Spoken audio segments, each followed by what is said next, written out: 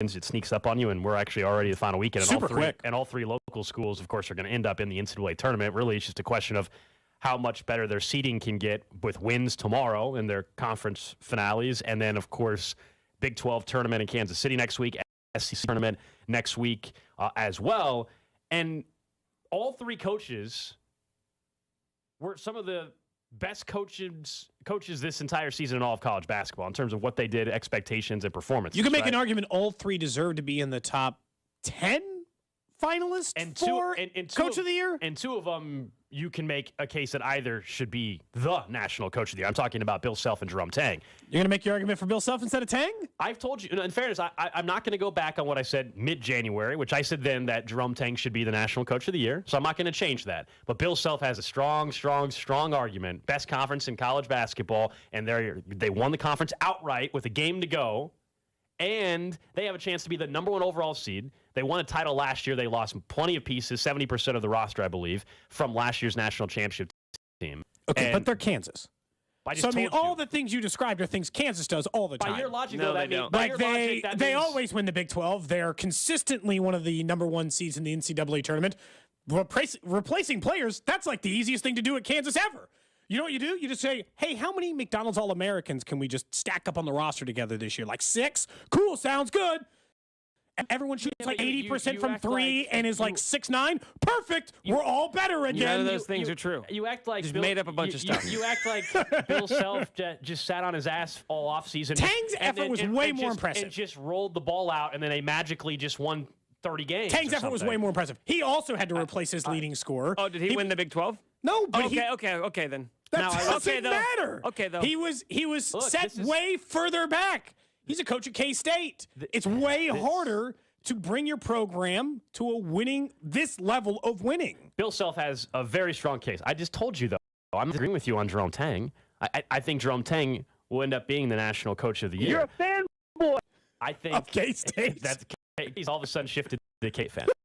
No, I think Jerome Tang should be the national coach of the year. But if you're going to push back and say that there's not a strong argument and that if Bill Self were to win it, there would not be some atrocity and like, oh my gosh, how on earth did he win? No, he has a very strong case to do it.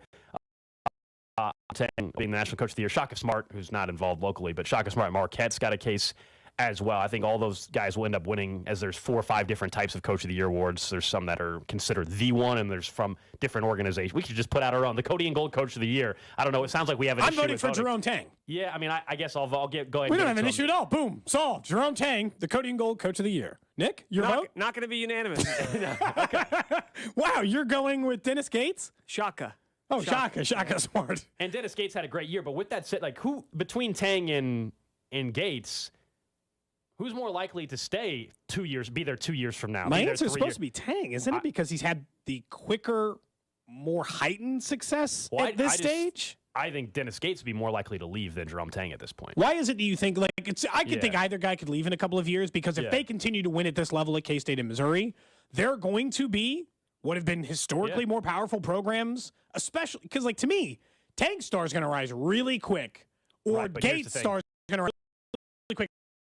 Guys, semi-tournament run. The reason why I think it's more likely Dennis Gates would leave if he keeps up this success. I'm not saying he's leaving after this season, no. But I'm just if he keeps up the success is because look at the conference that they're in, and where would you say Missouri? No matter Missouri could have great success, they're never going to be one of the top 2 or 3 programs consistently in the SEC. Like when you have Kentucky, when you have now Alabama, even though they got a bunch of stuff going on, Alabama clearly with Nate Oates is going to, it looks like going to be. They're going to be consistently. With, so you're going to Florida. We'll see if they can get back up to where they were, but you're going to struggle to be one of those. Whereas I would argue now with K-State, we'll see when Houston now joins the conference next year, and Houston's the number 1 team of the country. But K-State, they're right now they're program-wise, job-wise, I should say, not even how good they can be long-term. Job-wise, K-State probably is the 3rd best job in the Big 12 right this second. So once Texas and Oklahoma are out of the picture. To me, the most interesting thing, and look, Houston, and obviously, Tang is older, but Tang is older, but every basketball job in the Big 12 is good. Like, they're all good jobs. But I'm just telling you that K-State's like it's right up there. It's probably the 3rd best job in the Big 12 once Texas and Oklahoma are gone. That's probably comparable. I mean, you could make Baylor won a national title not that long ago, right? So, I mean, don't you have to make an argument that... Why couldn't K-State be Baylor? No, it's I'm just... Waco, Texas. No, I'm not saying they can't be that. I'm just saying, like, if we're factoring in who's the better program today, I'd probably take... Yeah, that's not even what I'm arguing. Sure. Yeah. The argument for why Tang would stay to me is he's a little bit older, and if you're going to coach basketball, coaching it in the Big 12 is the easiest decision on earth from a... Talk about, I feel like that's got to be right now, to me, the Big 12 has proven it is the easiest conference to build yourself up in. Like as a coach and as a program. Baylor was nothing. Now they're a national title contending conference. Texas Tech has been to Final Fours. They were not a good basketball conference for a number, or good basketball school. Like pretty much every team in the Big 12 has built themselves into an Elite Eight finalist in the last decade, right? Virginia the Big 12's had a case for a national caliber conference, or a national caliber college basketball program. Yeah, I get what you're saying. I would just phrase it differently, I guess. I wouldn't say like it's easy to just become good in the Big 12. No, I think what happens is the Big 12 is the best college basketball conference in the country. I just think it's like you can recruit talent, and you can flip yourself around. And they've had a really good crop of coaches in the conference, and because you go through the best conference in conference play, that by the time you get to the NCAA tournament, like you are, you're battle tested, and I actually think it's true when it comes to the Big 12. That's why these teams are going so deep. Nick, I think you pointed out forward of the Big 12 in the last 5 years, even. It's like they're pretty much all national. They have a national title contender every single year. They have every year since 2018. The last 2 national champions have come from the Big 12. Yeah, and 3 of the last 4. Well, in 2020, the year it was canceled. KU was the number 1 team going into the tournament. 2019, Texas Tech went to the national championship game. Virginia. Yeah. 2018, KU went to the Final Four. Every year. And that's what K-State's, that's the advantage. Like, K-State has proven to be a school that you can build a good enough basketball program that there's not a lot of excuses to leave. I've never seen anyone stick around Missouri. Like, I know that sounds simple, but I've never seen anybody be at Missouri, and now look, they've had a number of coaches before since they've had a guy who's had success. But every single coach who eventually has success at Missouri leaves. Like, I know that that's not fair to put on them, but put it from a football or basketball perspective. They eventually leave. It's not a fair thing to put on the entire program, but that has consistently happened there. That's where I don't think you're crazy to say that Dennis Gates is there. It just feels like over the next couple of years, he's going to have to beat off a couple of teams with a stick, right? He's going to have to say, go away. He doesn't have to. Leave me alone. He didn't have to. No, I know. know. Agent, this is a great spot for Drum Tang and his agent. If you're Gene Taylor, the athletic director at K-State, that you got to worry about that. Drum Tang, he's got nothing to worry about. Guys, whatever happened to just living in the moment? Why do we have to get wrapped up? I'm just enjoying that why do all we have to three? get wrapped up in what's going to happen 2 years from now, 5 years from now? I mean, the Drum Tang thing is a conversation that's going to have to come up in about 3 weeks. Yeah, but what about right now? I think one and done night should make a bet amongst the three of you. Who gets to go deeper? Right now, guys, this team is prepping for an NCAA tournament run. Yes, Nick. Let's not talk about anything. K-State's got a chance to be a number 2 seed. Okay. I mean, they're going to be way up there. K-State's expectation should be Elite 8, right? As a 2 seed, your expectation should be Elite 8. If you can beat anybody in the Big 12, and if you're a 2 seed, you have Final Four hopes. Yes. We can get into expectations, but you are going into the tournament thinking you have as good a shot as anybody with those 2 guards to make a Final Four run. Getting knocked out before win 4 games, go to the Final Four. That is the goal. Getting knocked out before the Sweet 16 would be a massive disappointment for K-State. They have to think at least Elite 8 based on the current, as you pointed out, construction of their team. I just think at least Missouri's going to be a 7, weekend. 8 seed, whatever. Like, okay, win a game, win 2 games. Like, if you make the Sweet 16, good job. Like, I mean, it's a little bit different for them right now, but their program was at a lower level than when Jerome Tang took over. Sure. I mean, the second weekend, it has to be the minimum expectation. This goes back to like the whole, disappointed versus failure kind of conversation. Sure. And losing in the Sweet 16 is not a failure for K-State this year. It's a disappointment because you've gotten your hopes up based off of what Jerome Tang's been able to do. But it's not a failure if he loses in the Sweet 16. But it's a failure if they lose in the round of 64, the round of 32. I agree with that. But K-State fans still have to be feeling great about where they're. Why are you already trying to call failure, Cody? I wasn't. I was just talking about what their expectations are a good thing, by the way. Every time we talk about it, it's like it's a bad thing. You're already warning them, though. Like, if you don't do this, okay, well, if you're Kansas doesn't make the Final Four, they're disappointed. Do you want me to just put it on everybody? You are a shock jock. Just preemptively canceling them. I don't know how you're putting this on me. You're putting all these metrics up that they better do this. Nick Sherbert. Calm down, man. Thank you. I agree. He should calm down. Gold. I agree, Gold. We are on the same page. Cody needs to calm down. I didn't do anything. Let's not get yelling at each other in the first 30 minutes of the show. Oh, yes. You want to wait? You want to wait? I'd like to save it for that's better afternoon later. chatter. Okay. So just sorry for those of you listening in the 10 o'clock hour. Sorry, we have to save that for later. We're going to try to keep ourselves at peace until then. Although I did pretty much say that, Bill Self can just show up and win the Big 12, which actually is pretty accurate, seeing how many times he just makes it seem, he makes it look like that, it's but like that's not, devoid of any context. You can have any conversation you want.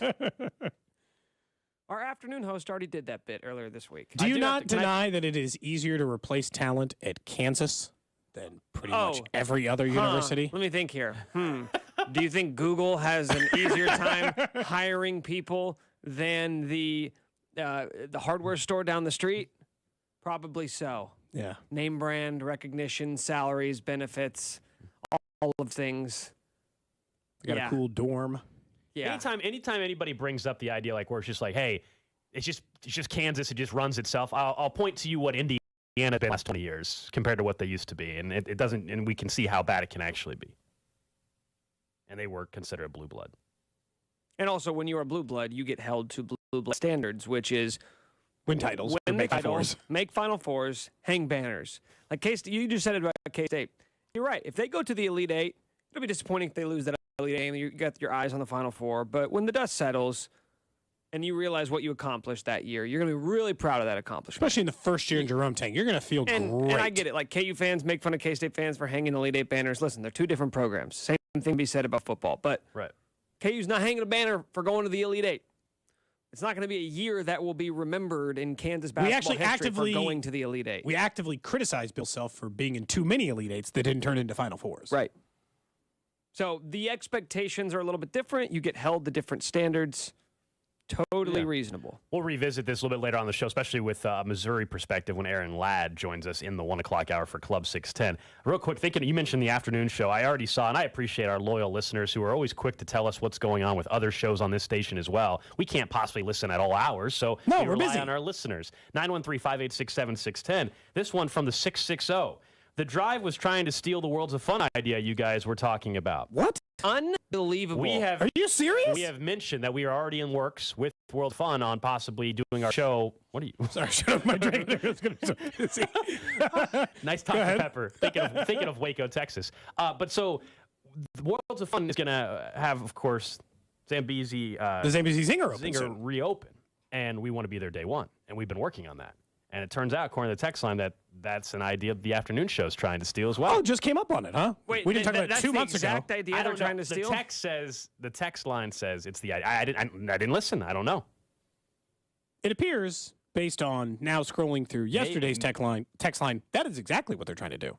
They would like to be out there for the first ride of the Zambezi Zinger. Does that sound familiar to anybody? Has that show had an original thought ever? That was our idea. We talked about it 2 months ago. We put it into action even further this week. We have direct lines of communication with the fine people at Worlds of Fun. I think after Nick snitched on the afternoon show yesterday. Now they're just going after all of it? Are they also having the Drive garage sale? Is that also coming up? I don't think they're doing that. They should do a wiffle ball game. Unbelievable. Man.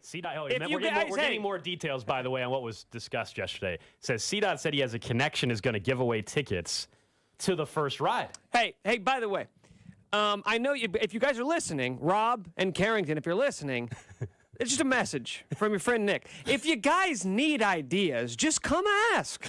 Just come pull us aside in the office and say, hey, we don't know what to talk about today. We've run out of original thoughts. What do you guys have for us? And we're happy to help. But don't steal.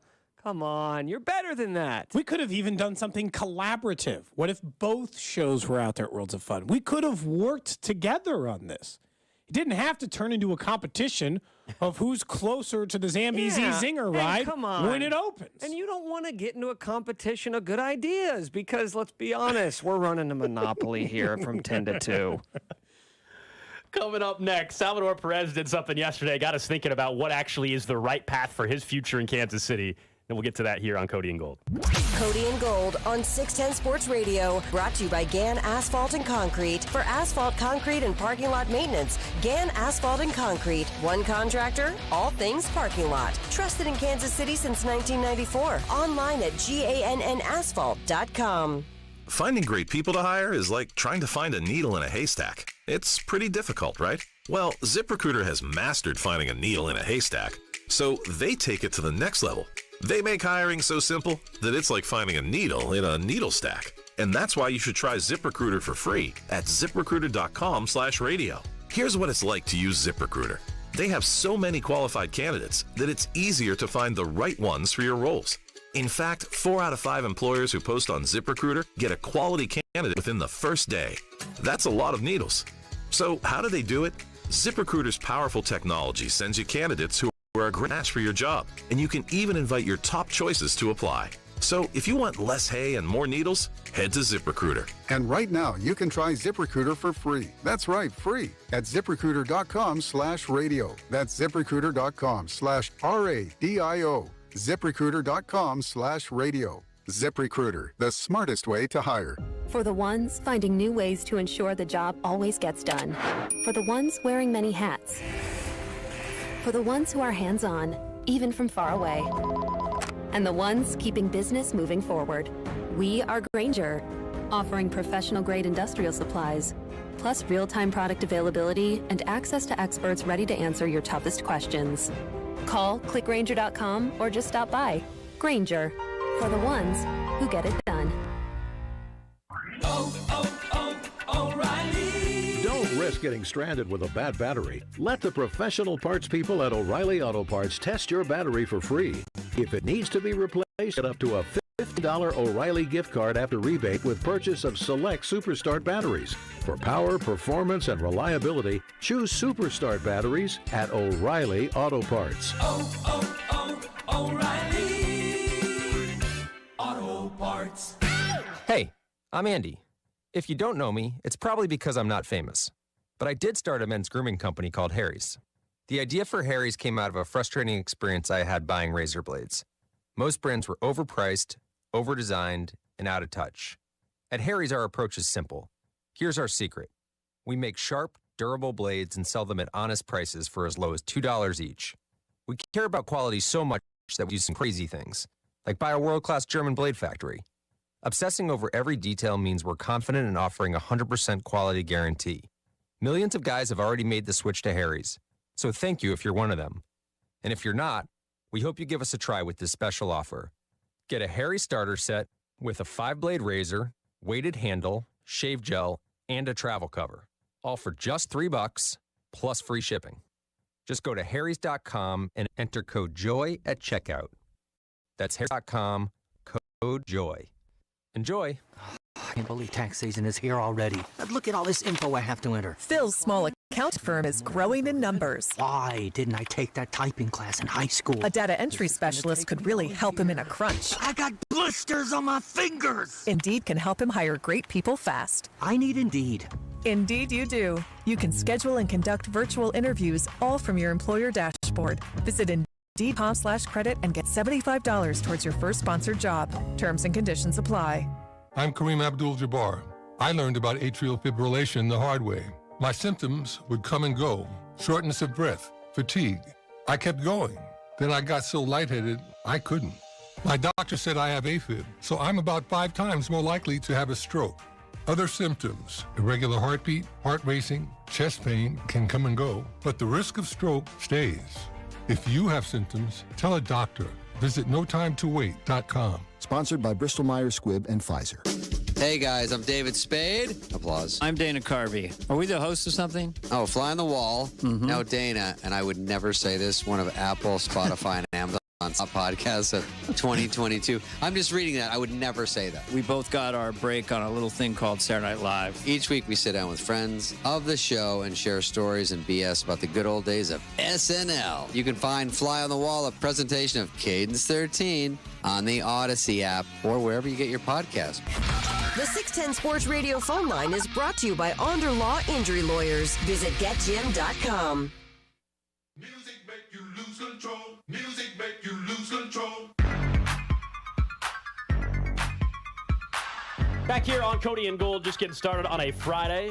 Alex Gold, Cody Tapp, Nick Schwartz with you. We'll get to Nick's notable notes here in about 15 minutes or so, and also 8 minutes away from whether or not a particular type of player is actually needed for this Chiefs offense anymore. So we'll get to that in just a little bit. But yesterday, spring training baseball, Salvador Perez hit his first home run of spring and stole the base. So that combination in general, just that doesn't happen. Pretty well for a catcher. And Salvador Perez has very few stolen bases in his life. Usually don't have that. So that happened. And we know a lot of the Royals players now are starting to make their way for the World Baseball Classic. We just saw, I think it was on Instagram, Vinny and Nicky Lopez, they were flying to Italy yesterday or last night, and now they're over in Taiwan getting set for the World Baseball Classic. We know MJ Melendez is playing for Puerto Rico, obviously. So there's going to be a lot of guys missing. Vinny's very excited. He time traveled. He said it's Saturday now. He lost a whole day. And he'll get it. They're going to give it to you back. They're going to get back to you, Vinny. I promise. He gets to time travel twice. Yeah, I promise you'll get it back. Unless he stays there forever. So he'll get it back. Just lose a day forever. Man, tough. You think Vinny just decides, I like Taiwan. Forget my dreams of playing professional Major League Baseball. I'm just going to start a wine bar here and just live there forever. A wine bar in Taiwan? It didn't matter. Okay. Just needed some sort of business idea. But back to Salvi, though, because we were thinking also about where he's at in his career. He turns 33 in early May. 33 years old. Mention MJ Melendez, who, of course, can play catcher. That is his position. That's been his primary position. Put an outfield last year. It was adventurous at times, to say the least. He talked with us, when we had him on, that the more of a focus this offseason, of course, was outfield, defense, and getting a better read of the ball and things like that. And so the plan is he's going to play left field. But should that be the plan, like all season? Like, how many games should MJ Melendez actually be catching? Because you said it, his primary position is catcher. So therefore, his most valuable asset, in addition to his bat, is playing catcher, not playing left field. Now, right now, I get why they've been doing it, because they still want Salvador Perez's bat in the lineup. They still value him that way. He's a guy that's got a chance to go and be a Hall of Famer at some point if he continues on a path. But is that actually the best for your long-term outlook for the Royals organization, where we know 2023, this year, is not going to be the year where they're going to go and win the AL Central and go on a playoff run? That's not what this is. But a year or two from now, you need to know, is MJ Melendez your catcher of the future? Can he catch 140 games for you, 150 games for you? Or is that not something he's capable of doing? I think it's fairly obvious he's capable of doing it, because most people applaud his ability as a defensive catcher. He's probably not going to be as good at throwing down runners as Salvador Perez, but few are. But he rates better as a pitch framer, which might matter less if the electronic strike zone comes around. But he's rated better in that regards, even though one of the new pitching coaches they brought in is reportedly very good at that. Pitch framing and all the stuff that they're going to try to work on Salvador Perez with it. But here's the simple reality, is the same thing that applied to Salvador Perez. And the conversation I used to have to tell people all the time when they were talking about, he'll get old and we'll just put him at first base or DH. Salvador Perez's value diminishes significantly when you move him off of catcher and into DH. Now, if all of a sudden he's going to be a 48 home run guy, he's going to be a consistent 30 home run guy, we're having a very different conversation. And that's where I land with MJ Melendez. Finished with 18 home runs last year. He hit 220. If you finish with 18 home runs and you hit 220 as a catcher, you're going to play 15 years. Congratulations. You're going to be in the big leagues for a really, really, really long time with those exact statistics. But if you're going to play left field and hit 220 and have 18 home runs, that ain't going to work in the long run.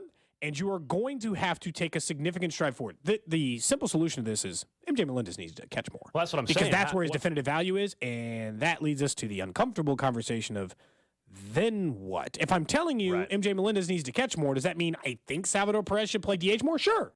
And Vinny should play first base more? Okay.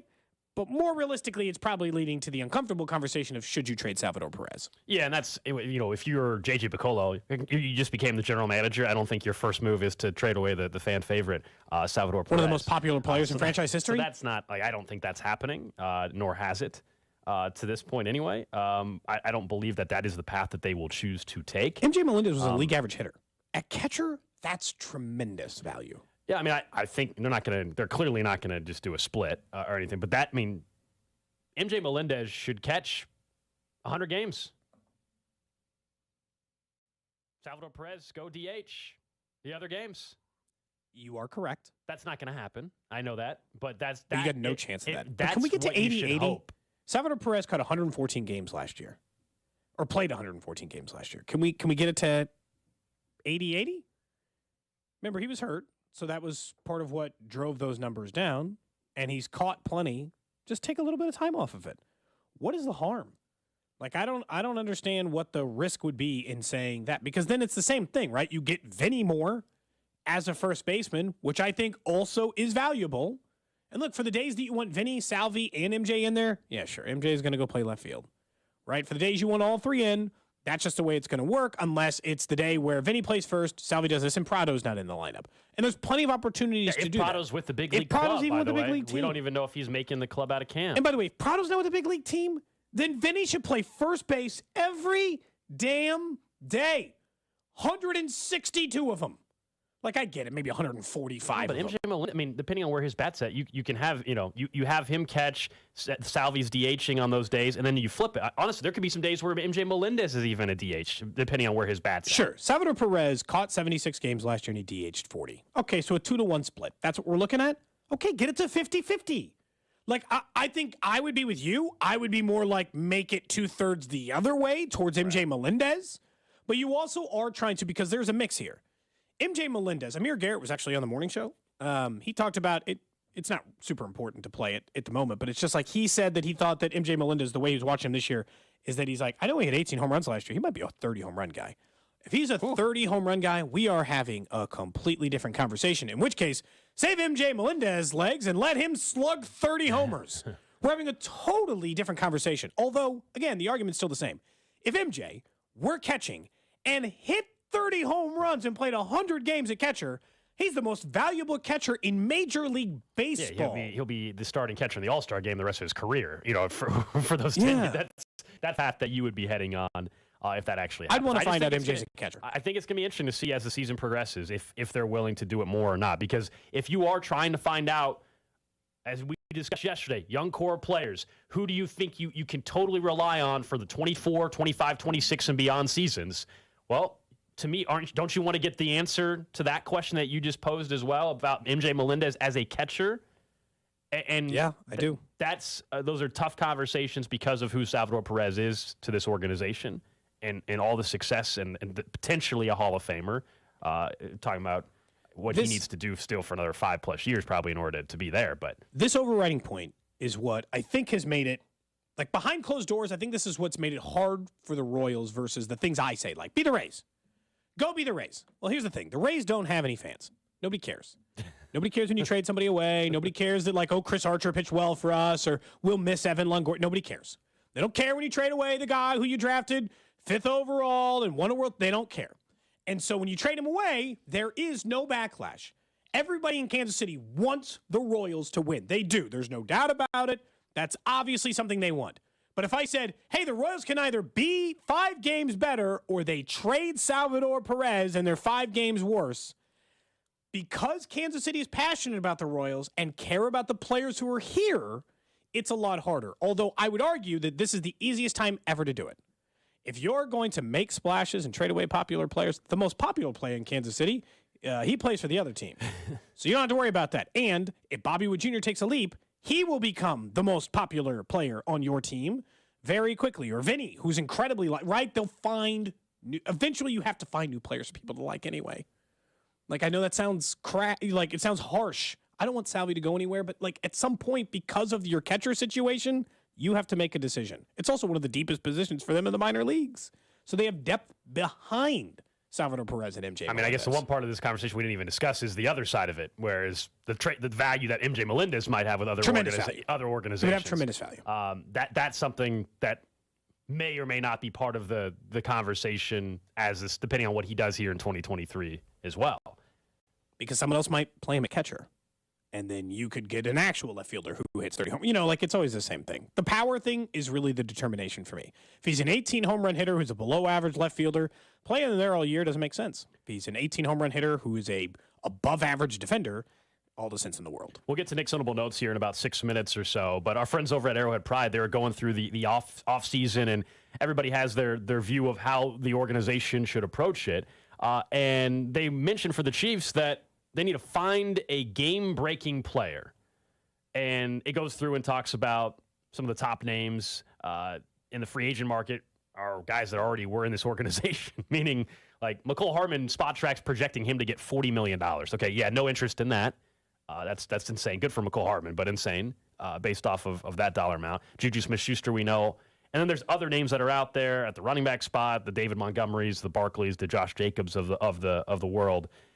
Skill players early in the draft is something that I think every offseason fans want. You know, they want you to go get the skill player. Always.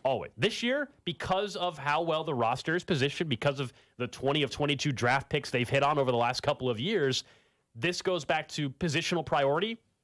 You can prioritize really whatever you want as the organization. There is not a clear have to go get an edge rusher, have to go get a corner. So you can, maybe this is the year where you go more with the fun, what fans perceive as the fun, sexy picks, right? The skill position players. As far as a game-breaking player, when we've been doing our mock draft sounders, you know, there's been a couple wide receivers that certainly fit in that category. Jordan Addison, the Hyatt kid out of Tennessee. I think it is the year to go back to it because I think in the long run, as you've probably pointed out in the DeAndre Hopkins conversation, they are way more likely to go the get open guy than the jump ball, go get it guy. And if that's the case for the Chiefs, then the game breaker is the kind of one they're supposed to go after. I mean, the reality is they're going to need that guy eventually again. Like if you go back through the Chiefs' entire history, is Juju Smith-Schuster the second best wide receiver Patrick Mahomes has had? What's the other argument? Sammy Watkins? Sammy would be the only other name, and he couldn't stay healthy, but he had some big-time moments for this team, obviously. But, yeah, that's it. That's it. Yeah, that's it. That's a pretty small list. Because for a guy who's managed to win 2 Super Bowls, that's a pretty small list. I think I want to start that phase of let's have another game breaker. It's because of Kelce, too. Because that's I called him a wide receiver for years and stand by that argument, but yes. So that's the only part where it's like it makes it sound like, oh, my gosh, he had never had anything to work with. You're like, all of a sudden you're like, wait a second. Oh, he had the single greatest tight end in NFL history. Hold on, let's leave that out for a minute. Let's make the narrative whatever we want. Patrick Mahomes has had almost no talent at wide receiver. Because he had Tyreek Hill, who was one of the league's best wide receivers. But outside of that, the next best wide receiver he's played with is Juju Smith-Schuster, and Sammy Watkins is probably third. And somehow I'm going to get to Demarcus Robinson at like 6th or 7th on this list before I mention anyone else. And so it's, to me, I just like their offense better in the long run with the guy who has the ability to stretch the field. And I know that there's some of that with Tony, and I know that there's some potential with that with Sky. There's potential with that with Sky Moore, although we've yet to see it. We have not seen game-breaking play out of Sky Moore yet. Hell, we saw more out of that of McCole Hardman his rookie year, who's also not likely to be here. So it's like, it feels like that's the one missing element remaining in their offense. And while you do still have Travis Kelce, who can be the innings eater of the offense, right? Who can just go out there and take whatever portion of the offense you need him to take. Having the guy who can spread this entire thing out, who can bring you back into the offense I think you're probably most comfortable with, that feels like the move. Because the defense are going to shift back. Now that you've beaten the cover 2 thing, they're going to shift back to something anyway. You might as well have the guy who can just get open. Just for pure speed. I know that Jalen Hyatt's one of the names that people mention as a result of that. That name's going to keep as Bink will have in his mock drafts, which I think he'll have his first mock out next week. I'm sure Jalen Hyatt, Nick is guaranteed Jalen Hyatt will be in Bink's mock draft. Nick, are you going to do, since you're doing a Character Concerns Draft podcast, will you also be doing a mock draft? No, I don't want to step on Bink's toes. Oh, you're not doing it? Okay. I mean, that's Bink's thing. The second I start to wade into those waters, isn't it seen everybody does a mock draft, so if you did one, it wouldn't be stepping on anybody's toes. Well, I just don't want to, infringe upon Bink's territory. Yesterday, you correctly pointed out to me that not only did someone do a mock draft, they did an article grading their own mock draft. Yeah, it's out of Which control. is really jumping the shark moment for mock drafts. I mean, it's a great year for mock drafts. The team at number 1's likely not going to stay there. There's 4 quarterbacks probably going in the first round. And the drafts in Kansas City. And how many different people want to trade into that number 1 spot, right? That number could be a lot higher than we realize right now. I'm pretty sure quarterbacks are going 1, 2, 3. Like when it all shakes out through trade stuff, I'm pretty sure it's going to end up going 1, 2, 3 quarterbacks. And that the fourth one will be somewhere in the top 10. Yeah, I mean, that's going to Most come likely, to, yeah.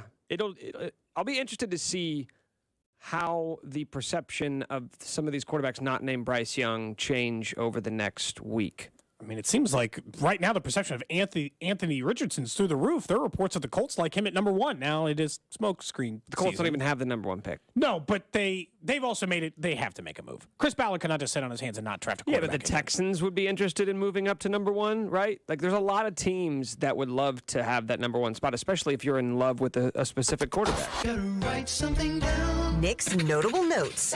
But we're not here to talk about quarterbacks today, guys. Okay, Or at Chiefs least have right a pretty now. good one. We can maybe do that later. Would the Chiefs draft Will Levis to be the backup to Patrick Mahomes, just quarterback in waiting? I'm going to go ahead and say that they will not do that. We're not going to move up into the top 3. I just don't see it this year. It's their guy. Yeah. That would be a shocking moment. Well, for they the NFL draft. might, guys. They might move up to get a pass rusher. Yesterday, I know we talked about this. The pass rushers were on display, and the guy who probably made himself a lot of money yesterday, you mentioned him, Gold, Nolan Smith, edge rusher out of Georgia, ran, unofficially, it was a 4.44, which is really impressive for an edge rusher. And then, once they got the official time, turns out that they were cheaping my guy. He was at 4.39, which, just to give you guys some perspective, that is the same 40 time that Chris Olave, wide receiver, ran last season. Does he weigh 280 pounds? Now, Nolan Smith is lighter than some of the other guys, but it's still ridiculous. Like, Nolan Smith is not 280. He's like 240 or 250, but it's still ridiculous. Yeah, he is officially, I think at Georgia, he was listed at 6'3", 235. Okay. I don't know what he weighed in at yesterday. But Sky Moore ran a 4.41. So maybe that's the you Chiefs' know new what, deep man? I'll tell you what. Nolan Smith, line him up. The word sub can make you millions of dollars, because the second that you get to say, I ran a sub 4.4, even if it's 4.39, the second you can say I ran a sub 4.4 at the edge spot, all of a sudden teams start to salivate. It shouldn't matter that much, but the difference between a 4.41 and a 4.39 is probably millions of dollars. What's interesting here is the NFL research put this out right afterwards, and they said that since 2003, they listed the top 6 fastest 40-yard dash times from defensive linemen.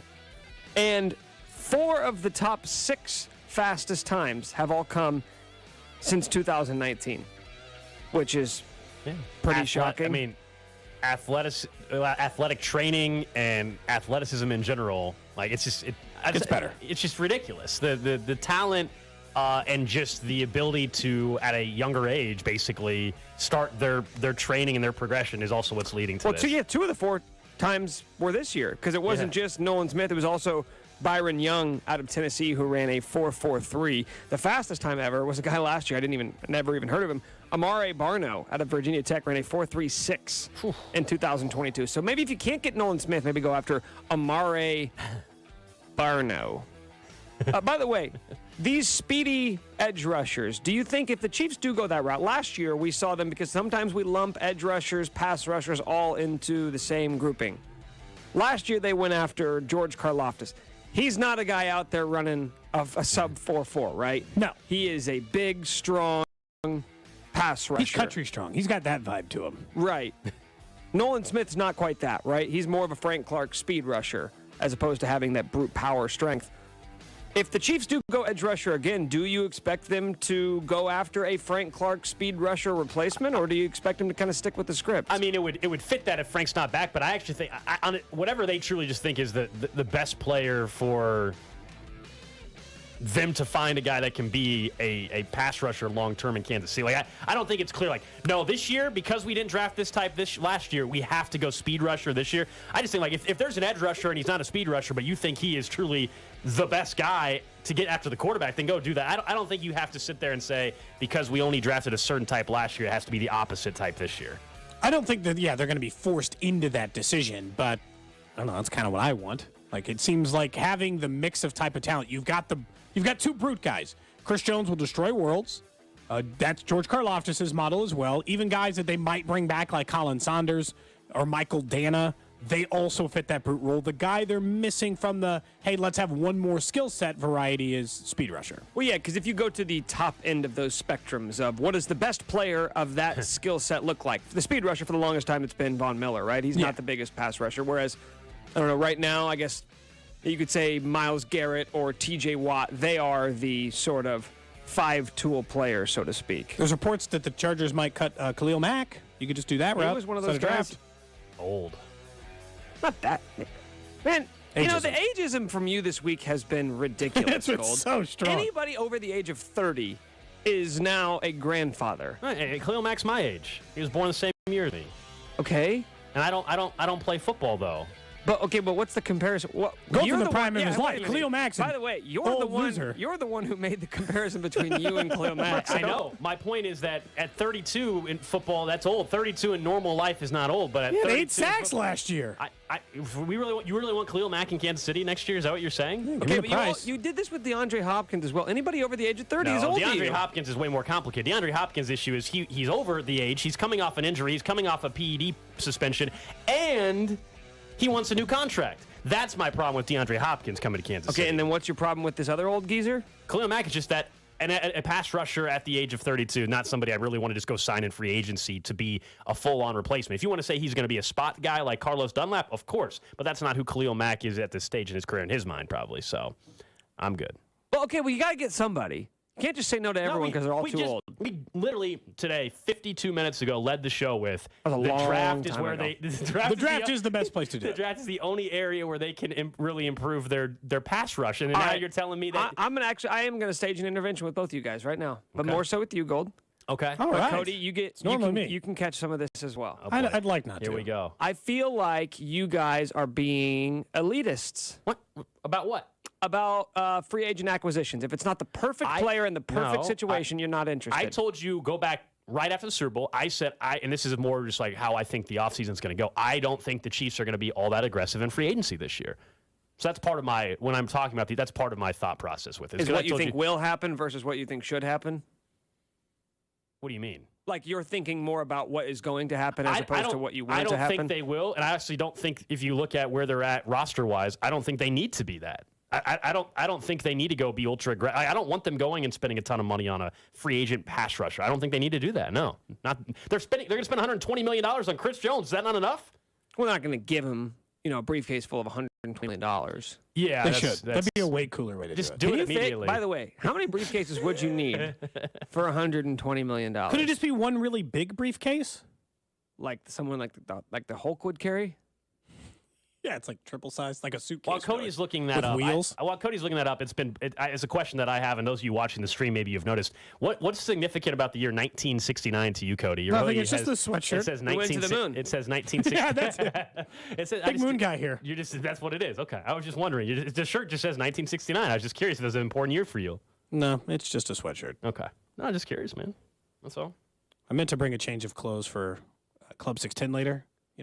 Put some more clubbing clothes change? on. Yeah, but I forgot. You have clubbing clothes? No, I'd have to look for something that most closely resembled that. I would love to see. Because of the patterns, it would end up being like it would be that kind of shirt pretty much immediately. A standard briefcase can fit $2 million in it. So you'd need 60 briefcases. Yeah. Deal or no deal? Just that's it. Carried in but everyone who chooses has another $2 million. That's actually the best, is pull up in a U-Haul truck and you open the back, but there's 60 briefcases in it. Unload the briefcases! That's Veach. They're just dumping briefcases into Chris Jones's driveway. I think he would be okay with that. I think he'd be just You think he would be okay going with to the bank cash with payment? That amount of cash would suck. Well, you just wouldn't. Were you taking one briefcase full of $2 million at a time? Start hiding it in the walls. Just go to Chris Jones' house. Just open a closet and like 4 or 5 I haven't got them all in there yet. Just give me time. Those are Nick's notable notes. Coming up next, though, we'll continue talking some Chiefs football, this time on the offensive line. And one thing the Chiefs have to look forward to when it comes to 2 players not named Orlando Brown Jr. We'll tell you who they are next. You're listening to Cody and Gold. He's so good, and everyone knows it. Brought to you by Gann Asphalt and Concrete. For asphalt, concrete, and parking lot maintenance, Gann Asphalt and Concrete. One contractor, all things parking lot. Trusted in Kansas City since 1994. Online at GANNasphalt.com. BetMGM, the king of sportsbooks, unleashes the spirit of Las Vegas with BetMGM Rewards. Every time you make a wager at BetMGM, you can earn BetMGM rewards points that you can redeem for online bonus credits like bonus bets and bet insurance tokens. If you're planning a trip to Vegas, you can also convert BetMGM points into MGM rewards points that you can use towards dining, shows, and hotel rooms in over 20 MGM resort properties located on the Las Vegas Strip and nationwide. Sign up with BetMGM or log on today to get an even bigger piece of the action with BetMGM Rewards. BetMGM and GameSense remind you to play responsibly and offer resources to help you make appropriate choices. Visit BetMGM.com for terms and conditions. Must be 21 years of age or older to wager. Kansas only. New and existing customers offer. All promotions are subject to qualification and eligibility requirements. Rewards issued as non-withdrawable bonus bets. Bonus bets expire 7 days from issuance. Please gamble responsibly. Gambling problem? Call 1-800-522-4700. In partnership with Kansas Crossing Casino and Hotel. If you like hunting and fishing, Outdoor America with Tommy Bench is your destination. Great guest hunting and fish tips Saturday at 5 a.m. on 610 Sports Radio and the Odyssey app. Listen on demand at 610sports.com, the weekend programming channel, presented by Wholesale Batteries. For the ones finding new ways to ensure the job always gets done. For the ones wearing many hats. For the ones who are hands-on, even from far away. And the ones keeping business moving forward. We are Grainger, offering professional-grade industrial supplies, plus real-time product availability and access to experts ready to answer your toughest questions. Call, click Grainger.com, or just stop by. Grainger, for the ones who get it done. O'Reilly. Don't risk getting stranded with a bad battery. Let the professional parts people at O'Reilly Auto Parts test your battery for free. If it needs to be replaced, get up to a $15 O'Reilly gift card after rebate with purchase of select Superstart batteries. For power, performance, and reliability, choose Superstart batteries at O'Reilly Auto Parts. O'Reilly Auto Parts. Searching for fun ways to spend your tax return? Boats for cats. Oh, flotation devices for cats. Don't waste it all on something silly. Spend smarter with Straight Talk. Get our Silver Unlimited plan for $45 a month with unlimited high-speed data and with nationwide 5G. Plus, get a Samsung A13 5G for only $99.99, down from $149. If you're looking to get the most out of your refund, your search ends here. Straight Talk Wireless. No contract, no compromise. 5G capable device required. Actual availability, coverage, and speed may vary. See latest terms and conditions at straighttalk.com. For the ones finding new ways to ensure the job always gets done. For the ones wearing many hats. For the ones who are hands-on, even from far away. And the ones keeping business moving forward.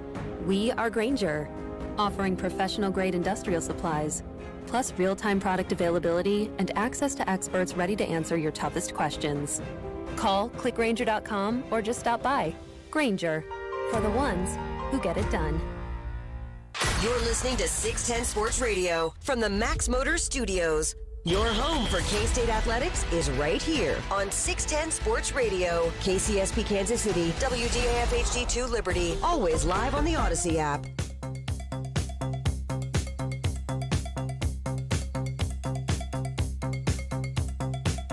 11 o'clock hour, it's Cody and Gold. Get to the trash of the day in about 20 minutes or so.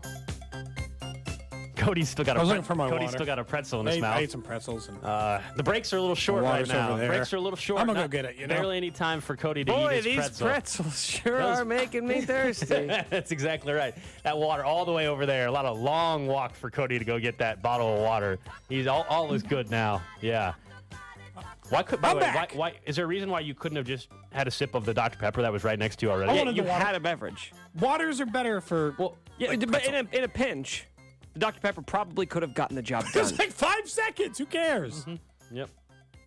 But those 5 seconds add up. Okay, look, I'm not, from you in particular, in the food eating department on this show, that's the last person I'm taking advice But from. all of the time that I miss on the show is manufactured by you. The second you see me eat a bite of food, you send it to me. Which at no other That's point... exactly what just happened here. You could have ignored it. You're the host. We all have specific roles on this show. Mm-hmm. I produce, you host. The break was a minute shorter than I was expecting. It was short. It did seem a little short. All of a sudden, I realized, I'm like, Gotta be ready for everything, man. I recovered. We're back. Show's on. You gotta step it up before Club 610 starts at 1 o'clock today. No, I'm actually saving all of my best stuff for the 1 o'clock Your best stuff. Yeah. Okay. Yep. Can't wait You to get my see. best effort at 1 o'clock. Oh, thank you. You get like 70, 80% now. Okay, I was about to say. Today is also across the country, I guess. It's not just our work, but it's Employee Appreciation Day across the country. And so we got an email today that said, the company kitchen that we've talked about that has like the Boomer Esiason stole from? Boomer stole from, and also the egg salad sandwich. That's what that kitchen. We got an email saying that basically everything's free today.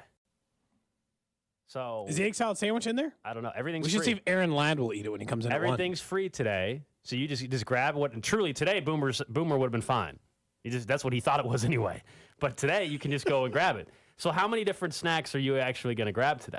Because it's free. I don't know, probably just the one. Okay. How many are you? How many so are you far up to now? I've had my normal stuff, granola bar and a Gatorade, which is what I Okay, normally so up would to get. 2. And later I'll probably end up getting like Reese's peanut butter No, cups. it said keep it to 2. It's at a couple. It's at a couple. A couple is 2. I'm gonna. It's free today. I'm gonna get my normal snacks. No, Gold. A couple is My normal 2 snacks. If you get a third one, I'm telling. It's normal snacks. I'm not going crazy. I'm getting my normal allotment that I would have. It's Employee Appreciation Day. They don't appreciate you that They're much. appreciating me today. Not that much. It says, please be respectful and choose a couple of items. Couple's 2. at A few is most. 3. So Doesn't you're say saying, few. It says a couple. but like, why say it's free and then be like, only grab 2? Well, because they don't want you grabbing 6 packages of Reese's peanut butter cups. Well, who's doing that? What time is I the think you're drive? safe at What 3. time is the drive on today? 2 o'clock. Okay, there you go. That's the answer. Yeah, there's your answer. You're accusing them? No, you asked who would do it, and I was Who would do it? I was just telling you what time the drive was on. Well, they do have a history of stealing and thievery. Yes, we've seen it this week. Yeah. Perhaps multiple times. Mm-hmm. I guess we'll see. You see, like, Carrington coming out with like 9 bags of chips under his arm. You know what happened? Mm-hmm. Definitely. Let's talk Chiefs football. Then we'll get to what Amir Garrett had to say this morning on Fesco in the morning.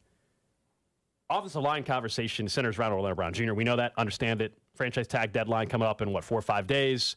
And then they still have to decide what they want to do with him. But there are conversations that I'm sure are ongoing and have to be considered elsewhere on the O-line. Our guy Creed Humphrey, Trey Smith, and Joe Tooney, all three of them. And really, you can add Wiley, I guess, to the conversation too, but that's a now problem. We're talking about a year from now, decisions will also have to be made on the other 3 guys we mentioned there. I think it's becoming kind of vitally important that if your big goal is to always have a top 5 offensive line every year, then you are going to have to value it somewhat significantly in this year's draft and or offseason. Because I was trying to think about how many guys on an offensive line would you realistically be paying at the same time. And maximum, unless it's a very cheap veteran deal, is 2. 2 big-named, 2 high-priced for their positions. So right now, that has been Orlando Brown Jr. and Joe Tooney. Everyone else is cheap. You're not paying anybody anything else, so problem solved. But 1 year from now, it'll be time to make decisions on long-term futures of Creed Humphrey and Trey Smith. Joe Tooney's contract would likely be we're not going to keep paying him. So, okay, no more. In a year, you could say, let's cut Joe Tooney and save the money. In a year, you think, and we all think that it's at least a semi-likely scenario that Orlando Brown Jr. plays 1 more year in case, so he's gone. Okay, so no left tackle, no left guard. We pay Creed Humphrey. But we're going to have to pay a right tackle or a left tackle somewhere along the way, most likely in the free agency pool. So you're going to pay Creed and Trey Smith at the same time? Even if you do, that means the other 3 positions are open to it. You're going to have to start thinking about the draft now. If it's a draft a year ahead thing, the offensive line should be a focus of this year's draft, even though it seems silly because They can walk into this year and have a top 5 offensive line. They're good. Yeah. They have a top 5 offensive line right now. Problem solved. But they're going to have to think more long-term than that. That kind of makes me wonder about right tackle long-term. There are several right tackle options available this year that will be high-priced, but will be very good. Yeah, this is to me, the way you solve what you're discussing from a year or two from now is doing it through the draft. I mean, you were able to find 2 of the guys you mentioned in the draft anyway. Creed Humphrey and Trey Smith were guys that you drafted, homegrown talents. I think that is an opportunity when you're going to have, let's say, 10 picks again in this year's draft, an opportunity for you to, maybe they surprise us all and at pick 31, it won't be the sexy pick, but maybe they draft a right tackle at 31, a guy they believe. We know last year they drafted Kennard, who just never really developed in year one. We'll see what their thought process is on him. I mean, right now you can't expect anything, but that was a guy they liked coming out of college.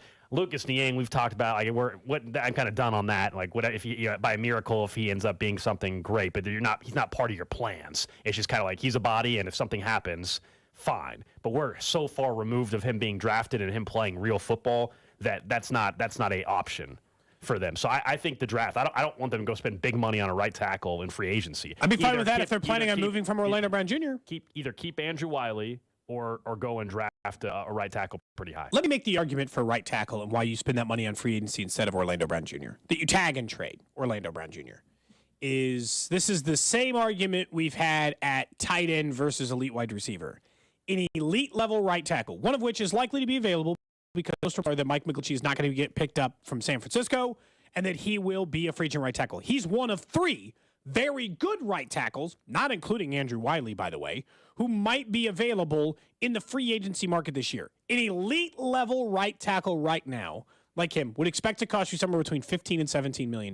That is $8 to $10 million less than you would be expected to pay a guy like Orlando Brown Jr., who will not be the best player in his position.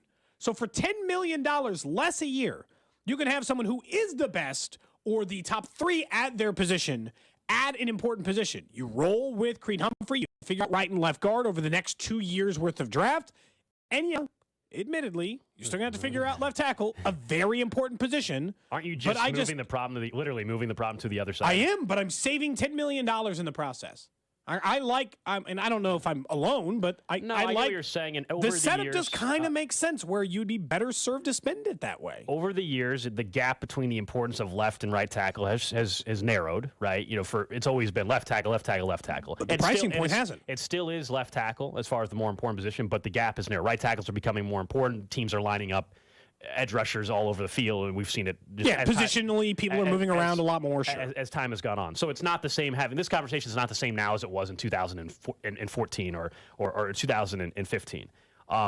My whole thing, whenever we bring up Orlando Brown, my question always is just like, all right, what are you doing at left tackle? And to me, it's just moving the problem to the other side. And I don't want to move the problem, but for less money. I don't want to move it's less money, but not necessarily. It's less money at right tackle, but I still have to have the performance and the money that's going to take. So unless you think the best case scenario, Cody, is they do what you're doing and they find their left tackle in the draft.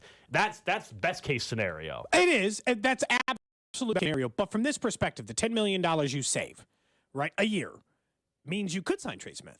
So now the entire right side of your offensive line is good. Yeah, I'm not really worried about finding interior. I think finding, with all due respect to Trey Smith, and I think he's great. Finding interior offensive lineman. Right guard. I know they just spent. They're paying the highest left guard money to Joe Thuney right now because they want to be a lead on the offensive line. Yeah, I mean, I think they can find an interior. If you're asking me what's easier to replace through the draft over the next 2 years, finding a right guard through the draft or finding a left or right tackle. You can find an elite guard at the end of the first round. Well, going back to that James Palmer report from last week, he said that the Chiefs view Trey Smith as their most talented offensive lineman. Now, he's not the value position like you just said, but if you view a guy as the most talented player on your line, he probably bumps up a spot or two in terms of your priority list. And they've historically not paid centers as a franchise, but also, couldn't you make the argument that Brett values centers more because he spent a second-round pick on him? It's like if you're paying both of those guys, Nick, I'm not crazy, right? It makes more sense to pay the right tackle a lot of money because of the money you can save. And I get it. You're still going to have a huge hole at left tackle. And I understand the big concern of that is for you. Yeah, we're also assuming Creed Humphrey is 100% getting a contract. I think so, but... This show will riot. Yeah, I mean, I hope so. All this work? Actually, you know what? I'll riot before then. I'll riot if Orlando Brown Jr. gets a long-term contract. I think I'm going to riot. Here's why. Everything you're talking I don't about, think he gets a deal that. But we're in the minority. You guys, but we're in the minority. I feel like. You think you think most Chiefs fans want Orlando Brown Jr. on a long-term deal? No. Not necessarily want. I think just based off just kind of viewing conversations somewhat vaguely, feels like most people expect him to get a long-term deal. I think it's because Brett Veach offered that contract last year. So there is clear, decided interest from them to keep their left tackle in place. Has that ever been in doubt? Like no. This goes back. But also, like, the money is still clearly. When did the money ever get closer? That's what I'm saying. Like, there's never been any doubt that they would like him to be their left tackle 4 years from now. I think. Yeah, they've made that clear. I think they truly believe that, and that's how they feel. But what you said, that you can want somebody here for 4 years. Plenty of team players they had to let go in free agency. It's just the money doesn't work out. And if the gap still exists, like it did at the end of last season, there's no reason to believe that suddenly the gap has narrowed financially. Orlando Brown's coming off a great Super Bowl performance. In his mind, he's probably feeling himself more than he ever has. And then on the Chiefs' end, all right, okay, maybe that was worth a few bucks, but it's not still where he's wanting to be, and that's why he's going to get tagged and why I think he's either going to get traded or he's still going to play on the tag here in 2023. This is that he will be the left tackle in 2023 on the tag for a second time at $20 million or whatever it is.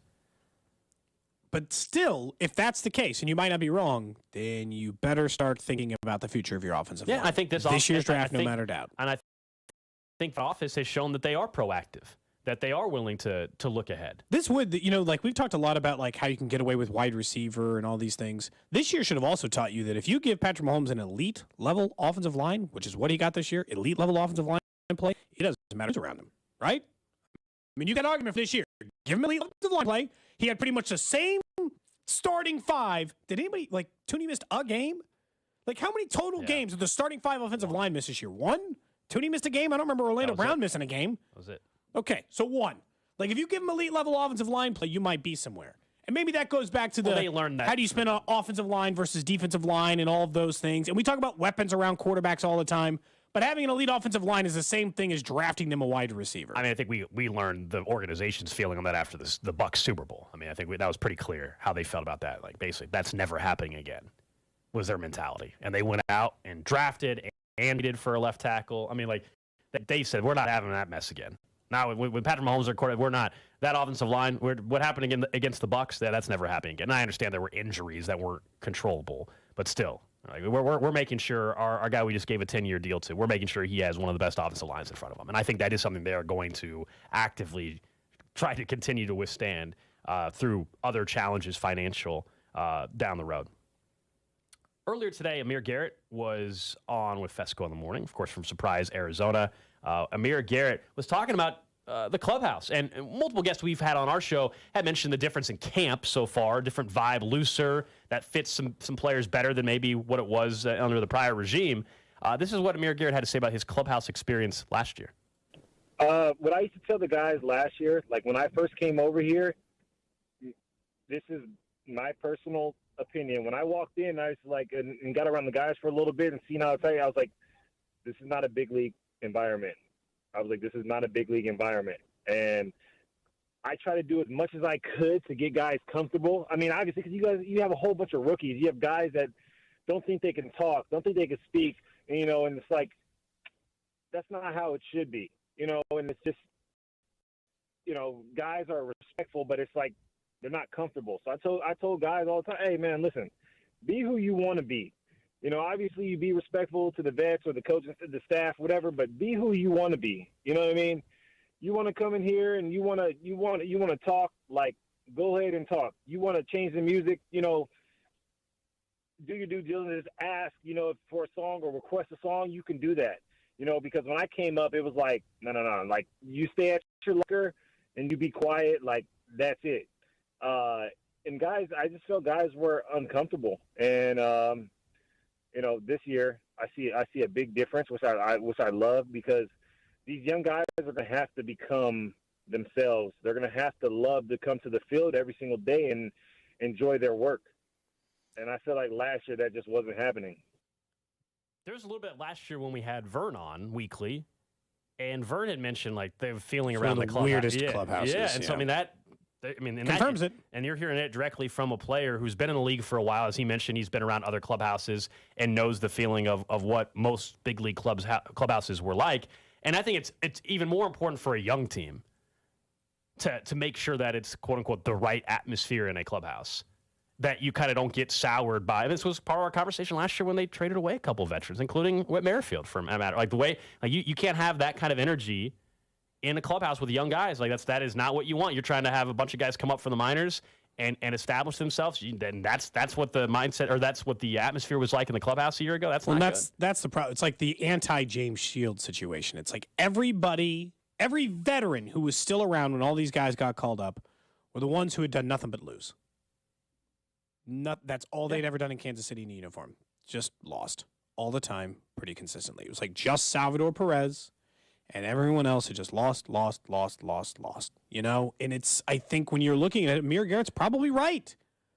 And overall, it was noticeable, and them feeling more comfortable should not put an unreasonable expectation in better performance across the board if they don't seem uncomfortable coming to their job. Like Vinny Pasquantino, we've had him on so many times on the show now, but like he, like one of the, like the stepping on the toes things that Amir Garrett's talking about. Like we did the song and all that stuff, and he's like, oh, I hadn't heard it and all those things, because same stuff. You don't want to like show up to big leagues, all that, but it's like, it's your locker room.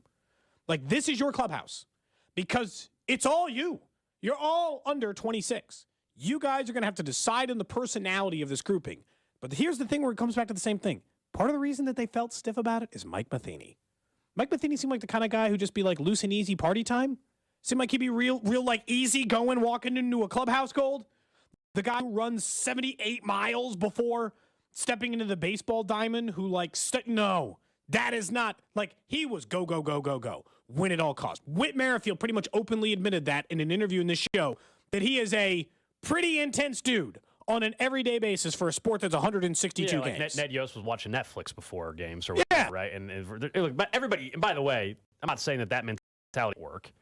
I just don't think it was the right fit for this young group of players. There's plenty of managers that are hard asses in the league, and they have success. So nobody's saying that that's not something that can work. But I don't know if that works when you have so many young pieces like the Royals have. And that, I think, was part of the conversation, part of the equation, why we've looked at where they're at now. I don't like hearing, like, you like it and you don't, because he's like, the vibe's different. It's different now. So now you're moved on from it. It's frustrating from last year, but that's not what's going on or likely going to go on this year. But it's also, you could tell, better. Like you and I, like you've been around, like even at this point, you've been around enough locker rooms and clubhouses. You're like, when they describe that, you're not like, what? The clubhouse, like it had a weird vibe to you. You're like, no, that tracks. I know we didn't go to the clubhouse, not like covering a team every day. I know we didn't go to the Royals clubhouse. Vern was there every day, and he mentioned it, Cody. Yeah, and we went 15 times or 20, like enough times where you're like, the vibe's a little bit different. And I get it. It's an everyday sport and all those things. But having like as many young, exciting players they have, you'd think that this would be one of the more fun clubhouses in all of baseball. But you know what it was? Everyone was like, is my job safe? Every pitcher. Oh, am I going to keep my job? Because they all went up and down all year. They all had to like a bunch of these position players, like it took them too long to get up, or when they got up, like there was a little bit of back and forth for them as well. Like even Olivares, doesn't matter. All of those guys. Because I've heard that about Jackson Kowar. Vern said that to us earlier this week, where they don't want to say, hey, you're just a bullpen guy until he's just a bullpen guy. They're not trying to rattle his confidence back and forth about who he is as a pitcher. When they decide that this is who you are, it's a lot different. This is going to be big for the Royals this year. They are going to need a better culture thing. And maybe they do need the James Shields trade, where it's just like the guy who knows how to big league clubhouse work shows up and shows them the way. But the problem is you got to be one of the best players in the team when you do that. You have to take a huge swing, you know? And they took that swing when the Royals were on the cusp of becoming something great. And when will that be for the Royals? We've talked about timeline before. It's probably not this year. So if you're talking about that James Shields trade, it'd be next year or the year after. By that time, those guys will have already decided their identity in a way. You know? 2, 3, 4 years in the big leagues. They would have figured out who they are. Trash of the day. All right, trash of the day. This comes from a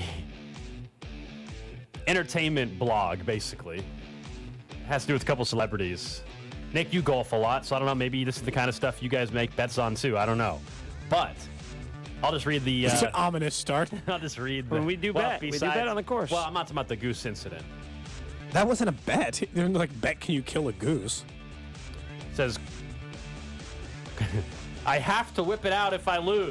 Michael Douglas reveals that Catherine Zeta-Jones makes him flash her as a forfeit when they play golf together. Let's. Excuse me. Start over from the very beginning. I have to whip it out if I lose, Michael Douglas Slower. reveals. No, because you're going to make a cut. Sorry, not happening. Why don't you read it, Nick? Well, it sounds like what is happening here is the actor Michael Douglas, famously of Wall Street, And plenty of other things, but yeah. Has to show his wife his penis if he loses at golf. Yes. That's right. He is in his 70s. She's still like 53 years old. Well, they're married, so age is a number. No, I'm just saying, good for him. They still got a nice. You know what? Whatever you got to do to create that spark. That's it. You know what? If that's what keeps this train moving, so be it. It seems like an interesting bet to me. I don't believe it. My favorite comment already on this is, and that's why Michael Douglas should have been put in Flash, and I will let myself out. Some of the Twitter comments. I mean, great. I can't think of anything I would rather not see than Michael Douglas's this is where thing. This is where after a round of golf, he just walked 18. It's probably a This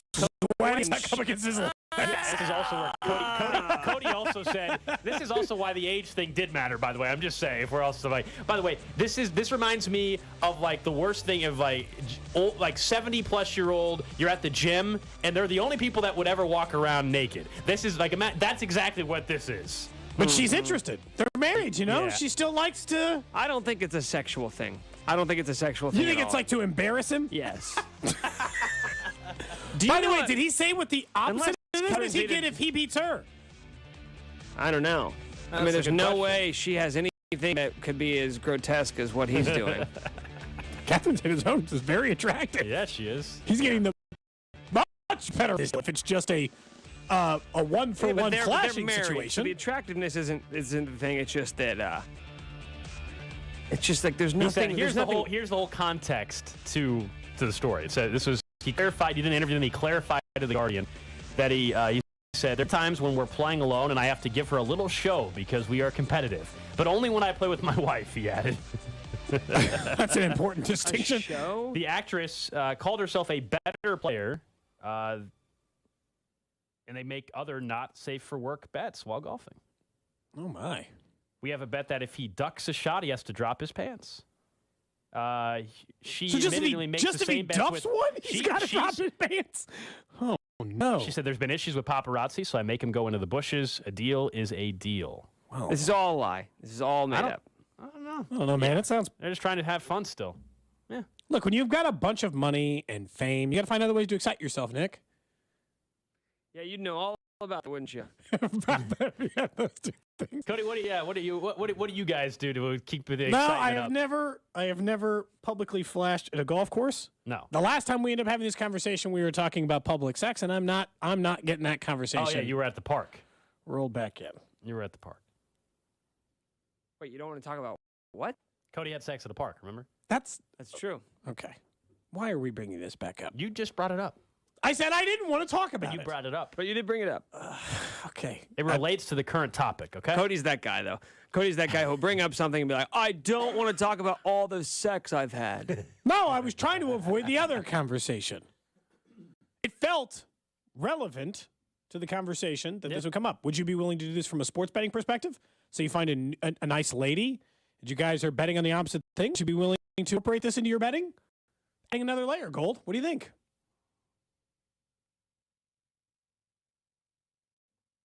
I don't know.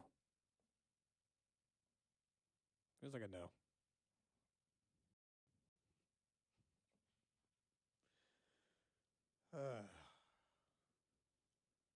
You happy, Cody?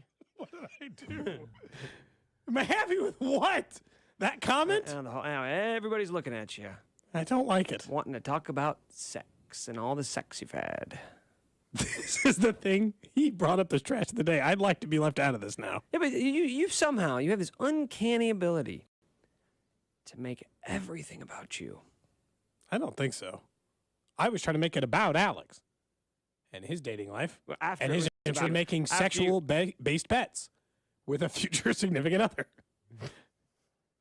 You're gross, man. You disgust.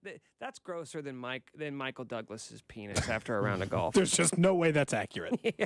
There's just we found the only thing on the planet more disgusting. There's just no way that has to be the top of the list. And that raisin he's whipping out after 18. Text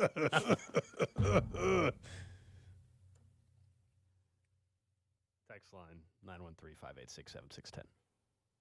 Someone says she's got a thing for old dudes. She was dry humping Sean Connery 25 years ago, and he was 97 years old. Is Sean Connery still with us? No. No, he passed away 3 years ago. Let's find out. At least you asked this time versus the Franco Harris situation. He passed away in 2020, so three years ago. Yeah. 2020, unfortunately. All-time legend, Sean Connery. I was hoping he'd live forever. Exactly how I thought this conversation would end, with an R.I.P. Sean Connery moment.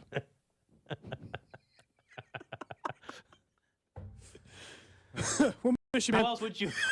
How else would you have liked it to end? You wanted it to end when Nick was talking about someone pulling out a raisin? No, that feels better. Prayers up.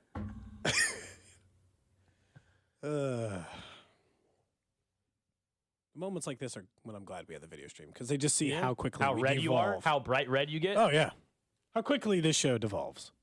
It's a Friday after all. It is a Friday. Club 610 coming up at 1 o'clock. Up next, though, we get back to some Chiefs football and the Chiefs Red Half Hour and how the draft is the only option for one thing. You're listening to Cody and Gold, brought to you by Gann Asphalt and Concrete. For asphalt, concrete, and parking lot maintenance, Gann Asphalt and Concrete. One contractor, all things parking lot. Trusted in Kansas City since 1994. Online at GANNasphalt.com. Subscribe and download all new episodes of Nick's Waving in the Wheat podcast, released every Thursday on the 435 Podcast Network and the Odyssey app. Finding great people to hire is like trying to find a needle in a haystack. It's pretty difficult, right? Well, ZipRecruiter has mastered finding a needle in a haystack, so they take it to the next level. They make hiring so simple that it's like finding a needle in a needle stack. And that's why you should try ZipRecruiter for free at ZipRecruiter.com/radio. Here's what it's like to use ZipRecruiter. They have so many qualified candidates that it's easier to find the right ones for your roles. In fact, 4 out of 5 employers who post on ZipRecruiter get a quality candidate within the first day. That's a lot of needles. So how do they do it? ZipRecruiter's powerful technology sends you candidates who are a great match for your job, and you can even invite your top choices to apply. So if you want less hay and more needles, head to ZipRecruiter. And right now, you can try ZipRecruiter for free. That's right, free at ZipRecruiter.com/radio. That's ZipRecruiter.com/RADIO. ZipRecruiter.com/radio. ZipRecruiter, the smartest way to hire. Whether your dog is in their puppy, adult, or senior years, the best way to feed their happy, healthy life is with fresh, healthy food. The Farmer's Dog makes it easy to keep your best friend healthy inside and out with fresh recipes made from real meat and veggies. They're pre-portioned just for your pup and delivered right to your door. Help your dog live a healthy life and get 50% off your first box of real fresh food at thefarmersdog.com/healthieryears23. That's thefarmersdog.com/healthieryears23. Get in zone, AutoZone. Welcome to AutoZone. What are you working on today? Thinking about gas mileage. You know, changing your oil with a full synthetic oil like Pennzoil Platinum can help your engine get more miles. Right now, you can get 5 quarts with an SP Extended Life oil filler for only $37.99.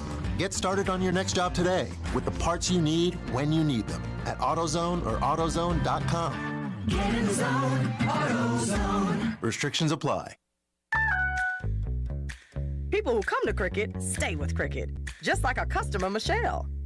As an entrepreneur, every day is different. My phone bill from Cricket, on the other hand, always stays the same. Without surprises, hidden fees, or annual contracts, I can work worry-free. That's Michelle, everybody, doing business like a boss. Smile, you're on Cricket. Real customer, paid for testimonial. See cricketwireless.com for details. Guys, fellas, men, are you Roman ready for the weekend? Right now, generic Viagra, aka Sildenafil is just $4 per dose at Roman. Just complete a free online visit with a U.S. licensed healthcare professional. If medication is appropriate, Roman sends what you need in discreet packaging with free 2-day shipping. Generic Viagra from $4 at Roman. Go to ro.co/Viagra. Do it today and get 20% off your entire first order. That's ro.co/Viagra. Nature Valley has helped restore access to 10,000 miles of national park trails, and we're on our way to restoring even more because every mile is a new memory. Life happens out there. Nature Valley. Snow and rain, maybe a dusting, high today 54. Weather brought to you by Staples.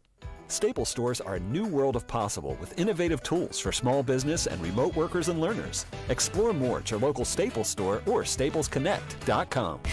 The 610 Sports Radio phone line is brought to you by Onder Law Injury Lawyers. Visit getjim.com. Chiefs coverage on 610 Sports is brought to you by Park & Go. Book parkandgo.com. Getting ready to go on vacation can be stressful. Lucky for us, there's Park & Go. Easy online reservation, free instant shuttles, luggage assistance, and all spots are covered. Reserve your spot today at bookparkandgo.com. The best deals in airport parking. Park & Go, family owned and operated.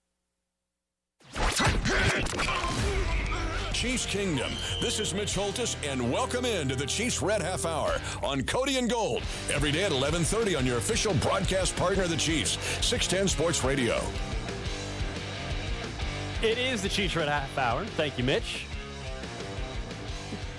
Not whatever robot did it that one time.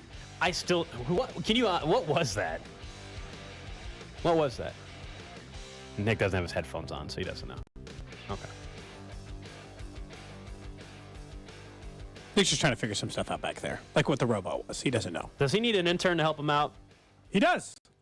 We need more applications. Did you guys want me to forward you those resumes, or do you want me to just hoard them all for myself? I would like to see them as well. Yeah. So we're prepared for I'll do the evaluation process. So what? I'll let you know what you need to see. I think Nick and I need to see them as well for our internship. So Nick, are you feeling you need to see the resumes for the potential intern candidates? Yeah, obviously. Okay, I'll forward them over then. Yeah, we would like to know who we might be interviewing. I will send them over. Remember, applications are open. You can go to Odyssey's website right now, search Kansas City. You'll be looking for a part-time promotional assistant. That is for a paid internship here at 610 Sports Radio. They're going to pass the applications on to us, and then the three of us will be we'll be taking on the interview and hiring process for future 610 Sports interns. Flexibility is nice. It doesn't have to just be during this time slot, although we are looking for several interns ourselves. Are we willing to pass them on to other shows?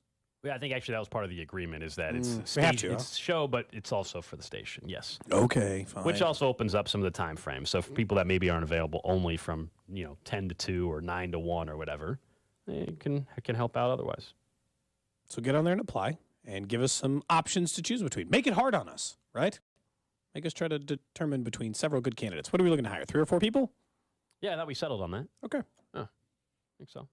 We already have enough. Like, we just hire all the people who've applied right now and be pretty good. Or you could apply. That's definitely not how that works. We need 4 people. We only got 4 applicants. You're all hired. That's definitely not. I don't think that's how it's. At least I don't think that's how we should operate. I don't think that's how we should. But yes, we are still looking for interns, as you pointed out there. All right, let's talk some Chiefs football, because one thing was clear yesterday, that the talent level at defensive end and edge rusher in particular, at least the athleticism, I should say, plain and simple, is off the charts. Everybody was oohing and ahhing at the combine yesterday. Twitter was like drooling at Nolan Smith and some of the numbers he was putting up at the combine, including his 40 time. And that, I think, was a sign also, if you're a team of the Chiefs, while it's not the number one priority, but you can use some edge rush help. It's a deep edge rush class, and you're seeing the athleticism at a greater scale than what it's really ever been at. Each year, it seems like these guys, it's getting more and more crazy. For their size, to be able to run as fast as they do and put up some of the numbers is ridiculous. And that's what happened yesterday. And it still feels like, to me, if you're going to talk about the Chiefs getting better at pass rush this season, I think the draft is still where they need to focus their attention. Yeah, you can retain Chris Jones, of course. I'd be interested, as we all are, on finding a way to bring Frank Clark back. But I still think the draft for not only next year, but, of course, long term, the draft is still your best opportunity to go ahead and find a solution at pass rusher to find a way to stay in the top 5 in sacks. You were number 2 last year. The problem is it doesn't even need to be top 2, but like you said, top 5, top 10. Don't fall back down to where you were. Don't let sacks become this maybe every other year conversation. We'll figure it out. No. Try to have some consistent answer. And if you get the draft right, what time you do. Because Chris Jones is getting ready to get 100. George Karlaftis had 6 sacks, which is about 35% more than the average rookie sack numbers. So it is not going to be crazy. Going into next year, we're sitting up in St. Joe Gold. We're going to be talking about how George Karlaftis needs to turn into an 8 to 10 sack guy. And that is not going to be an unreasonable argument considering what he showed in his rookie year. Okay, so all you do is produce the other rookie stuff. You're looking to either replace Frank Clark or Saunders or Dana in the sack department, which means the same thing. You're looking for somewhere between 3 and 6 sacks. That's what you're trying to get out of the rookie class this year. And as good as the defensive lineman looked yesterday, at pick 20 to 31, let's say, let's lean into the possibility of moving up the draft as much as I think Clark Hunt would like the scene of. And for the final pick of the first round, your defending Super Bowl champs. This is the same thing. I'm a little worried they want to stay at 31 because it's a perfect scene. It'll be awesome. The perfect scene of being the final pick in the first round in the city in which your team plays is almost movie stuff. And I feel like you're going to be tempted to want to be that. But either way, if you're willing to trade up or not, there are a plethora of defensive line options based on the way that these guys already look. Because there were already thought to be 3 or 4 guys who should be somewhere in the top 15 based on talent, including guys like Jalen Carter, right? And so many others, and Will Anderson, etc. But the way some more of these guys performed, someone's fallen. One of these freaky athletic defensive linemen is going to be available in the later part of the first round. There just aren't enough names because 3 quarterbacks are going. There's a couple of wide receivers are going to go. There's a couple of corners that are just going to go.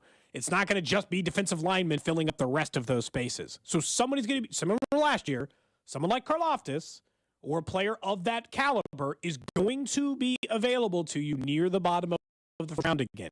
Yeah, it's your only way to maintain it for next year, in my opinion. Otherwise, the drop-off might be a little more severe, depending on what happens with Clark.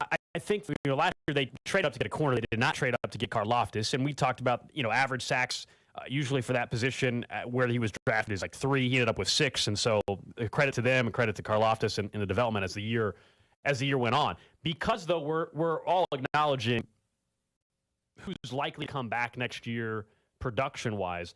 Last year, I think we all were sitting here saying, man, they have to go trade up and get that edge rusher. They got to go trade up and get that edge rusher. Yeah, it felt a lot more desperate. This year, they didn't do it, number one, this past year. But also, now, to me, this is definitely not the year where I would think they would do that, right?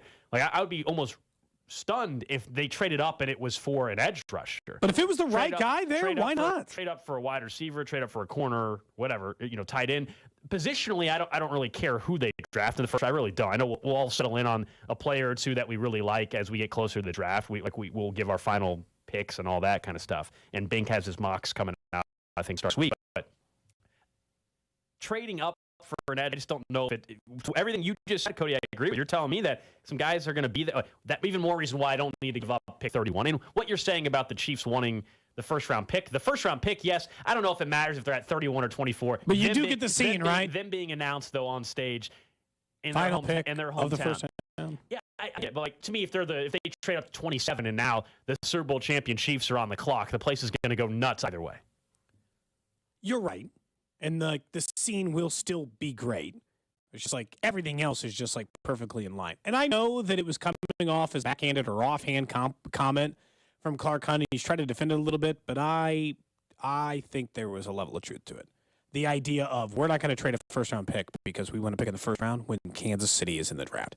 I don't think it should. He clarified it later, and he came out and said that he mean basically he's not going to prevent if there was a great offer, an opportunity, he's not going to prevent. To me, there's a certain amount of truth of I want a first-round pick. Well, I think this goes back to they would prefer it. Yes. Yeah, but if I get 90. Like a lot of times you might trade it on what you perceive to be 90% of the value you're looking for.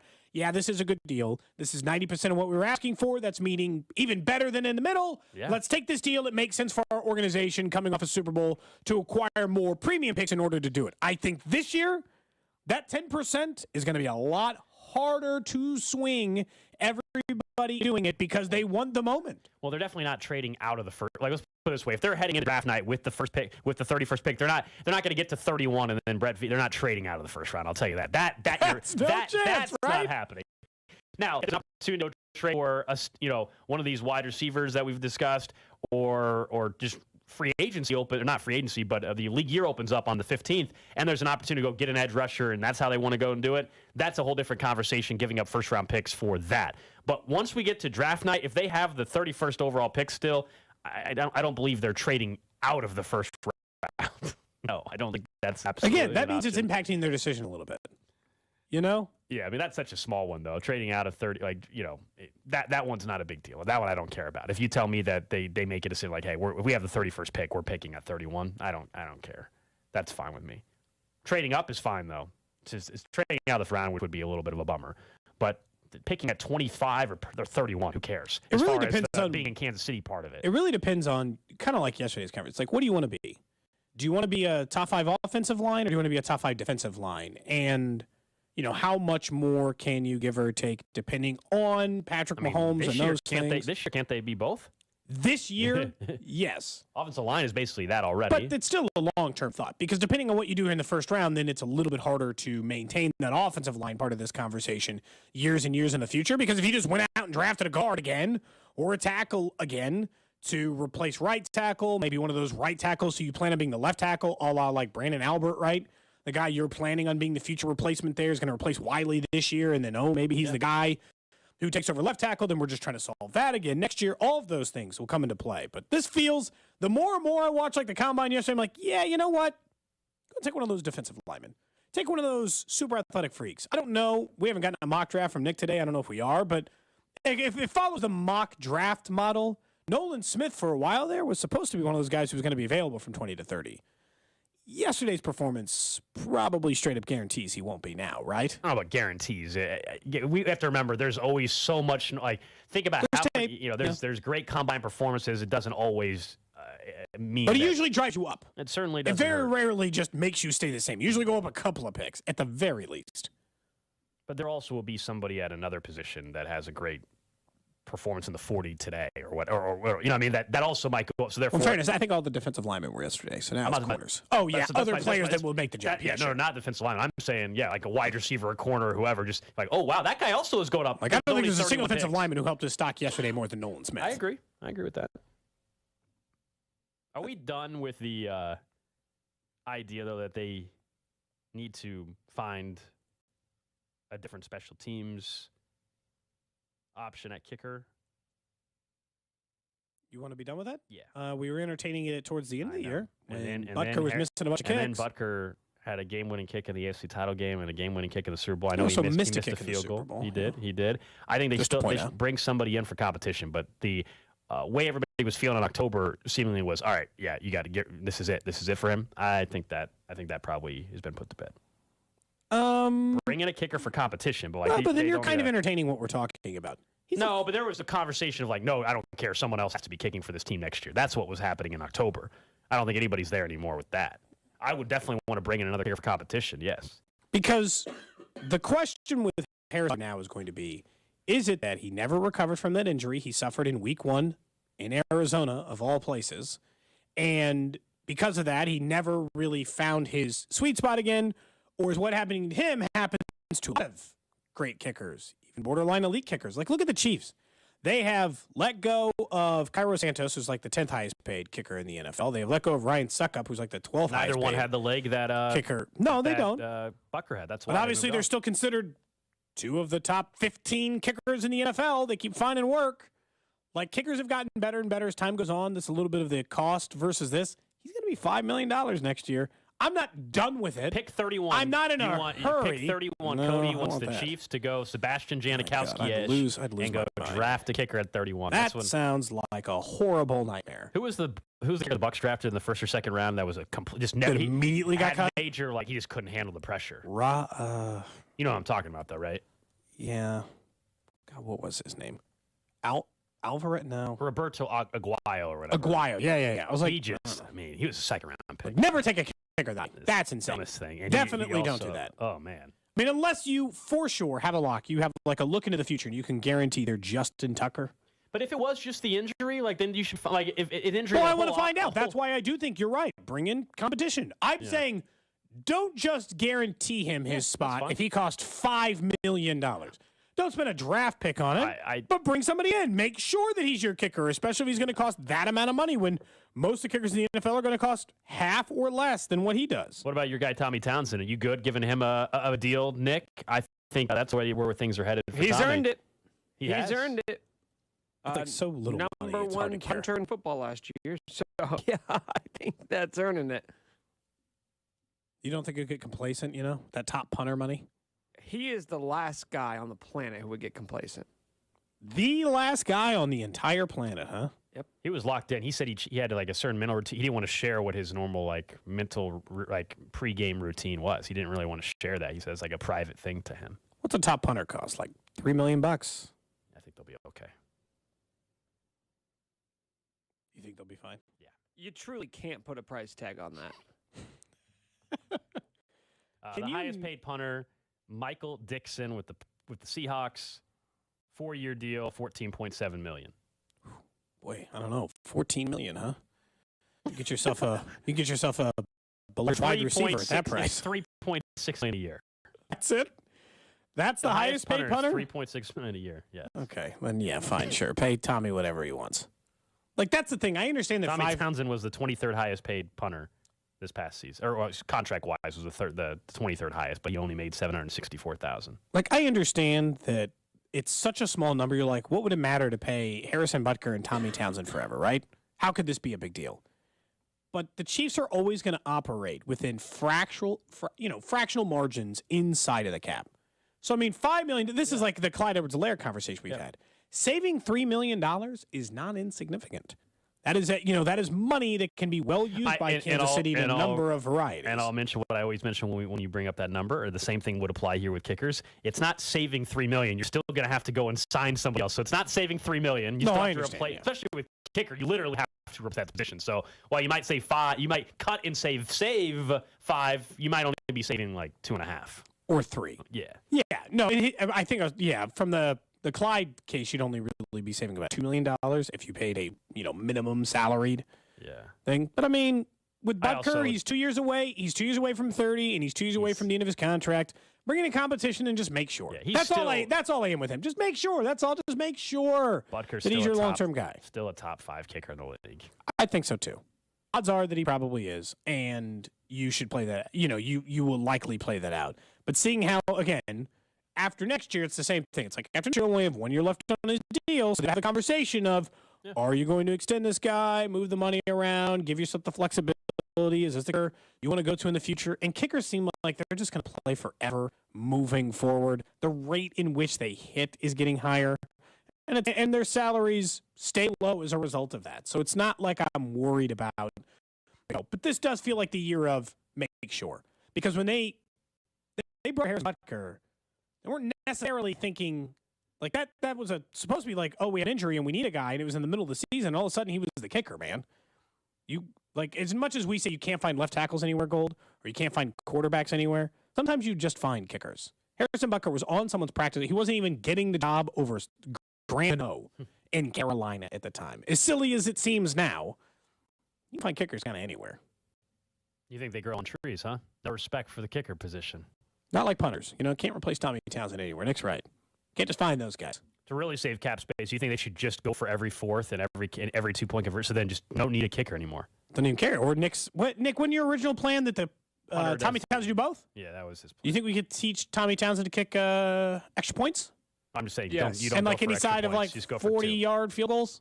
I don't know, for the occasional time. Just go for 2. Every time? Every time. I mean, Patrick Mahomes a quarterback. Go for Andy Reid at the 5-yard line, trick plays. They're going to hit 50% of those, aren't they? I think so.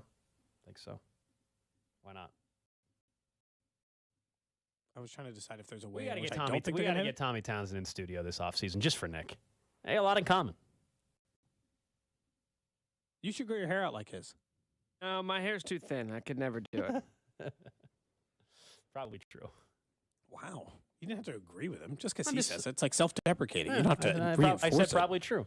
Also, Tommy Townsend's got his term. He's like with Palomar, where it's like it's a very it's noticeable. It's like dare I say iconic. Now it's part of his brand. In solidarity, though, if they cut Tommy Townsend this offseason for what would be seemingly no reason, will you grow your hair out like Tommy Townsend's to show your support? Yes. Yeah, it's an easy bet for him to make because he's not going anywhere. I know, but I want to put it out there just on like the weird off chance something happened and Nick had to grow his hair out. Whoa! Right as I was asking if we were going to get one. It's a Friday, not a popular mock draft day, but there is a new mock draft out. Had to scour the underbelly of the interwebs. This one comes to us courtesy of College Sports Wire. Okay. College Sports Wire. USA Never heard of it, but okay. That is USA Today, Gold. Okay. Good abreast of the media. Thanks. And sister sites of popular media outlets. Yeah. This mock draft has the Chiefs at pick number 31 selecting Keon White, edge rusher of the Georgia Tech Yellow Jackets. Someone's going to have to tell me if he's any good. I like edge rusher again. That seems to be a very common theme. He is big. He is strong. He's not like he's not your Nolan Smith type. He is. Okay. I think he weighed in yesterday. He didn't do any of the running. He didn't do the 40 or the running. So he didn't do the 40-yard dash, the splits. But he had a 34-inch vertical. 6'5", 285. 34-inch wingspan? That is... Or 34-inch arms, excuse me. This is very much... Yeah, I was about to say 34-inch wingspan. He's a little guy. A little T-Rex. T-Rex arms. Like, you know what? I don't think that's going to work. To play defensive end. This sounds more like of the prototypical Spags defensive end size. Yes. Yes. I mean, his comp is not going to excite anybody. I always like looking up the comp real quick on anybody that Nick brings up for these just because it gives people an idea. John Franklin Myers is who they are him to. I've heard him compared to Cam Jordan. That one I like. Better. I like that comp a lot better. That one seems a lot better. Yeah, that one people know. That one makes a lot of sense. Also, Cam Jordan, very good. That's exactly right. But no, that's my favorite thing about him. Yeah. Feels like defensive end is going to I'm in for a very good football player, yes. Are you going to start keeping track with him? Well, we kind of did that vaguely last year. I think because I don't think we've had a repeat name yet. By the way, I've done that on purpose. I'm not going back to. Eventually, we'll get to the repeats, but I want to continue keep the names fresh to keep it diverse. And also, what happens? And this is my least favorite part of mock drafts. Guys will mock a player to the Chiefs in their first mock draft, and in the next 6 versions of their draft, they just keep mocking this. They get sort of stuck in this idea that this team believe in that player going to that team, then why would you? But that's why we got into the rut of everybody thinking that these were taking Daxton Hill Thank God last year. Thank God it didn't happen. That would have been the worst thing ever if the Chiefs would have selected Daxton Hill in the first round. Well, also just because Karlaftis ended up being a 6-sack guy, too. So. No, but I hated it then. I hated it long before. And they just didn't need Brian Cook. First-round safety. No. I would be mad again, by the way, this year if they spent another first-round safety. Be like, I don't want to do this.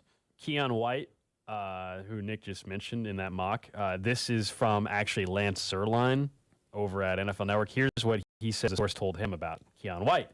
You have to see him in person to get a feel for how he moves around, for how big he is. Really athletic with a high floor. He'll be a riser, a personnel executive for an AFC team, told him. What's his motor?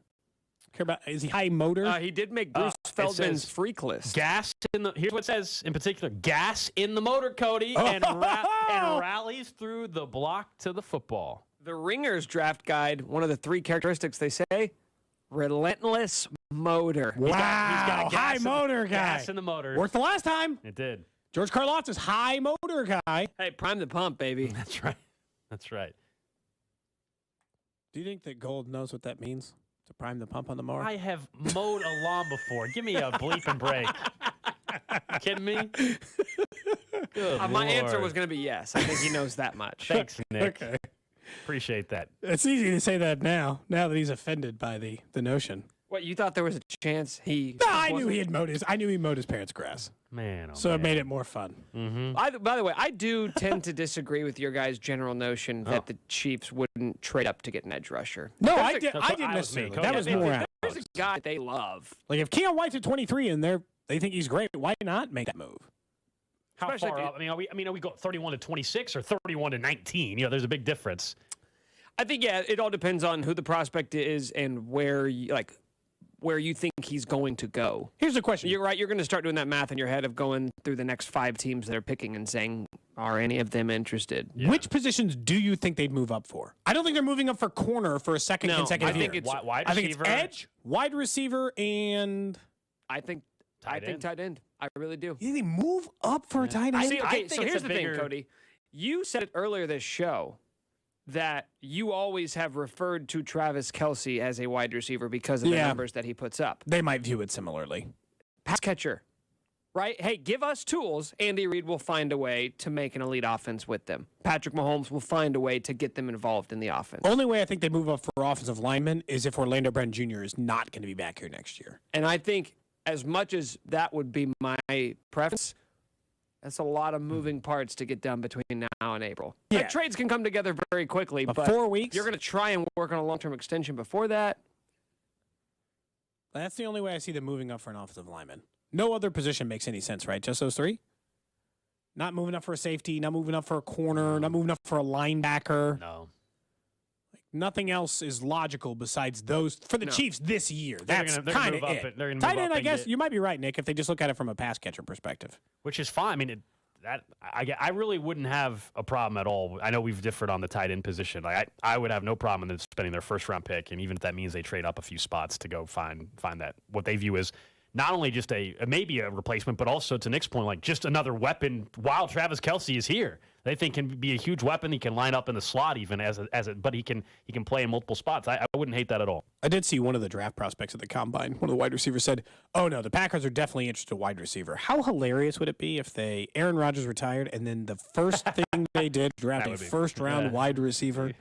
By the way, they never drafted a first round wide receiver or pitcher for Aaron Rodgers the entire time he's been their quarterback, and then he leaves, and then immediately they're like, let's get a wide. We should get a wide receiver. It actually, I know we're joking about it, but it actually would make more sense than ever because you would have a crappier quarterback, and so you better make sure he's got some wide receivers around him. Yeah, but you had long enough to take a shot at wide receiver. I know, but if Jordan Love's my quarterback, I better make sure I have some playmakers around because he's sure as hell not elevating everybody. No, that's not happening. All right, that's the Chiefs Red Half Hour. Coming up next, we'll get to what's trending and talk some Royals baseball. Salvador Perez did something that's pretty rare for him yesterday, and it got us thinking about where he should be playing this entire year. There's Kelce to the end zone. Cody and Gold brought to you by GAN Asphalt and Concrete. For asphalt, concrete, and parking lot maintenance, GAN Asphalt and Concrete. One contractor, all things parking lot. Trusted in Kansas City since 1994. Online at GANNasphalt.com. Don't miss the Chiefs Red Half Hour every day at 11:30 on your official broadcast partner of the Chiefs, 610 Sports Radio. For years, me and my family have counted on Smokehouse Barbecue. For parties, for tailgates, and family celebrations, Smokehouse Barbecue has delivered. Burnt ends, baby back ribs, wings, and hickory pit beans all hit the spot for us every time we visit Smokehouse Barbecue. And Smokehouse has 3 convenient area locations in Independence, Gladstone, and Zona Rosa. Smokehouse Barbecue is the restaurant for me and my family and for you and yours as well. Call or go online today to order at smokehousebbq.com. For over 30 years, family owned and operated, it's Smokehouse Barbecue. BetMGM, the king of sportsbooks, unleashes the spirit of Las Vegas with BetMGM rewards. Every time you make a wager at BetMGM, you can earn BetMGM rewards points that you can redeem for online bonus credits like bonus bets and bet insurance tokens. Planning a trip to Vegas? You can also convert your BetMGM points into MGM rewards points that you can use towards dining, shows, and hotel rooms at over 20 MGM Resorts properties located on the Las Vegas Strip and nationwide. Sign up with BetMGM or log on today to get an even bigger piece of the action with BetMGM rewards. BetMGM GameSense remind you to play responsibly and offer resources to help you make appropriate choices. Visit BetMGM.com for terms and conditions. 21 years of age or older to wager, Kansas only. New and existing customer offer. All promotions are subject to qualification and eligibility requirements. Rewards issued as non-withdrawable bonus bets. Please gamble responsibly. Gambling problem? Call 1-800-522-4700 in partnership with Kansas Crossing Casino and Hotel. If you own a small business, you know the value of time. GetRefunds.com does too. That's why they've made it easy, no matter how busy you are, to apply for the Employee Retention Credit or ERC. Go to refunds.com to get started and in less than 8 minutes, see if your business qualifies for ERC assistance. Your business may be eligible for a payroll tax refund of up to $26,000 per employee kept on payroll during COVID-19. GetRefunds.com has already helped clients claim over $3 billion in payroll tax refunds through the ERC, and they may be able to help your business too. There's no upfront charge either. They don't get paid until your business gets its refund. Many businesses believe they won't qualify based on incomplete or outdated information. So don't let this opportunity pass you by, because this payroll tax refund is only available for a limited time. Go to GetRefunds.com. That's GetRefunds.com. Braden's Hope for Childhood Cancer and Jersey Mike's have teamed up for a big month of giving. Every Monday night in March, when you grab a sub for dinner from Jersey Mike's in Overland Park, Olathe, or Lenexa, 20% of your purchase will help support childhood cancer research. That's 20% every Monday night from participating Jersey Mike's locations. On-site donations are welcome all month long. Follow Braden's Hope for Childhood Cancer on Facebook or go to bradenshope.org for details. This month, help bring hope to children fighting cancer with a sub from Jersey Mike's. Without the ones like you who work tirelessly to keep things running, everything would suddenly stop. Hospitals, factories, schools, and power plants, they all depend on you. No matter the weather, emergency, or time of day, you're the ones who get it done. At Grainger, we're here for you with professional-grade industrial supplies. Count on real-time product availability and fast delivery. Call, click Grainger.com, or just stop by. Grainger, for the ones who get it done. A championship team is about each player being a perfect fit. Same with your vehicle. So for parts that fit, head to eBay Motors and look for the green check. Stay in the game with eBay Guaranteed Fit. ebaymotors.com. Let's ride. Eligible items only. Exclusions apply. Do you owe more than $10,000 in back taxes? Good news. There's a new way out. It's called the Fresh Start Initiative. Call U.S. Tax Shield, A+ rated with the BBB. 800-391-5063 for your free consultation, and let U.S. Tax Shield protect you from the IRS. Each year, Royals fans gather on a bright springtime afternoon to honor a baseball tradition like no other, opening day. And this year, with an exciting young team that's ready to contend on the field, we're also planning some exciting things for you. Bobby Witt Jr.'s first Royals bobblehead, a pregame concert with Brothers Osborne, and full powder blue uniforms back for their 50th anniversary. Get your tickets for opening day on March 30th at royals.com/opening day. Finding great candidates to hire can be like, well, trying to find a needle in a haystack. Sure, you can post your job to some job board, but then all you can do is hope the right person comes along, which is why you should try ZipRecruiter for free at ZipRecruiter.com/free. ZipRecruiter doesn't depend on candidates finding you. Its powerful technology identifies people with the right experience and actively invites them to apply to your job. You get qualified candidates fast. So while other companies might deliver a lot of hay, ZipRecruiter finds you what you're looking for. The needle in the haystack. 4 out of 5 employers who post a job on ZipRecruiter get a quality candidate through the site within the first day. ZipRecruiter, the smartest way to hire. And right now, you can try ZipRecruiter for free. That's right, free. Just go to this exclusive web address, ZipRecruiter.com/free. That's ZipRecruiter.com/free. ZipRecruiter.com/free. You're listening to 610 Sports Radio from the Max Motors Studios. Your home for Royals baseball in Kansas City. Move it high, throw down, and it's wide, and Bobby has sealed in his rookie season. 610 Sports Radio. KC Liberty, always live on the free Odyssey app. What's trending? All right, let's check in on the hot topics trending. Number one on What's Trending tomorrow is the regular season finale for college basketball for all 3 local schools. And it's on to conference tournament play next week, Big 12 tournament, SEC tournament. So for KU tomorrow, they will wrap up Big 12 play in Austin at 3 o'clock. This game, it matters for, eventual number 1 overall seeding maybe, but Kansas already winning an outright Big 12 title once again after Texas lost to TCU earlier in the week, and then KU, of course, had one prior to that. As for the Kansas State Wildcats, they will be in more taking on West Virginia. That's at 1 o'clock right here on 610 Sports Radio. And Missouri will host Ole Miss to wrap up regular season play in the SEC. That one will be at 2:30.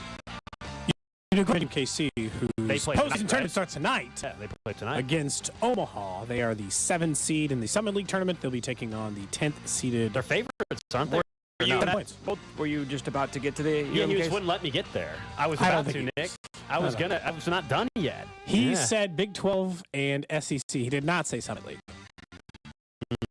Wasn't finished. You know what? You should start. You should start a Summit League podcast, man. You should do a. I think it'd be great, Nick. Don't you? What's the market for that? For the Summit. For the 435 podcast network. I mean, Nick's got one. I think. How do you feel that one and done night didn't include UMKC? Only KU, K-State, and Missouri. They go 6 to 9, and then I get 9 to 9:10 for you. You're one of the only people kicking into that 435 podcast network bucket. I think Cody, you could do 11 to midnight UMKC on that night. They'll just have a gap in between. Yeah, why aren't you doing any podcasts? Gold does a show. I was doing a podcast. Not for the 435 podcast network. No, I'm not. So you not only do you get compensated more than everybody in the building, I do less. That's not true. I just don't do a podcast at the moment. I didn't say I'd never do a podcast. I said just to do it at the moment. That should count for something, yeah? No. Sure. No, it doesn't count for anything. But I'm going to consider it down the road? Give me a chance, man. Give me a chance. Next on What's Trending, according to reports at the Combine, the number for Daniel Jones might be getting a little bit higher as we speak. Reports are he's trying to get his number up even higher than the original $35 million a year that we were discussing, and he'd like to be somewhere in that $40 to $45 million a year range. That's insane. That's sure insane. Just not gonna get it. He's not going to get it. Just sign Derek Carr and trade Daniel Jones if those are the options. Wow. Yeah. I'm dead serious. At least it's going to cost the same. And Derek Carr is a better quarterback than Daniel Jones. He's not younger, but that's the only thing Daniel Jones would have going for him in that regard. Next up on What's Trending, some exciting news actually for college football. They're going to change a rule that I just don't know why it's taken so long. We know these games take too long. Well, the Rules Committee announced today it has approved several rules designed to speed up college football games. It'll be approved in April. The biggest change regarding first downs. So currently we know the clock stops, which is ridiculous, on first downs until the ball is spotted. The new rule will keep the clock running on first downs except during the final 2 minutes of the second and fourth quarters. That's exactly what the NFL does. So why not match it up? I think that is fantastic. Also, no consecutive timeouts, so the whole ice the kicker, burn all three, that's done. Get the hell out of here with that. Untimed penalties, that's going to be adjusted, and replay.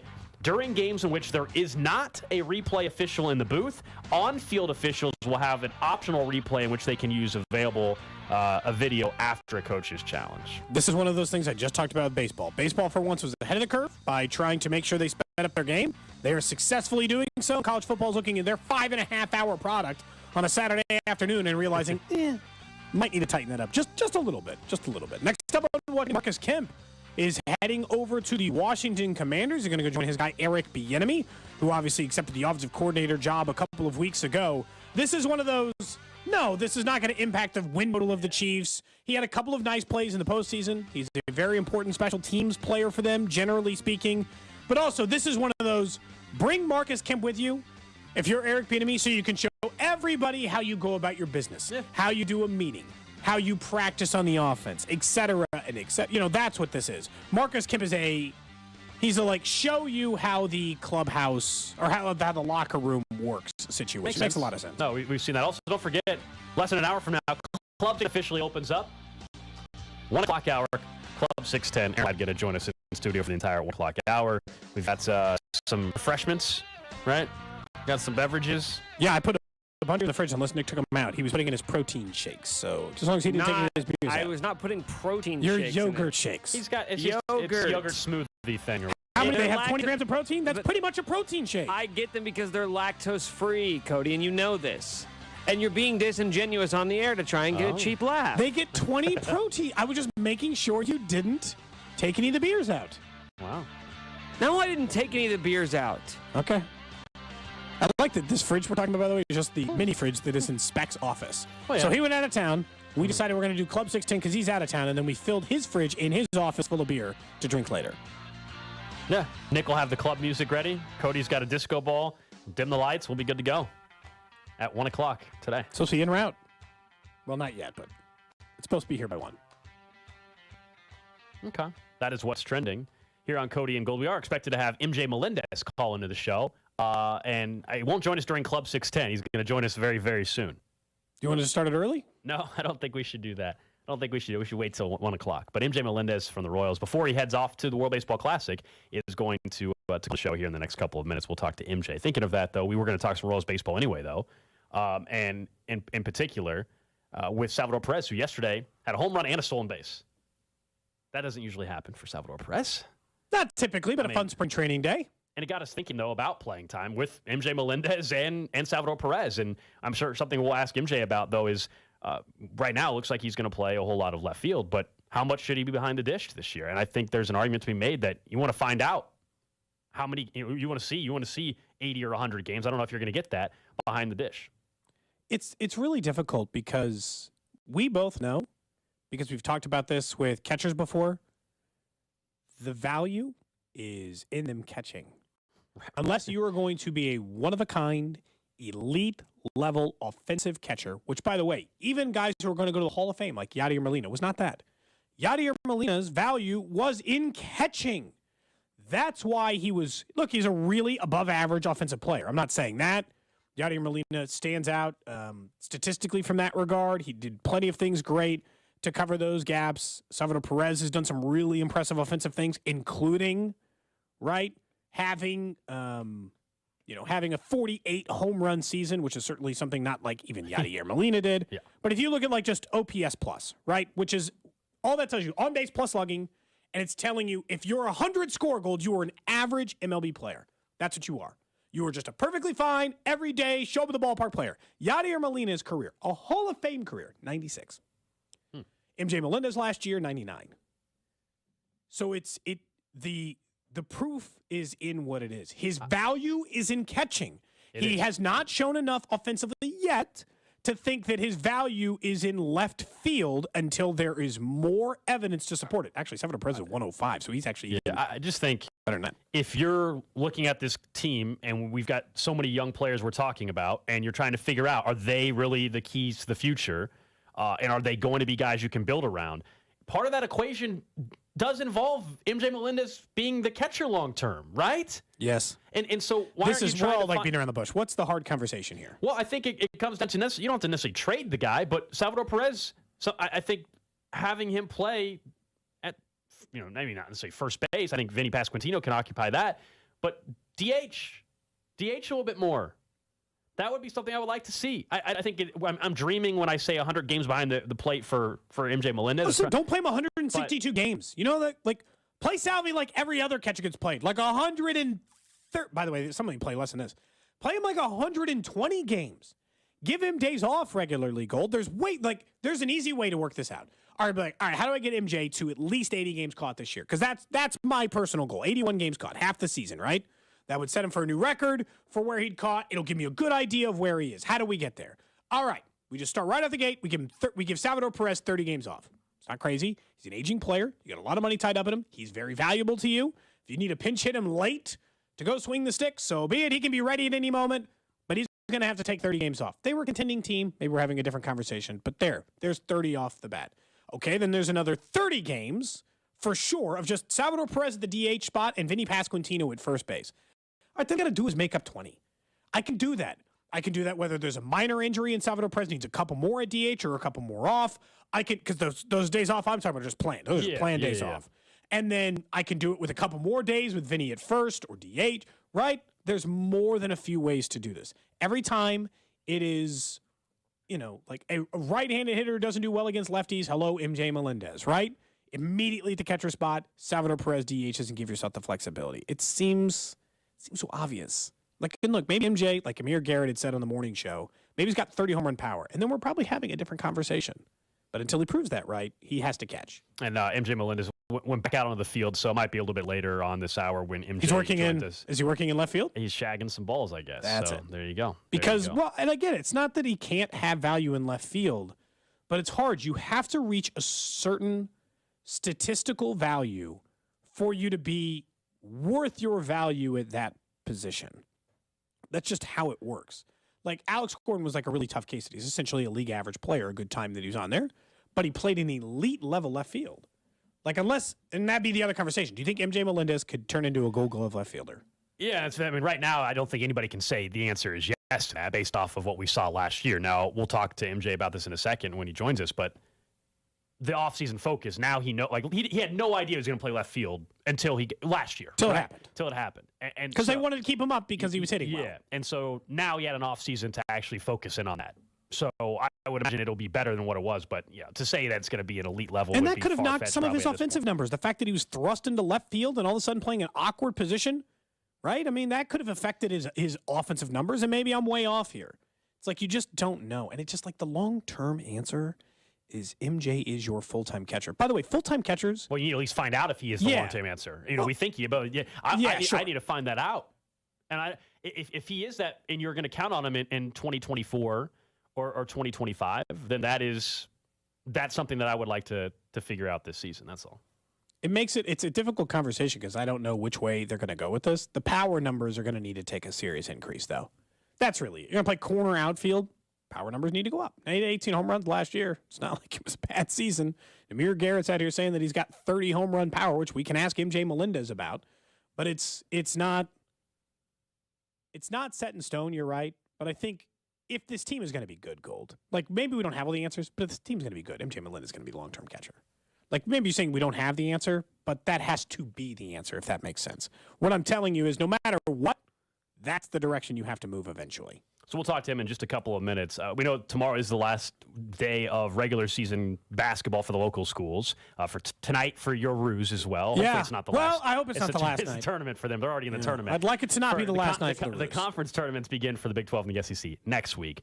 But you look at all three local schools and the coaching job by all three. I mean, Dennis Gates, unbelievable year one out of Missouri. Obviously, Jerome Tay at K-State. And then Bill Self, I understand we think it's just this automatic roll the ball out and they're great. But losing what they lost to win the Big 12 outright with a game to go, be in contention for the number one overall seed in the NCAA tournament. That's a hell of a coaching job. I think he is a candidate for Coach of the Year. I told you in January, I think Jerome Tang should be the National Coach of the Year, and I think he's going to receive that for some of the awards because there's multiple Coach of the Year awards that exist. He should get them all. That are out there. I mean, Jerome Tang, it goes without saying, what he was able to do in year one with the Kansas State Wildcats. Going to make him a 2 or 3 seed in the NCAA tournament? It's an incredible job. It really is. But you get a chance to finish second in the Big 12? I'm wondering today, though, listen, like 913-586-7610 is the text line. Who do you think's more nervous today about their coach still being their coach a year from now? K-State or MU fans?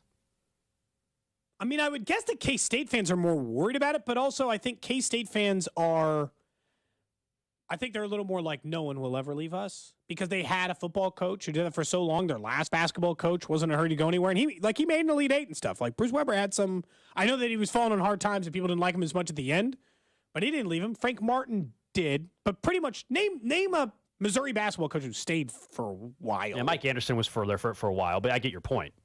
But he also didn't have the kind of success that even Dennis Gates is having, like to a sustained success. We don't know. With Dennis Gates, honestly, we don't know. Mike Anderson actually had some really good teams. So to your point, that's been what, 20 years? 2011 is when he left, and he was there for 5. I mean, and 5, yeah, when's the last coach they had to stay longer than that? Norm Stewart? Like, how far back in Missouri's history would you have to go to be like, that was our coach? He stayed here. They had sustained success. They were winners the entire time we were here. It's that. K-State's got a little more recent track history of that, so I'm guessing they're feeling like his fans a little more confident. I'd be worried teams are going to bang down the door for Jerome Tang. He took a team who had fallen to their worst year under Bruce Weber, and in a single season is going to make them a number 2 or number 3 seed in the NCAA tournament and possibly finish second in the toughest basketball conference in all of college basketball. I didn't know that, like, you'd be like, well, then doesn't Bill Self deserve Coach of the Year? He won that toughest. He deserves for that. Look, he deserves recognition for the year he had. It's just not. I don't think I would talk about it like Coach of the Year stuff. Yeah, we can get back into college basketball in just a little bit, but let's go out to Surprise, Arizona, and welcome in MJ Melendez. I'm assuming you hop on a plane here pretty quickly to go for the World Baseball Classic, right? That is correct. Yes, sir. I'll be out on Monday. Okay, yeah, we saw, I think Vinny and Nikki already left for Team Italy. Now, where's Puerto Rico opening up their games at, though? Are you in Taiwan, too, or no? No, we're in Miami, so I get a little bit of home cooking. Okay, well, yeah, that's a little bit easier travel. You're just going to stay at your own place, MJ? Do you even go anywhere? That's a good question. I'm definitely going to make my rounds at home, but I'll probably be staying at the team hotel with the team. I was just thinking, like, if you're back at your own place, it feels like you could be as comfortable as humanly possible, at least for that version of the World Baseball Classic. Oh, 100%. Yeah, I get to be out there. It's going to feel a little bit like the off season, to be honest with you. So I'm excited for it. I feel like, though, a couple weeks ago you were living your best life around the Super Bowl. We saw you at Radio Row. That wasn't the part that I'm referencing. I'm referencing more that it seems like you were kind of everywhere at, I don't know how many different parties you may have gone to. How was the Super Bowl week and how was the game? You guys had great seats. Oh, it was absolutely incredible. Yeah, shout out to Tickets for Less because they just absolutely hooked it up with the seats.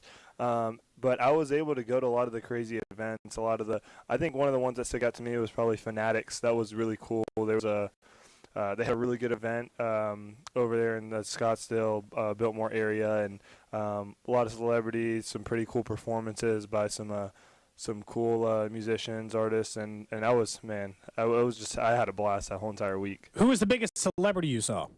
Oh man, probably Drake. Okay. I was able to literally walk by him, and I never get starstruck. Like, it doesn't really matter who it is. Like, I don't really ever get starstruck, but that time I was like, whoa, that's. Look, if there's a guy to do that for, it kind of makes sense to do him. Did he perform too? Is he one of the musical acts? So he didn't. He had a performance that weekend, but he didn't perform there at the Fanatics. He was just kind of there hanging out with all the other guys that did perform. But it was insane. MJ, you had talked, I think right before you were working in the outfield a little bit, and last year you had spoken about working on left field. Do you feel better prepared, I guess, from a mental standpoint this year of being ready to play more left field and making sure that you're not trying to learn it on the fly and have to adjust those things and how that can impact the rest of your game? Yeah, definitely. That's something that this offseason, took into account, and just being able to play the outfield, not even left field, just right field as well, like both corner outfields. See how I split time up there this year and see, where I end up. But I'm definitely, as prepared as I can be, and I'm very excited and looking forward to, being able to play the outfield and still catching some games as well. So it's definitely something I'm looking forward to. Do you get any sense of just how many games you might catch? Man, I have no idea. Honestly, it's all kind of like just go with the flow. I mean, whenever Salvi is, once his day's a DH, I'm assuming I'll probably be back there. This spring I've been preparing to, be able to catch as many games as needed. So it's really, I'm really ready for anything, but I'm not really sure exactly how many games I would be behind the plate or versus the outfield or anything like that. Is it hard because, like, you've spent your entire life being a catcher? Your dad caught you. Like, that's how you've identified yourself as a baseball player. Is it hard to think, like, I'll be doing that a lot less or thinking of yourself in a different light? No, not really. I think once you make it to the big leagues, it's like, man, I'm here. Like, I just want to play every day. And even though I have caught my whole life and I grew up doing that, once I made it to the big leagues, I'm like, man, put me wherever you want to. Shoot, if the water boy could hit, I will do it. If he could be in the lineup, I'll do it. So just being out there, trying to help the team win. And I think the big thing, and especially seeing, we talked about the Super Bowl earlier, seeing the dynamic, that Chiefs team has and seeing what that really meant to the city, that's something that we want to bring back to Kansas City. And I know that 2015 was an insane year, and just being able to see the videos, pictures, and celebrations from that World Series, I can't even imagine that happening extremely soon. So that's something that we're trying to build and we're trying to do here, and whatever I need to do for this team to help us get there, I'm willing and able to do that. We're talking to MJ Melendez here on Cody and Gold, and this morning Amir Garrett was on with our morning show. He said MJ has 30 home run type. He's a 30 home run type of guy, or can be that. What's your reaction to that, and how do you feel about where you're at offensively and having another off season to get ready for that? I love that. I love AG. He's the man. No, I definitely. I think when I get on that field, off the field, I'm trying to be as humble as possible. I like to have a good time and all that stuff. But when I get on that field, I feel like I try to be the best player out there at all times. I do have confidence in myself, and I do feel like that is very possible, and I'm capable of doing that. I feel like last season was just a lot to juggle. Like you said, learning the new positions, being up in the big leagues for the first time. A lot of things that were new leading off and all that stuff. So I felt like, for all that taken into account, it was a crazy season. But I know, when I'm comfortable like I will be this season, and just being able to be myself, play relaxed, and know what is expected of me, I will, have a breakout season. I'm excited for that. I'm excited to go out there and perform, for my teammates. I know they're all excited as well. A lot of us young guys, it was our first time, being on the big stage, and we had guys that performed extremely, extremely well. And if they did that under those circumstances, I can't even imagine, what they're going to do now that they know what to expect. Puerto Rico is one of the, we look up at the favorites of the teams that might be in there. You guys are 5th or 6th down the list of team favorites. How good of a team do you think you guys have in the World Baseball Classic? Yeah, I think we have a good team. I think, something that I've grown up learning about, Puerto Rico, and my family being from there, is, the passion, heart that we have behind everything. It's more than just baseball. It's our pride. And that's something that I've grown up with. I've seen firsthand. I've experienced. And I know, baseball for us, we're so prideful of it. So I think, we've had a couple guys that, like other teams, other countries have had a couple injuries, not being able to make it. But I firmly believe that we're going to go out there and perform much above expectations, and I'm super excited. MJ, we've talked about having a Chiefs cookbook because we had some people come and talk about this. Now I'm kind of curious, what's the Melendez family dish, the Puerto Rican dish that we should all have? Oh, okay. Well, my favorite that my mom makes is let me try this in English. It's like a flank steak with rice and beans. Beans are kind of cooked and marinated with some I don't even English. I'm not even sure what is it in Spanish? We'll just have to Google it later. Calabazas, and it's it's kind of like a potato. It's like a squash, basically. I think it's like a squash. And it's marinated in that and cooked in that and boiled, and it's absolutely incredible. And I had my mom make it for me actually before I had left for the off season. And I was like, "Hey, Mom, you gotta make me this dish because I'm not the best can you cook. Cook it? Can you make it? I can, but my mom makes it way better. So I try not to, even live up to that expectation when it comes to that. I think I still have to have her teach me all the tips and tricks. But I've definitely FaceTimed her and be like, "Hey, Mom, I'm about to make this. Give me some clues, some hints. I need something." I know you're obviously focused in on not only the Royals but the World Baseball Classic that's coming up for your own country.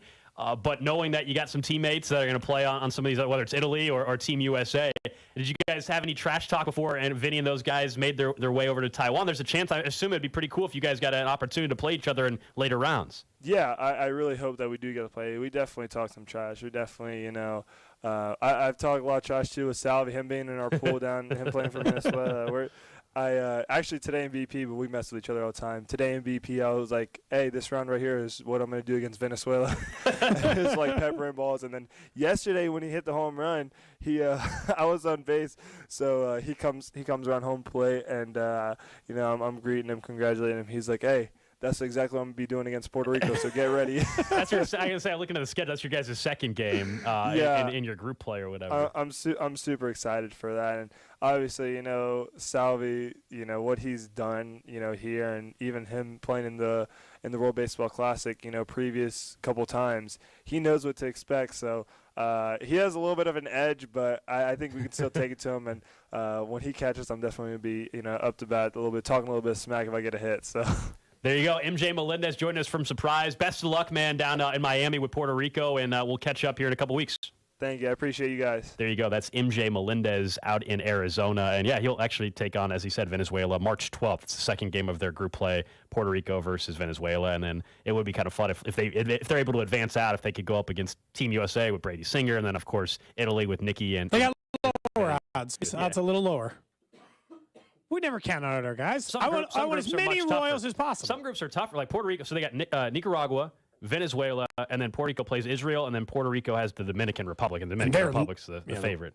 Yeah, that's a kind of loaded group, right? But some of the names, on Puerto Rico, they're Marcus Stroman. There's some legit names, obviously, on the Puerto Rico. Javier Baez, Edwin Diaz. So anyway, Nick, are you going to cook? That sounded really good, by the way. That actually sounded really, really good. You said no so quick. That was a quick. Yeah, you we shut gotta it go down. break. Okay. We got short commercials, so we're a little later today. We're fine. Yeah. Boss isn't here. Coming up next, though, we will. Let's just skip them. I'm cutting that. We'll get to the random question of the day. And what happens if Lamar Jackson ends up very close to home? Cody Sports Radio, brought to you by Gann Asphalt and Concrete. For asphalt, concrete, and parking lot maintenance, Gann Asphalt and Concrete. One contractor, all things parking lot. Trusted in Kansas City since 1994. Online at GANNasphalt.com. Whether your dog is in their puppy, adult, or senior years, there's nothing better than more years together. And the best way to feed their happy, healthy life is with fresh, healthy food. The Farmer's Dog makes it easy to keep your best friend healthy inside and out with fresh recipes made from real meat and veggies. They're pre-portioned just for your pup and delivered right to your door. Help your dog live a healthy life and get 50% off your first box of real fresh food at thefarmersdog.com/healthieryears23.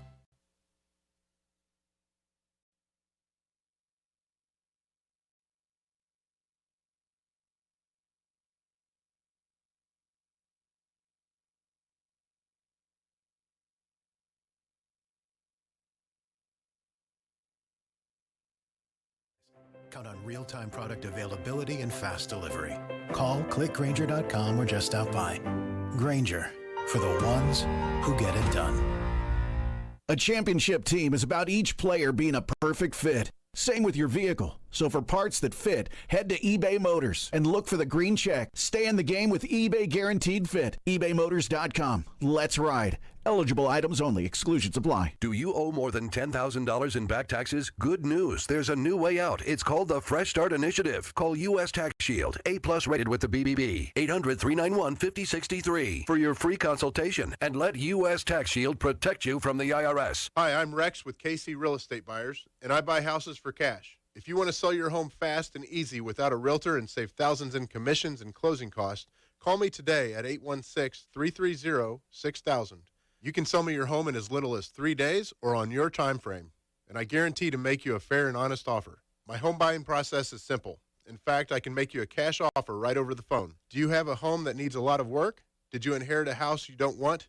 No problem. I can buy your home no matter the condition, the situation, or location. You don't need to clean or fix anything.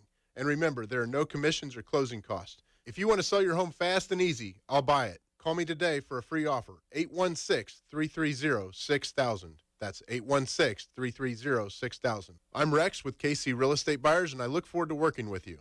816-330-6000, or visit our website at rexbuyskc.com. rexbuyskc.com. Kansas City Steak Company, another AmericanEagle.com success story. Started in 1932 as a family-owned butcher shop, today they're a leading distributor of superior all-American steaks delivered right to your door, ready for the grill and your taste buds. When it came to their website, an average site wouldn't do. They chose AmericanEagle.com to take their website to the next level. With a dramatic increase in competition and a softening market demand, they had two challenges: improve their brand presence and message, and produce a positive return. AmericanEagle.com got to work and executed usability studies and detailed audits of site experience, digital assets, and marketing. The result? An integrated digital marketing and customer experience plan, organic traffic increase of 20%, and a long-term roadmap for success. If you love great steaks, go to kansascitysteaks.com for website design, development, and online solutions that bring efficiency and results. Visit AmericanEagle.com. If you need a results-driven website, call the team at AmericanEagle.com at 877-WEB-NOW1. That's 877-WEB-NOW1. I switched to Boost Mobile and got a free Samsung Galaxy A23 5G phone. Want to know the best part? It was free? Nope. The fact that it's on America's largest 5G networks? Nope.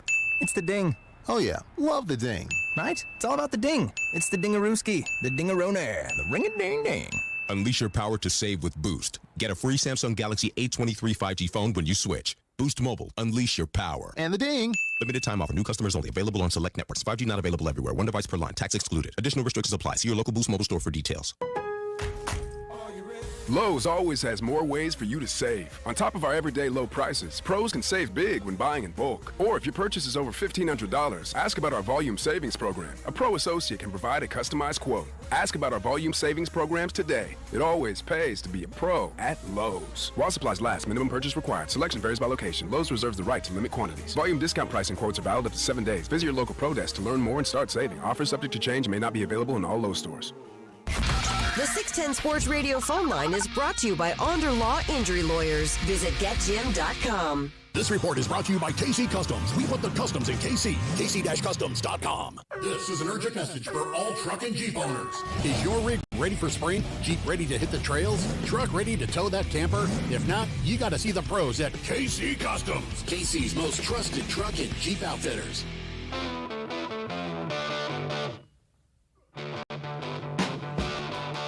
Thanks again to MJ Melendez for joining us out in Arizona. Thanks to Vern, our Royals insider, of course, who's been out there since the start of spring training. We'll have Vern back on the show next week. Get to the random question of the day here in about 8 minutes or so. We know Lamar Jackson and Baltimore Ravens, their ongoing problems. You got the GM getting called out by his own players yesterday, Rashad Bateman, and this back and forth of Lamar and trying to get the guaranteed money that he thinks he deserves, and they're obviously hesitant to do so. And there's a real possibility, and I think all of us on the show now don't believe he will end up playing in Baltimore by the time we get to the start of this season. Where he ends up, yeah, the Falcons are the favorite odds-wise to end up there. But what if he got traded to an AFC West team, which means one team in particular? It'd be the Raiders. That's the only team. The Broncos. They just go for another quarterback again. Only one it's not the spoiler. He won't be coming to Kansas City. Spoiler. No. Once they ended up with the Las Vegas Raiders. Last year, you mentioned Russell Wilson. We remember the Russell Wilson, Russ, Mahomes, Herbert. Carr, a very acceptable quarterback at the time, yeah. If it was Mahomes, Russ, Herbert, and Lamar Jackson, would that change your feeling on the AFC West, though? Because if it didn't happen last year, even though I think Lamar is extremely talented still, he's young enough that he's like Russ, where he was fading a little bit, and obviously big time last year. Turns out a lot. But it's still the Raiders. It's still their coaching staff, and it's still, I think, the mental side of the dominance the Chiefs have had on that franchise. That, yeah, would the Raiders be a better football team with Lamar Jackson? Of course they would be. But I don't think the Raiders are winning the AFC West just because Lamar Jackson becomes their quarterback. So, no. So they're also the betting favorite on an offshore, not in Vegas, on an offshore book to land Aaron Rodgers, odds checker or something. I don't remember the site, but they've got him at minus 200. Aaron Rodgers to land there as well. It would change. I would say that the AFC West is more difficult. Would we have the same conversation like we've never seen a division with these quarterbacks? No, because Russell Wilson ruined that talk. Although 3 out of 4, you would have a guy who's won 2 MVPs and 2 Super Bowls, a guy who's won an MVP in Lamar Jackson, and a guy who's more than capable of winning an MVP in Justin Herbert. I know he wouldn't have that title, but we would know that about them. I know Russell Wilson's never received an MVP vote, but he is a Super Bowl winner. So that would be your division. A Super Bowl champ, a 2-time Super Bowl champ, an MVP winner, and Justin Herbert, one of the more talented young quarterbacks in the NFL. Sure, if I structure it that way, fine. But you know what my biggest hang-up is? I still think Josh McDaniels stinks. So I don't think he's just going to fix it. Derek Carr, who by all accounts was about as steady as they come from a starting quarterback perspective, had his single worst year of his career under Josh McDaniels. They were less successful as a team than when Rich Bisaccia, in the middle of a very tumultuous season, where they had a player on their team murder another person in a vehicular accident and all of these. They had a lot on their plate, man. And they still managed to be a playoff team. They didn't even sniff the playoffs. It wasn't even a consideration for them. They were never good enough to be in there. Lamar Jackson would make them better. There's no doubt the division would be tougher. There'd be a better chance you'd lose to the Raiders. But guess what I predict their record to be against them next year if Lamar Jackson or Aaron Rodgers should have, for that matter? 2-0. That'd be my guess. 2-0. I'd be 2-0 the next year, too. Yes, it makes a division better, but it doesn't sway the division for me. It sounds like it sways it a little more for you. Yeah, I mean, Lamar Jackson would be a massive upgrade for what they've had at quarterback and skill level with the athleticism and all that. But I still look at the Raiders as a unit. Their defense is atrocious. And so they're not suddenly a contender if that happened. And again, it's just kind of a fun hypothetical if knowing that Lamar is going to get traded. I mean, the Raiders with Aaron Rodgers is actually more interesting to me in the short term. Lamar is obviously potentially a long-term fix, but if Aaron Rodgers was in the division, I would have to give the Raiders quite a bit more respect. I would say that the Raiders would be potentially vying for the second-best team in the division because of that quarterback, right? Because the Chargers have had their opportunities to do it. You talk about coaching, you still have a question about Brandon Staley, obviously, out in L.A., too. No, He's still it's the head not. coach, Yeah, right? I know less about Brandon Staley. I probably would still rate him above Josh McDaniels, but that's because I think Josh McDaniels is not a good head coach. Because we all agree going right now as rosters sit, the Raiders are still the worst team in the division. Yes. Whether they had right now, I mean, let's assume they literally don't have a quarterback right now. Okay. Fine. Then I have to. But I don't want. I want to rank Denver the worst. But fine, I'll accept that. Even if Sean Payton's a better coach. Even if Derek Carr was coming back, I would argue that the Raiders are the worst team in the division. I think it's probably Cody between the two. It depends on how much. Again, Sean Payton's got a lot of work to do on Russell Wilson, and they had to let go some of their talent just to afford Russell Wilson. Right. So it's not like I don't think their roster's getting better. And they gave up all their draft assets. Trading Jerry I'm just thinking about by the time you're probably right now, Gold, but by the time September 1st rolls around and we're getting on the precipice of the start of the NFL season and the Raiders actually had an entire draft and found a quarterback, I feel by the time the season starts, the Raiders are the better team. Maybe I'm kind of no matter who their quarterback is I guess what I'm saying. Because the most recent example of the quarterback play I've seen in Denver is there. But I don't know. I mean, is it Nick, would you even... Well, because I don't feel like we're ever going to talk about it that way again because Russell Wilson ruined the conversation. Lamar Jackson or Aaron Rodgers show up, we're not going to do this is the best... Is this the best division of all time? The only difference, I would say, is we know Lamar... especially, we know Rodgers just won back-to-back MVPs a year ago. And Lamar, if anything, there's probably more questions on Lamar because it's been 4 years since he won an MVP. But, I don't think anybody would be doubting the talent level of what Aaron Rodgers or Lamar could do next year. Whereas Russ, there were some people questioning it heading in. Anyway. And the thing to remember about Lamar Jackson, and I know that we don't want to talk about QB wins too much, but he has had almost no wide receiver help the entire time he's been in Baltimore. But they have spent, including draft picks and finances, the 31st least amount at the wide receiver position in the NFL, while they had an MVP caliber quarterback on their roster. His record still in games in which he started 45-16. That dude wins.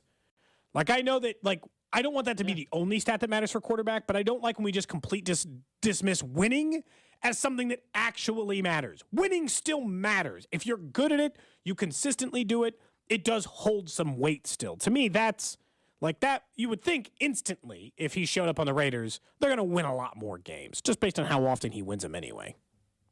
Random question. For you, Gold. For you, Nick, over in the J Southland Tow Service text line, 913-586-7610. This one's going to seem a little obvious, but come on. Travis Kelce is hosting Saturday Night Live tomorrow. So I don't think we've talked about it on this show, even though I think it's a regular barroom debate. All I want to know today, your favorite Saturday Night Live sketch of all time. Since we know Travis Kelce's going to do this thing tomorrow, I want to know what your favorite Saturday night sketch was in the lead up to it. Maybe it'll be tomorrow. Maybe it'll be something Travis Kelce does tomorrow. Well, that would mean no. I think mine still, and I was trying to. I don't think we have the audio of it, but the whole the NPR spoof. The sweaty balls. That's pretty good. That's at the. I mean, that is probably at the top of my list. I know that the Peyton Manning one, for whatever the athlete perspective, the Peyton Manning one, the United Way one is way up at the top of my list. It has consistently been one of the other underrated one from the last decade. Because again, in the 70s and 80s, not that I did. I've obviously those things it's the big ones that's come through. When you go through the Nick, please cut that part out. I've obviously seen those. What did I miss? No, you just go back, you'll hear it. Okay. When go back 30 seconds, you'll hear it. When you go back through the Saturday Night Live skits, one that's underrated the last decade, the Black Jeopardy. It's so good. The one with Tom Hanks. Okay. It's so good. If you haven't seen it, it is absolutely worth your time. Do you have a more recent one you like? Not really. I don't watch SNL on a regular basis Yeah, anymore. but you still see the clips sometimes, don't you? Over the last 6 years, I've one of the better watched. bits the new show does is the once a year with Michael Che and Colin Yost when they do the jokes they write for each other. It's just essentially them making each other say absolutely absurd things. Che's always making Michael Yost say incredibly racist jokes or those things. It's a very good setup. I'm assuming Nick was going to say MacGruber because we got into a whole thing about that. No, I mean, the MacGruber movie, yeah, for sure. But I don't know if I would put that as one of my favorite sketches. All of mine are going to be Will Ferrell. I grew up. I grew up with two DVDs of Saturday Night Live best of. You had DVDs of SNL. I had the best of Will Ferrell, and I had the best of Chris Farley. So those were two that were constantly being That's watched. a pretty good one. So Chippendales and those is like way up on your list. And Yeah, with Down by a River, right? Yeah, Matt Foley. Matt Foley. For me, I probably will. I probably will go with Will Ferrell. Celebrity Jeopardy is easy, but the Lovers one when they're in the hot tub with him and hello, lover.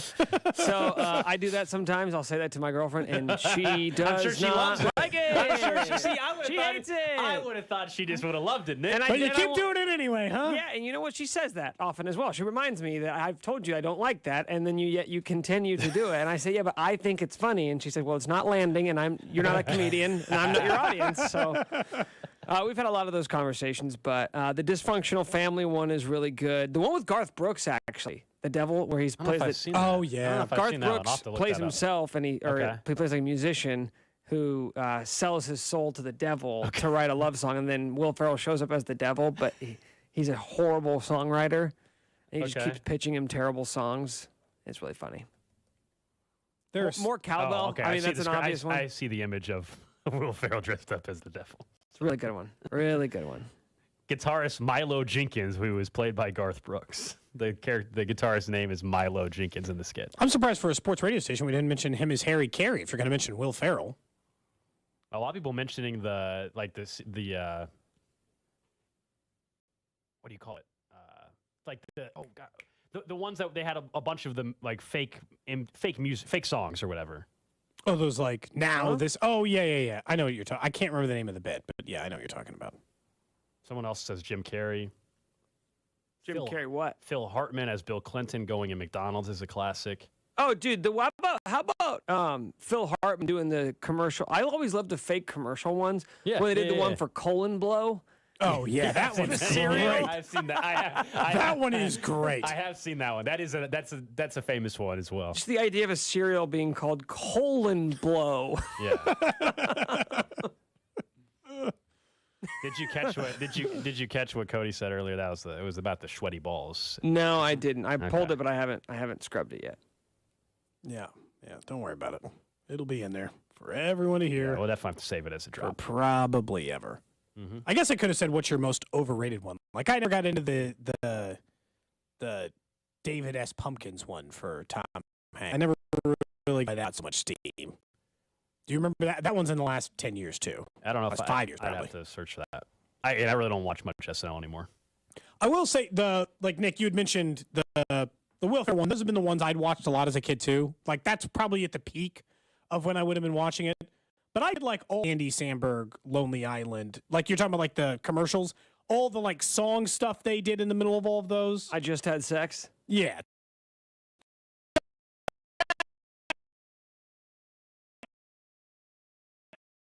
Come on. What's the word? Give the first line. What was in the box? There's a penis in the box, but that's not what they called it. That would not have rolled off the tongue. That wouldn't have worked quite as well. Because there's like, and they did Mother Lover and I'm on a boat. Like there's just I'm on a boat. Yeah, that's still like anytime I'm on a boat, I say that stupid every time. 100% success rate. If I'm on a boat, that song gets played or is said by somebody. We'll talk more about this with Aaron in the 1 o'clock hour. Club 610 opens in about 15 minutes. But Travis Kelce, there's Monday. Monday, I'm sure we will have some. There's no way he's going to bomb. Honestly, there's no way Kelce's going to bomb on Saturday. He's just got too good of a personality. Yeah. The cheerleaders one, somebody brought that up. The cheerleaders, where they play the Spartan cheerleaders. Yeah. Who's that Spartan in my TP? That was a long running. There was several of those over the years. Enough that oh no, wait, that was a different character first that got turned into a movie. So that is the random question of the day. There is a little bit of news in college football. When you look at the Big 12 and the Pac-12 conversation, and TV rights, and we know that last week the news came out that the Pac-12 was looking at like Ion TV. They disputed that, and looking at going on Apple TV. They have not disputed that one. Stuart Mandel, The Athletic, today said he's talked to people inside the Big 12 who believe they'll land Pac-12 schools as soon as this month. And those inside the Pac-12 insist nobody is jumping unless it's a really bad TV deal. And, of course, that the numbers are coming in a little bit better than they had originally thought. This seems like wishful thinking a little bit, right? The Pac-12's dead.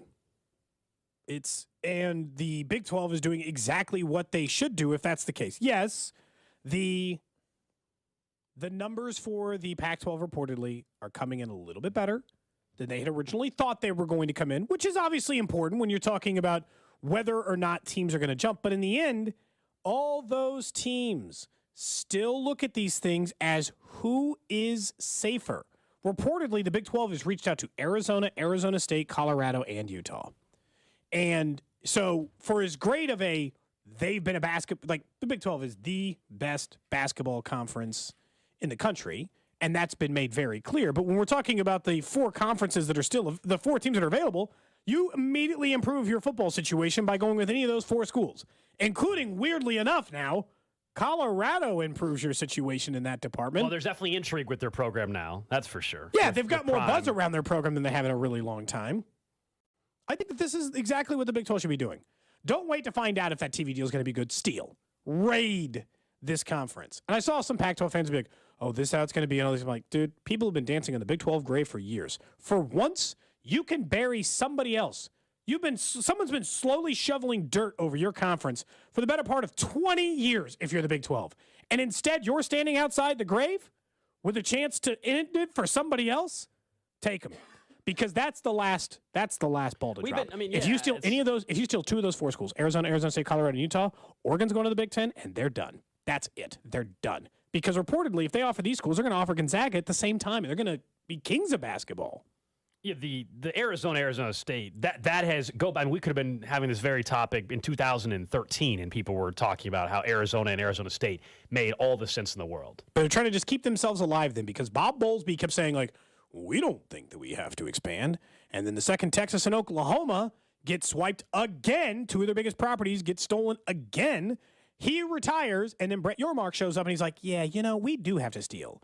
We can't just stay the same. Let's add Houston. Okay, that's going to make us better in football and basketball. And now let's start looking in other places where we can do bigger, better things. And I think that they've got the right idea. I hope the Big 12 is aggressive as it appears that they're thinking about being. Who do you want the most out of those? You can get two out of those schools. You want the Arizona schools? Yes. Yeah, out of that grouping, yes. I mean, of course, Oregon's the I'd answer. like Colorado. Yeah. I get it. I know why. And look, Colorado's in a weird, they're just in a weird spot. They're in kind of no. Because they've been one of the worst Power 5 football programs. Arizona schools, I think, would be fantastic to have those fan bases. We were just out in Phoenix. I mean, to have Tempe part. I just think it'd be good and fun for the conference as well. I know. I think it's a different area that they don't really advertise to now, which is nice. You're really expanding your fan base. You get the Phoenix market. Yeah. You get the Phoenix market, and it is growing like crazy still out there. So that is absolutely a new audience, and that means television dollars in the future. That's why it's important. That's what it all comes down to. But we'll see. It's the article certainly, of course, those inside the Big 12 are feeling optimistic, and the Pac-12 side is no, we're fine. So it's who's actually right. We're going to find out over the next month or so. Here's the thing: there's plenty of times that people probably thought the Big 12 was going to die, and that was more than reasonable to think. So the Pac-12 might not die here, but only if you let them. That's the mistake these other conferences made. When the Big 12 was hurting and in trouble, they could have finished them off. They could have taken the death blow, right? They didn't. They held themselves together, and credit to them at that time. They found a way through when all those schools were leaving, when Missouri and Nebraska and all those schools were taken off, and they held on to their piece of the pie. But then if they don't continue down that road, they're going to run into these same problems. Don't let them survive, because then 10 years from now, they might be the one killing you. I'm dead serious. If you let them survive, it's amazing how quickly though the Big 12, and this is why conference realignment, how quickly it can shift. But I don't know about you. If you're in Big 12, you're feeling so much better about where you're at than you were a year ago and where you were 2 years ago. And they just lost Texas and Oklahoma. I feel better about where the Big 12 is now than when the last conference realignment happened, like the one before, because that one definitely felt like the Big 12's going down. This time they lost Texas and Oklahoma, but it seemed like immediately they had a plan. And inside of a couple of months, you knew that they were in better position than the Pac-12. It'll be, it's not television dollars is what's driving this, but from a fan perspective, I don't know about you, it'll be kind of refreshed to have BYU and Houston and UCF in this conference, and obviously Cincinnati in this conference. It's going to be a totally new look. It's going to look weird, but it'll be just kind of fresh too at the same time. And certainly, if you could get rid of the Pac-12 by getting Arizona and Arizona State. Can we get rid of West Virginia? we had 3 of these and ditch them? The thought there is West Virginia, maybe, if all this they will end up in the ACC. Let's do that. And that's fine. Let's just go ahead and expedite that. It's Morgantown's way out there. Yeah, let's just ditch West Virginia, get them the hell out of this conference. Nobody wants them. And, they can have them over there. And we'll take Florida State. Oh, yeah, you okay with that? That's a good trade, huh? Reportedly, they're unhappy too, man. Well, this is where... That's the other thing. Reportedly, Florida State is unhappy with how the media rights splits are in the ACC. You can get rid of the Pac-12, and you can maybe damage the ACC a little bit. It's all about still, we all believe at some point you're going to be talking about it's 2, a race maybe to third. 3. Yeah, but it's a race to third. Yeah, and the Big 12 has a chance to do that, but we'll see how it all... I think they have the right guy in charge that's willing to be aggressive, not to sit on his ass the way the other commissioners did in the Big 12. I think they got someone that's going to be proactive, and it shows he's already been that way. And if this stuff comes true, that in the next month or so they get a Pac-12 school or 2, that is massive. And then the rest of the Pac-12 just collapses at that point. Yeah, that'll be the end. They all scatter shop places inside of these conferences or go to lesser conferences depending on the setup. So it says you want to get rid of West Virginia, Cody, but you want a school in Orlando and one all the way out at BYU. Yep. Also, BYU would make even more sense once you got Arizona State. Look, by the way, the cross-country stuff, that's over. Forget about travel. That's dead. That's not dead. why you said Rutgers is going to take on USC. I just said get rid of West Virginia because I don't want them to go to Morgantown. Why not because of travel? No, it's not a travel. It's just like with Morgantown? I don't care enough about their basketball or football programs or their brand. I just want them out. I'm with you, but do you care Fine about to travel UCF? too. It is kind of impossible to get to. Yeah, to go to Pittsburgh and then drive but up. how about like UCF is at least new and different. So you really, Cody just doesn't like the people of Morgantown. Nah, I'm just like, oh yeah, I guess if you're listening to the show, sorry, but that's it. I've never been, but it seems kind of like a dumb. It's another city where Cody cannot run for school board now. It's another city. Morgantown. Add that to Kansas City, Missouri. No, I can run in Kansas City. No, Missouri. not with the way the show's gone. We've talked about this. Not with some of the comments you have made. I think that. Who's going to dig those up? One of these other people trying to run against me against a school board member? Nick has them all Nick's going to play audio that damages my own run for school board? It's already saved. It's already saved. Why would you do that? It's already in the system. It's already ready to go. You don't have to play them. You can support there, me. Man. Yeah, but it's already here. It's not that big of a deal. Nobody remembers any of the things I've said on this show. There's just things said on the show. It should not hurt my school board candidacy. All right, coming up next, Club 610 opens up for the first time. Aaron Ladd stops by. We'll also talk more about Travis Kelce, SNL, and what he thinks the Chiefs are ultimately going to do come the NFL draft. You're listening to Cody and Gold. He's so good, and everyone knows it. Brought to you by Gann Asphalt and Concrete. For asphalt, concrete, and parking lot maintenance, Gann Asphalt and Concrete. One contractor, all things parking lot. Trusted in Kansas City since 1994. Online at GANNasphalt.com. If you own a small business, you know the value of time. GetRefunds.com does too. That's why they've made it easy, no matter how busy you are, to apply for the Employee Retention Credit, or ERC. Go to refunds.com to get started, and in less than 8 minutes, see if your business qualifies for ERC assistance. Your business may be eligible for a payroll tax refund of up to $26,000 per employee kept on payroll during COVID-19. GetRefunds.com has already helped clients claim over $3 billion in payroll tax refunds through the ERC, and they may be able to help your business too. There's no upfront charge either. They don't get paid until your business gets its refund. Many businesses believe they won't qualify based on incomplete or outdated information. So don't let this opportunity pass you by, because this payroll tax refund is only available for a limited time. Go to GetRefunds.com. That's GetRefunds.com. Hey, guys, I'm talking to you right here. Now's the perfect time to take the family planning into your hands and make things easier on your wife or partner. Book your vasectomy now at KCUC. I had mine last year, and I'm in the clear now. The whole process of getting a vasectomy takes less than a week. I went into KCUC. The procedure itself is about 30 minutes long, and then I'm back on the couch at home for a few days resting up. Not long after, I was back into my normal routine. So why is it the perfect timing to get yours? Well, there's a certain March basketball tournament coming up. You know the one. Can you think of a better time to recover than taking in nonstop basketball while chilling on the couch? You're straight up watching layups while laid up. Plus, in March, KCUC's doctors are opening up their schedules for more slots for vasectomies. With 15 locations in the KC Metro and 11 more around Kansas and Missouri, there's a KCUC close to you. Now's the time to book your vasectomy for March. Call 913-342-8264 or go to kcuc.com. It's not easy being the one everyone counts on to keep your operation running, no matter the weather or supply chain hiccup. But we get you, Raymond in Buffalo, Maria in Miami, and Jules in Troy, taking control of everything that's under your control. At Grainger, we're here for you with high-quality supplies for every industry, plus real-time product availability and access to experts ready to help. Call, click Grainger.com, or just stop by. Grainger, for the ones who get it done.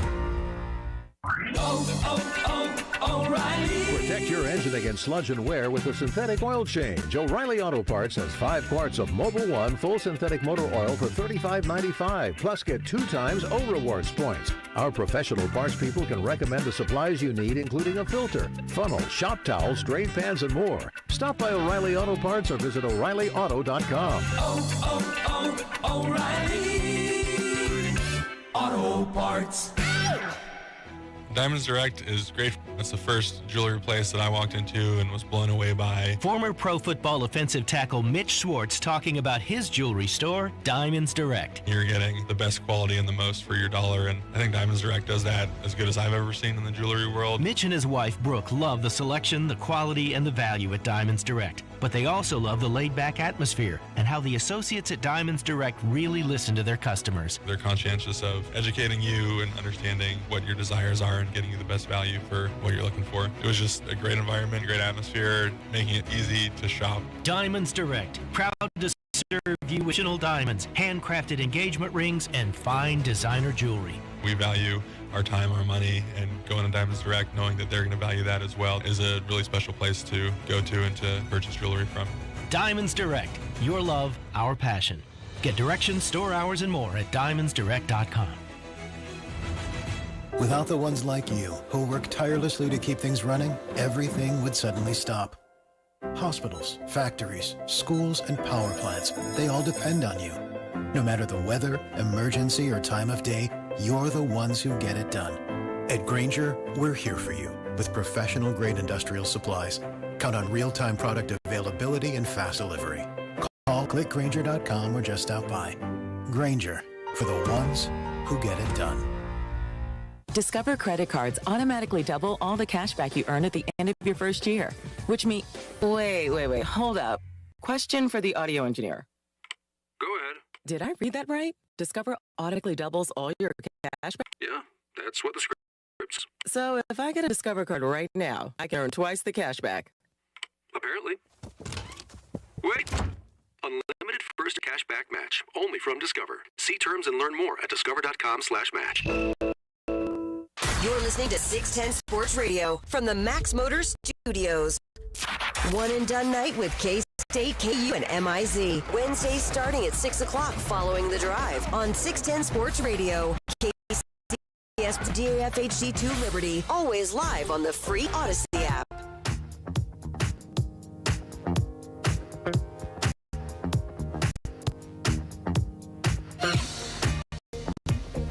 Club 610 opened up, 1 I o'clock like that hour. this is the music you chose. Yeah. Club 610.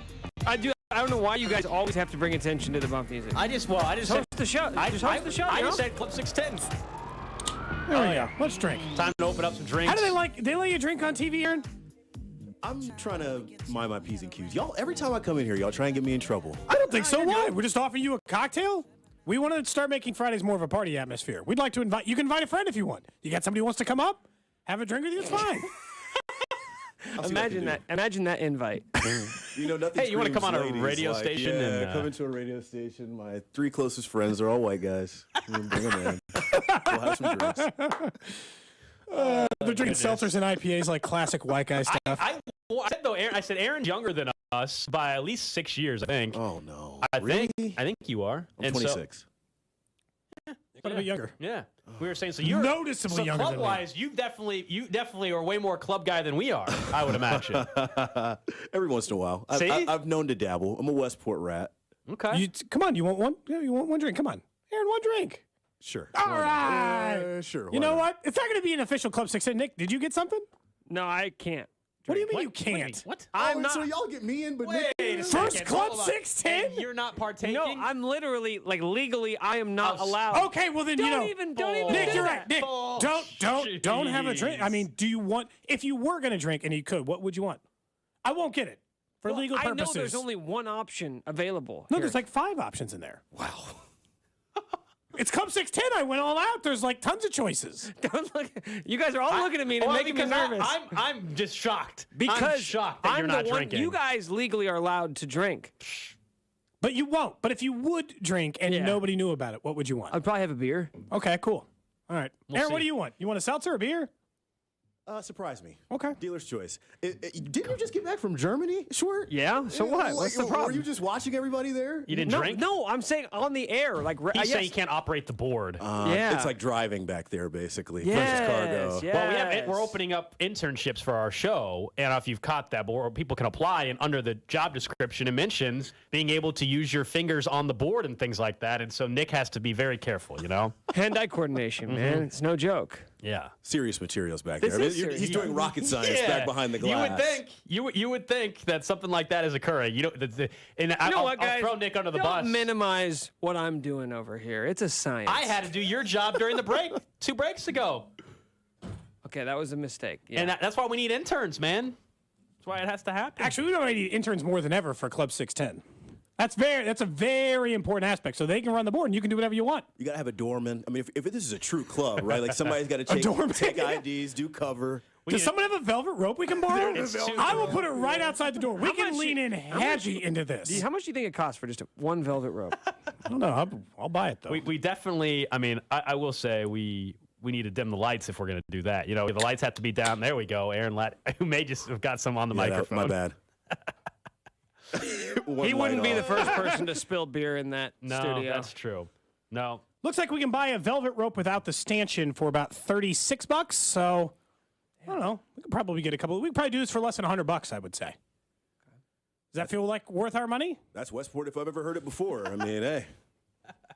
What's your spot, by the way, down there? Want to get some free pub somewhere? No free clout. No free clout. See, look. Aaron's not going to fall in the same trap I do. Smart. I think that's smart. Fair enough. Aaron, it's good to have you. Thanks for joining us. Do you have to work tonight? No. I will be at a high school basketball game later tonight. Yes. Yeah.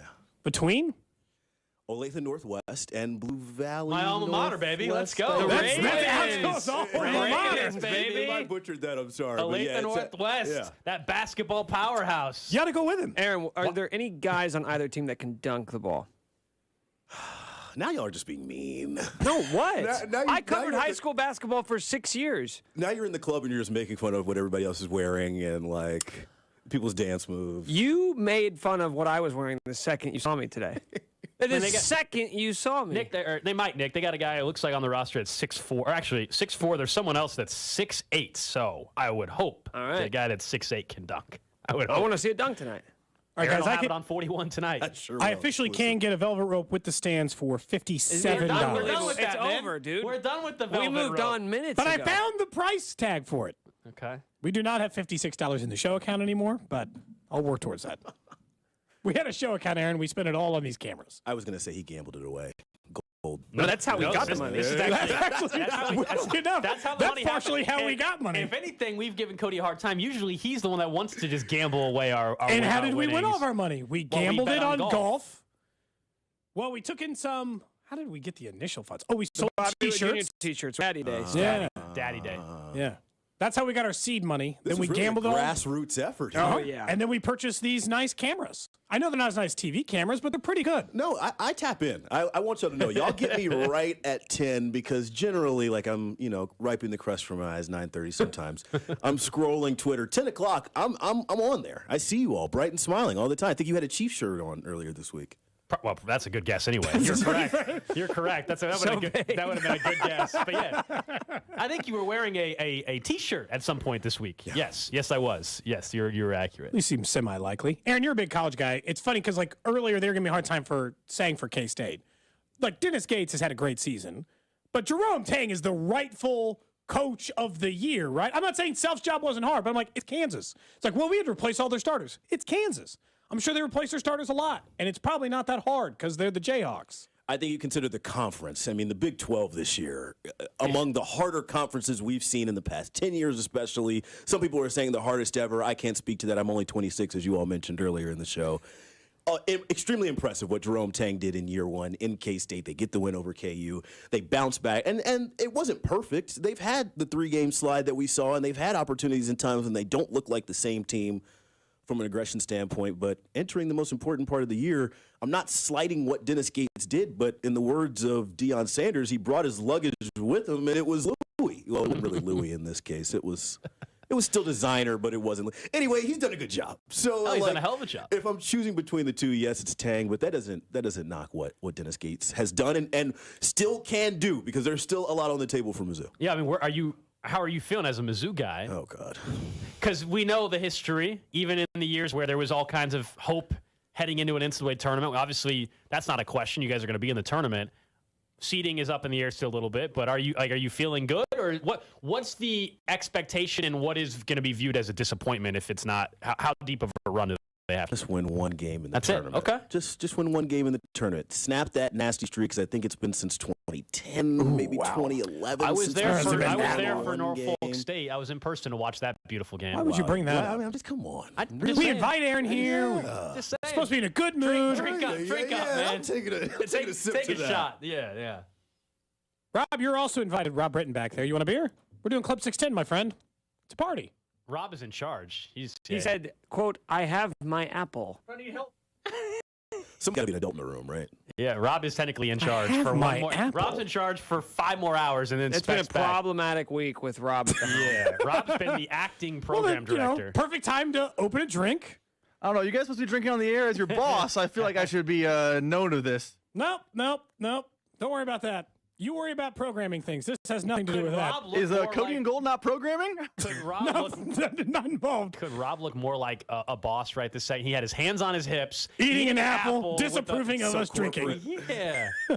Anyway, go ahead. You didn't like my Norfolk State comment, but you said just one tournament win. Just one tournament win. I think right now, snapping the streak and going into this year, I'm talking to Mizzou fans and friends of mine, and I'm just like, be better than last year. Which was a very that low was the bar, right? Like the bar was win double-digit games. Be competitive in your conference. Don't get blown out by K. Oh, okay. Well, I mean, like, that's the UMKC a couple of years ago. It had gotten pretty bleak. You've got to consider it a win, and we're entering March, right? Like, I know the expectations have changed, and I know Mizzou fans were all up in arms after the undefeated start, but it's a step in the right direction, and that's what you consider the win. Sure, you want to be the double seed in the SEC tournament, and you want to win a game there. Yes, you want to make a run into the March in March Madness and do all these things, but progress in this instance, in my opinion, has to be incremental, and it's already been that. Like, to me, yeah, that's why we were talking about, like, each team's thing. It's like Kansas, it's every year, so it's a disappointment they don't go to the Final Four, especially because they get a chance to be the number 1 seed in the country.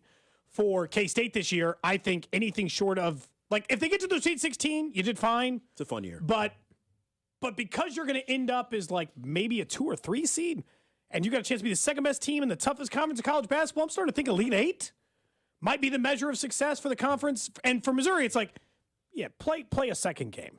You get to the Sweet 16, throw a party.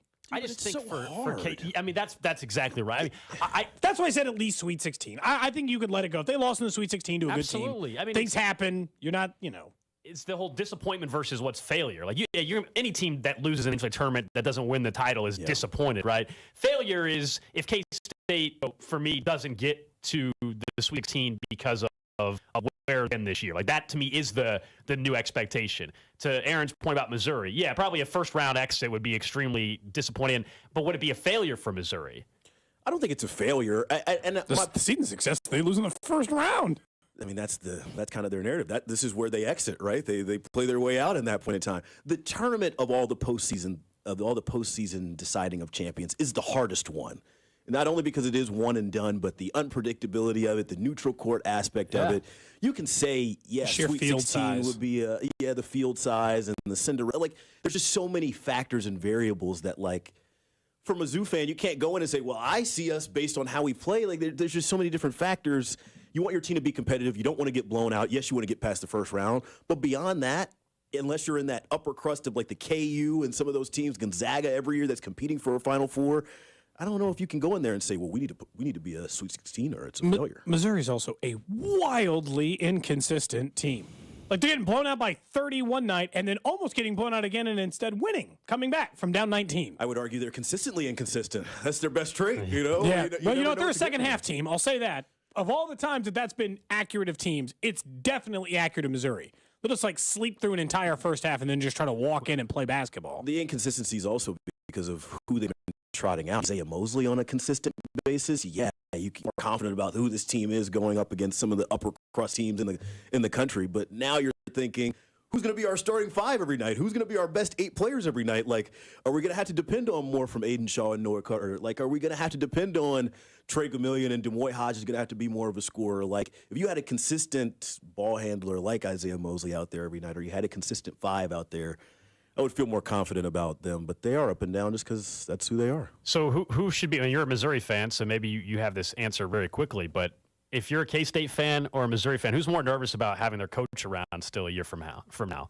Based off of both done a great job. We just talked about Tang might be coach of the year in all of college basketball. Dennis Gates is not going to win that, but he still has done an unbelievable job this year.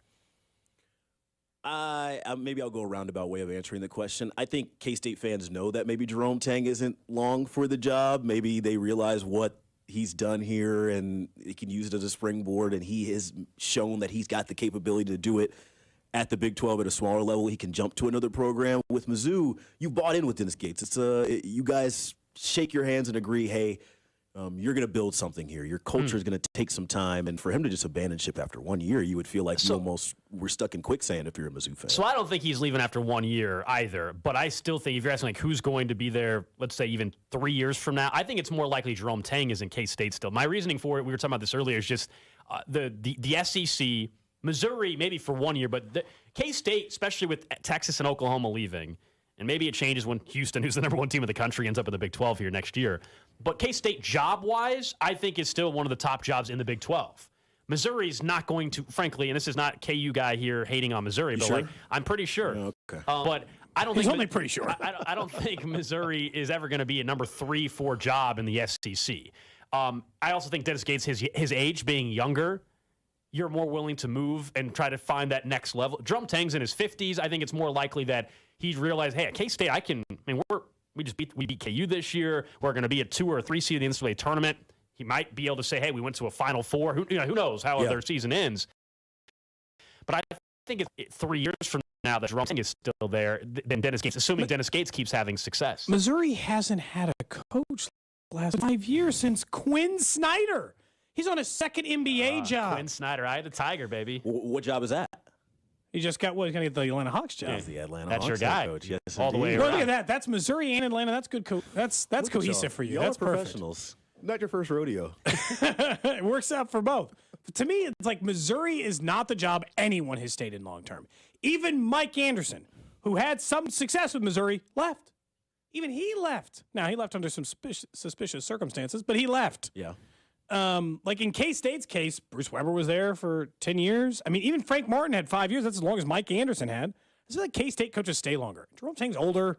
Like, it feels like there's some part of Jerome Tang that'll just be like, this is pretty sweet.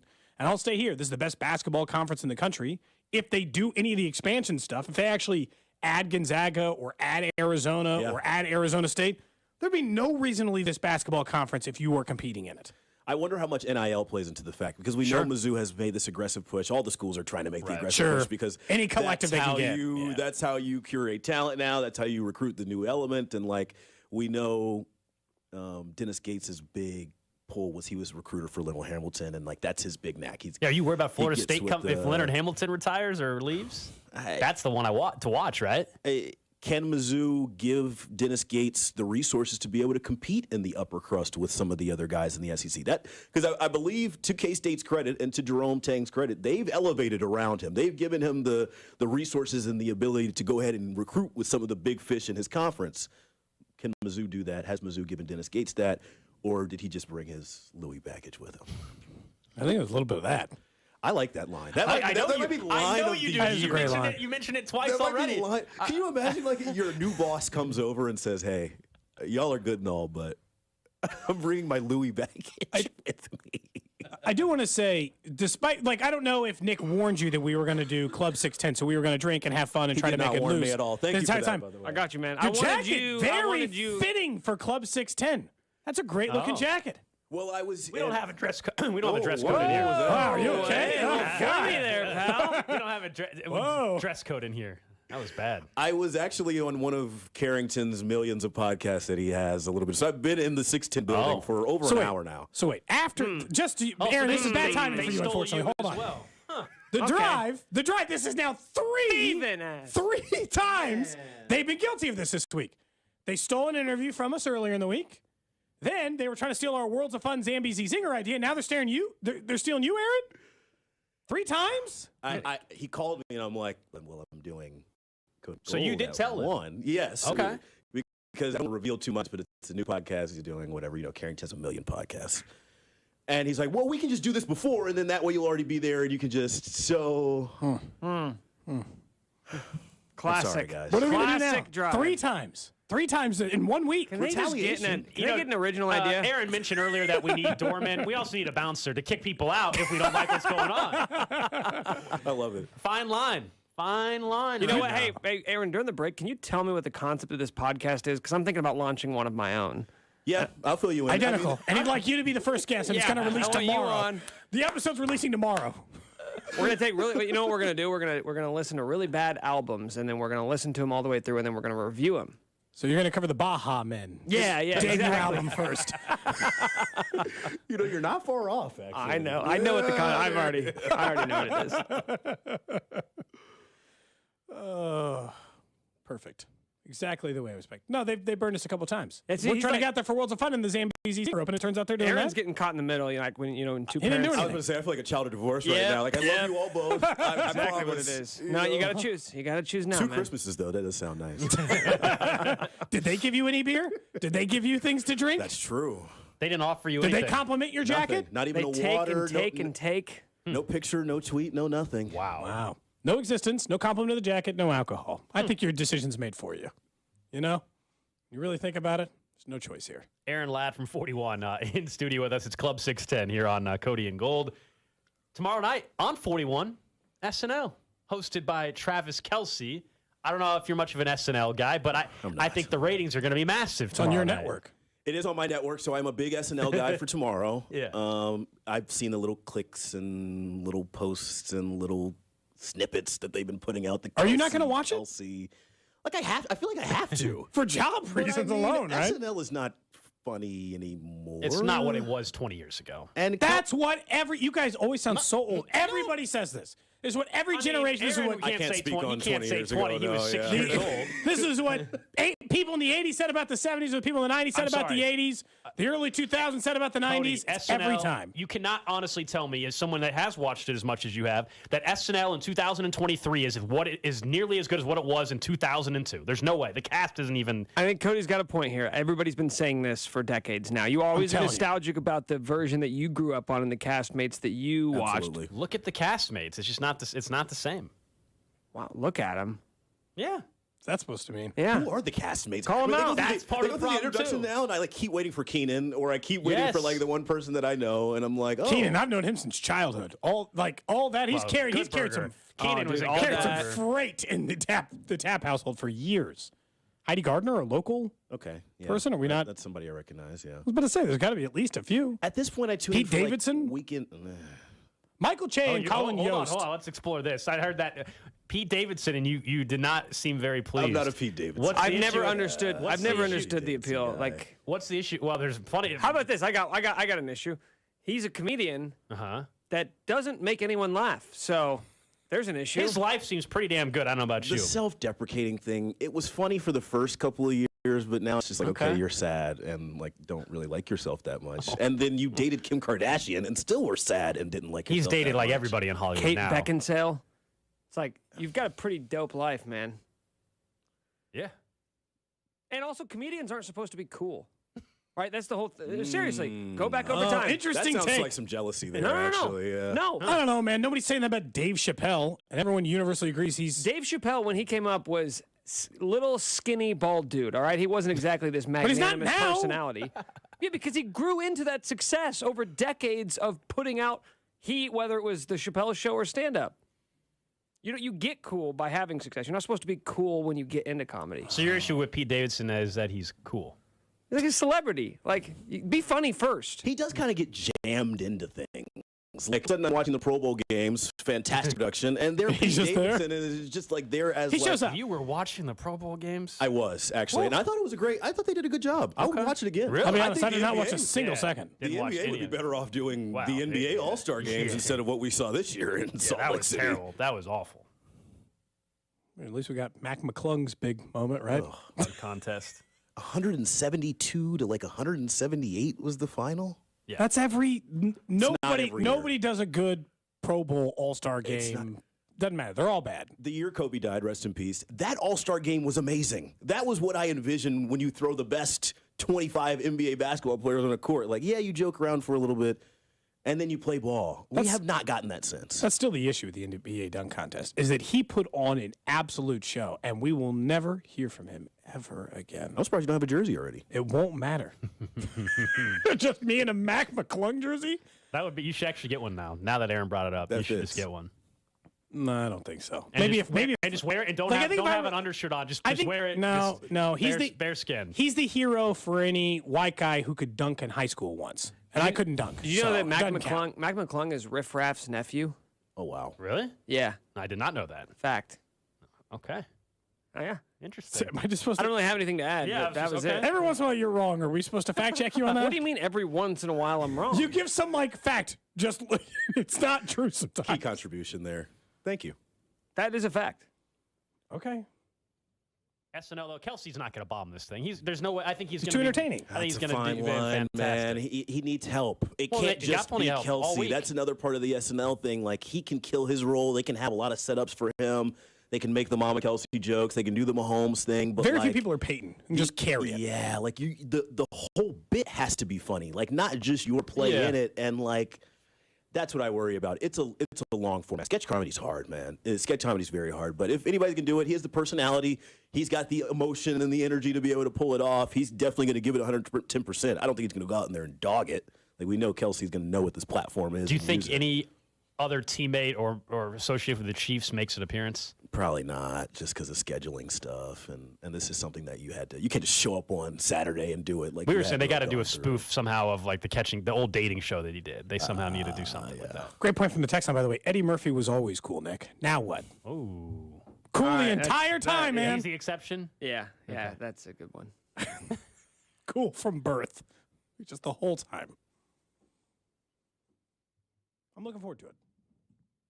Sounds like you really are. Yeah. Are you going to watch it live or recorded? I will not be watching it live, no. You'll be out on the town. Go to single man in Kansas City. Man. Oh, you're single now. Wait a minute. I've been single for a while. You guys ought to hit the town together. I thought Aaron introduced him to some people. Are you single or no? I am single, yes. Okay, so that was the last. Why aren't we going out to Westport or whatever? Why aren't we doing that? You can. I was in Phoenix, and I just kind of was dead for a while. Parade things happened. I'm working my way back up. I had to load manage for a while. And I actually have it on good authority that Aaron is going to be attending a party on Saturday night. Oh, my God. Yeah, am I wrong? You've done background research. Yeah, yep, that's my job. That's my job, man. What party? He finally does his job. Not a different party. Different party. Yeah, he's got a different party he's going to be going to. So Club 610's a warm-up to the real party on Saturday. That's right. He's going to wear the exact same thing Saturday night that he's wearing right now. Honestly, it's a good look. Well, honestly, I have a date tonight, and I'm wearing this exact. Okay. First date? No. Oh. Okay, second. Where are we at here? How many? What numbers are you looking at? Don't make me pry this thing open. It's 3, isn't it? I got to pry this thing open with a crowbar. Come on. It's the third date, isn't it? I'm just going to avoid all the questions and say I got a text from 610 producer Brian B-Dub Williams. Yeah. He says, no more roundtable invites for you. So I'm just getting, I'm just getting peeled apart by all the 610 people now. Oh, don't distract. Now we got it. Third date? Fourth date? Yeah. It's at least over 3 the way he's acting. He's not going to be single much longer. This is what you guys in can't go out media. much You longer. should know what happens when you dodge questions. It just brings It's pretty more simple. attention Just give us a to number. you. Just give us a number. This over is, under 10. Ooh. Well, that's too broad. This is someone that I'm very comfortable with, have a lot of history with, and Okay. it's not like a... Not a specific number situation. I get it. Not like I get not it. like a specific number. I got you. I got you. I know exactly why you don't want to answer it now. You don't want to put any labels on it. It's like an old flame situation. Okay. Yeah. Fair enough. She sounds lovely. Oh, Cody. That was unnecessary. Damn. You don't say that. You don't say that. Damn. That was a compliment. Oh God. She actually listens to the show too. No! So this is gonna be 0%. Yeah, this is bad. Oh, This is nightmare. She listens to this show? This is like y'all didn't tell me. This is why I'm never coming back to the club again. Right here. No, don't. It's a little looser. I'm coming back to the club. All right, we'll let you relax during the commercial break for a little bit. Then we'll maybe go in a different direction, although I would rather just talk about this for another half hour. Okay. We'll talk some Chiefs football next here on Club 610. You're listening to Cody and Gold, brought to you by Gann Asphalt and Concrete. For asphalt, concrete, and parking lot maintenance, Gann Asphalt and Concrete. One contractor, all things parking lot. Trusted in Kansas City since 1994. Online at GANNasphalt.com. Subscribe and download all new episodes of Nick's Wavin' in the Wheat podcast, released every Thursday on the 435 Podcast Network and the Odyssey app. For years and years, I had put off the idea of getting LASIK surgery to correct my vision needs. Not because I didn't want it, but because years ago, I was told I was not a candidate for LASIK. But technology changes as time goes on. Your eyes change as well, and that's exactly what happened to me. I called my friends over at DuraVision, had my free consultation, and they walked me through exactly what kind of plan they can put in place for me to help my vision needs, to now get to a point where I don't need contacts. I don't need glasses, because just a few days after my free consultation, I was scheduled for LASIK. That's how quickly you can start to see with your own two eyes, just in a matter of days. And DuraVision, they're simply the best in Kansas City, with over 65,000 vision correction procedures performed. So pick up the phone, take that first step like I did, and call DuraVision at 913-491-3330, or go online to DuraVision.com to learn more about just seeing with your own two eyes. And be sure to tell them Alex Gold from 610 Sports Radio sent you. Whether your dog is in their puppy, adult, or senior years, the best way to feed their happy, healthy life is with fresh, healthy food. The Farmer's Dog makes it easy to keep your best friend healthy inside and out with fresh recipes made from real meat and veggies. They're pre-portioned just for your pup and delivered right to your door. Help your dog live a healthy life and get 50% off your first box of real fresh food at thefarmersdog.com/healthieryears23. That's thefarmersdog.com/healthieryears23. It's not easy being the one everyone counts on to keep your operation running, no matter the weather or supply chain hiccup. But we get you, Raymond in Buffalo, Maria in Miami, and Jules in Troy, taking control of everything that's under your control. At Grainger, we're here for you with high-quality supplies for every industry, plus real-time product availability and access to experts ready to help. Call, click Grainger.com, or just stop by. Grainger, for the ones who get it done. O'Reilly. Protect your engine against sludge and wear with a synthetic oil change. O'Reilly Auto Parts has 5 quarts of Mobil 1 full synthetic motor oil for $35.95. Plus, get 2 times O Rewards points. Our professional parts people can recommend the supplies you need, including a filter, funnel, shop towels, drain pans, and more. Stop by O'Reilly Auto Parts or visit O'ReillyAuto.com. O'Reilly Auto Parts. Your retirement plan was solid. You'd sell your home and use all that hard-earned equity to live your dream. No one saw inflation hitting a 40-year high or the housing bubble that could crater your home's value. So what do? You could put your retirement plans on hold indefinitely or hope to sell your home before its value crashes and then find a new place to live. What if your best move is no move at all? TrueHold will buy your home today before values plunge. But here's what makes TrueHold unique. You can keep living in your home, paying a comfortable rent. The cash is yours now for travel, retirement, invest it, pay off your bills, anything. TrueHold even covers property taxes, insurance, repairs, and maintenance. TrueHold is a simple, easy solution to unlock financial freedom without having to move and disrupt your life. Discover how much TrueHold will give you now for your home while its value is high. Call 1-855-300-9993. That's 1-855-300-9993. Or visit TrueHold.com. That's TrueHold.com. Get in the zone, AutoZone. Welcome to AutoZone. What are you working on today? Starting trouble. No one likes that. We'll get you set up for some stronger starts. You might just need a fresh charge, and we'll take care of that free of charge. But if it is time for a new battery, we've got replacement batteries that'll fit your needs, starting at just $79.99. You can learn more about our battery selection at AutoZone.com. That's what makes us America's #1 battery destination. Get in the zone, AutoZone. Claim based on data from the NPD Group 2021. Lowe's always has more ways for you to save. On top of our everyday low prices, pros can save big when buying in bulk. Or if your purchase is over $1,500, ask about our volume savings program. A pro associate can provide a customized quote. Ask about our volume savings programs today. It always pays to be a pro at Lowe's. While supplies last, minimum purchase required. Selection varies by location. Lowe's reserves the right to limit quantities. Volume discount pricing quotes are valid up to 7 days. Visit your local pro desk to learn more and start saving. Offers subject to change may not be available in all Lowe's stores. I switched to Boost Mobile and got a free Samsung Galaxy A23 5G phone. Want to know the best part? It was free? Nope. The fact that it's on America's largest 5G networks? Nope. It's the ding. Oh yeah, love the ding. Right? It's all about the ding. It's the dingarooski, the dingarooner, the ring-a-ding-ding. Unleash your power to save with Boost. Get a free Samsung Galaxy A23 5G phone when you switch. Boost Mobile. Unleash your power. And the ding. Limited time offer. New customers only. Available on select networks. 5G not available everywhere. One device per line. Tax excluded. Additional restrictions apply. See your local Boost Mobile store for details. Guys, fellas, men, are you Roman ready for the weekend? Right now, generic Viagra, a.k.a. sildenafil, is just $4 per dose at Roman. Just complete a free online visit with a U.S. licensed healthcare professional. If medication is appropriate, Roman sends what you need in discreet packaging with free 2-day shipping. Generic Viagra from $4 at Roman. Go to ro.co/Viagra. Do it today and get 20% off your entire first order. That's ro.co/Viagra. The 610 Sports Radio phone line is brought to you by Onder Law Injury Lawyers. Visit getjim.com. Brought to you by Pfizer. Planning for an upcoming trip? It's important to know that updated COVID-19 boosters are currently available at no cost to you. Remember that immunity could take time to build. Check eligibility and schedule at vaccines.gov. Sponsored by Pfizer and BioNTech. All right, back here it is Club 610. Cody and Gold, Alex Gold, Cody Tapp, Nick Schwartz, Aaron Ladd from 41 joining us in studio as well. I promised him at least for 10 more minutes. We won't get back into his dating life and stuff. Ooh. But maybe for 10 minutes. That's 10 all minutes, you're giving him. Like 10 minutes or so, just for 10 minutes. We were talking about Travis Kelce doing SNL.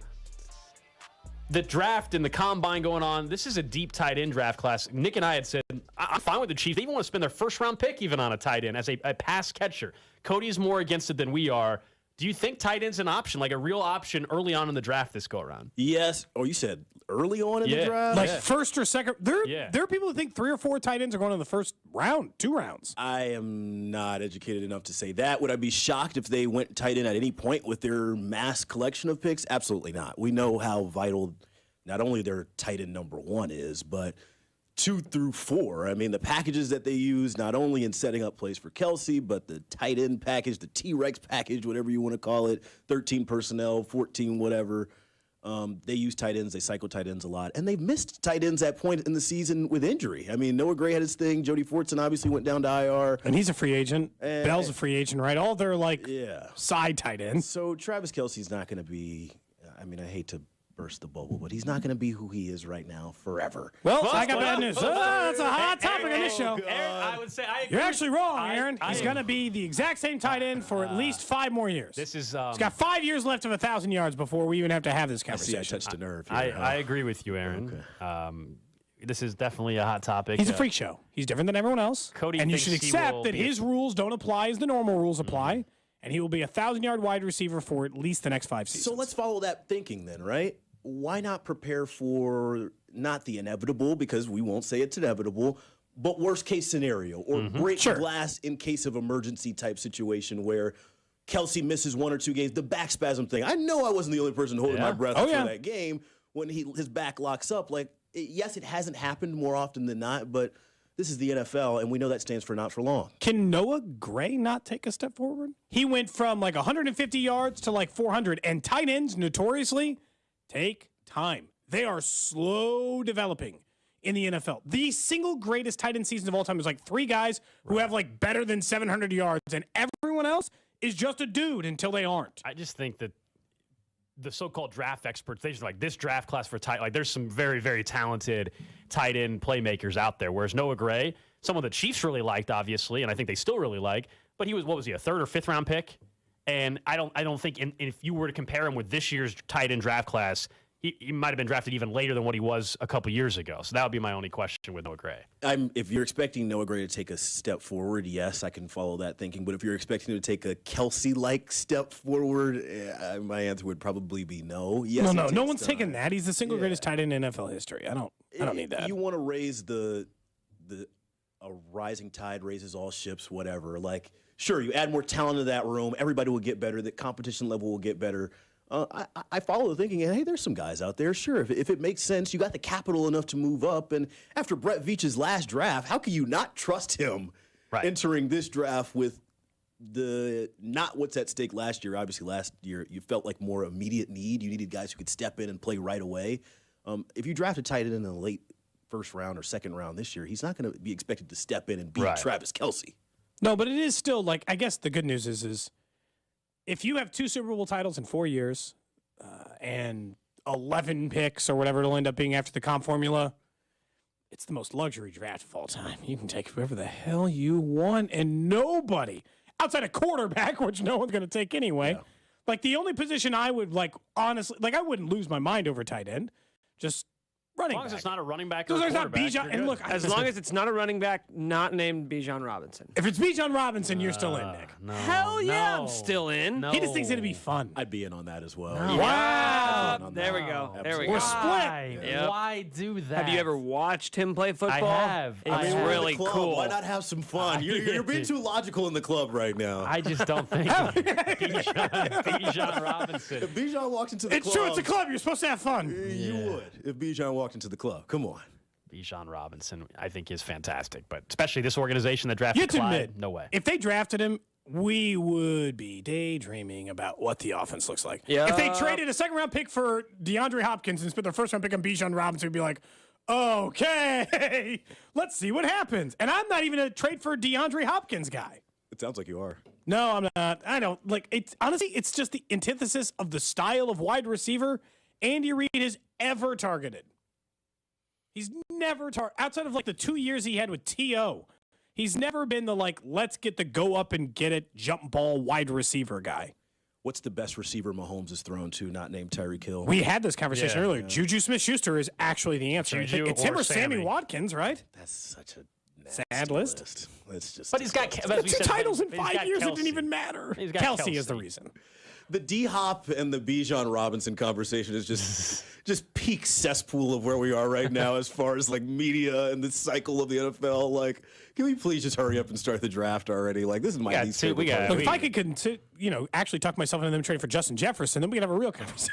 Let's give up all the 1st-round picks. What happened to Odell? Are we off the Odell train now? We're Odell's done? If you want to go on a 1 year flyer, sure. But that's something that won't get sorted out probably till August anyway. They should do like Juju's deal where they just give him $1 million every time they make the AFC title game or win the Super Bowl. That's a pretty good strategy. It's I only got to pay this person when we win the Super Bowl. Cool.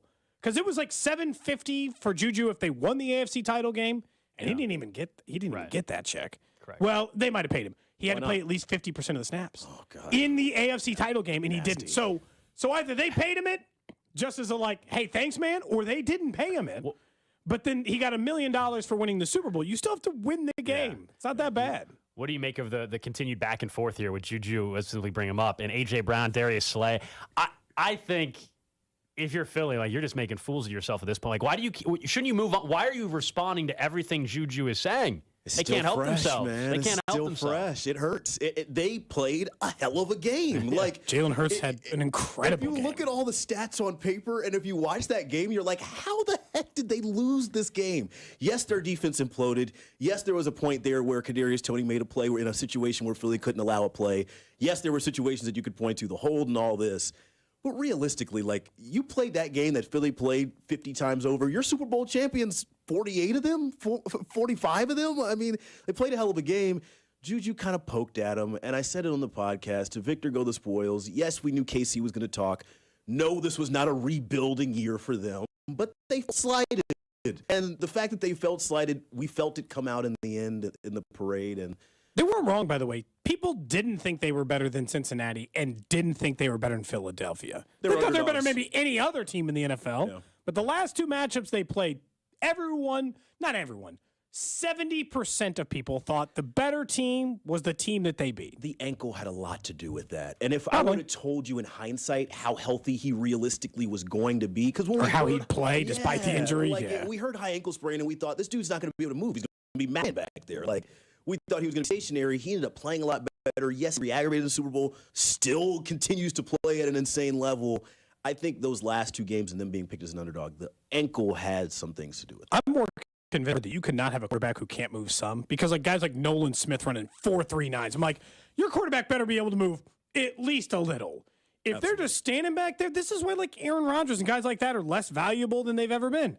If your guy can't move a little, you're in trouble. All these defensive players are so much faster than they used to be. What's the line of demarcation there? Like a Derek Carr? Or would you say that he's able to move a little bit? Or that's probably that's about the bottom Daniel basement. Jones, maybe? Yeah. Well, Daniel Jones can really move, right? I mean, I would say Derek Carr's like the basement line of mobility you would want in a quarterback anymore. You know what? Honestly, this is why Russell Wilson stinks. There's a lot of reasons, but he doesn't move anymore. He's not as fast. He doesn't incorporate his running game in his play anymore. So it's just down to him playing quarterback. Nobody plays like that anymore. Just he's not good enough. That little spin out used to have guys in hell. Here comes the airplane. That clip. Russell Wilson. The combine is going on. The big story, though, this week, Aaron, has been around Jalen Carter. I just was curious. Do you think he's sliding? So Jalen Carter, everybody listening probably by now is aware of the situation. He's actually ended up going to the combine despite going back to turn himself in. He had a arrest warrant out for his arrest down in Athens, Georgia. He made bail, misdemeanor charges, and, of course, it's something he's going to have to answer for a very long time. But I don't think he's sliding outside the top 10. I don't think he's going to have this major slide to where all of a sudden we're talking about him on draft day, and we're sitting there at pick 15 in Kansas City, and we're waiting. I think it impacts teams, but we've seen this story before. I mean, as long as the league and the team can kind of clear themselves or absolve themselves of what happened. So you got 2 months to do. The justice system does as well and says, well, it's misdemeanor charges to begin with, which I don't mean to talk negatively or discount how serious this incident was, because ultimately there was a loss of life here, and you never want to see that, which is something similar to what's going on in the Brandon Miller situation. I think ultimately the league, as long as the team absolves themselves and they see the talent, they're gonna take them and they're gonna play them. The Brandon Miller thing should actually be a really good example of teams that will look past any of that. His is even more he was in a race, like Jalen Carter was in a race and a person died. Yeah, I mean, Brandon Miller brought the gun to the scene. That one's bad. I don't know how he continues. What's made it worse is the way Nate Oates and Alabama have handled it from a PR perspective. Just really seeming like they don't give a you-know-what. That's what's made it worse, other than the obvious of what you just described, Cody. But the way they've handled it in the aftermath, and then you get the player introduction thing over the weekend. Down, dog. Which I understand is an intro we've all seen hundreds of times. Gotta be self-aware. What? What are you thinking? What happened to the high five in sports? You just want the high five. You high five your homie there. We move on. This reminds what happened to the high five? Okay, Aaron somehow, as the youngest person in this building, is now sounding like the oldest. Whatever happened to a firm handshake?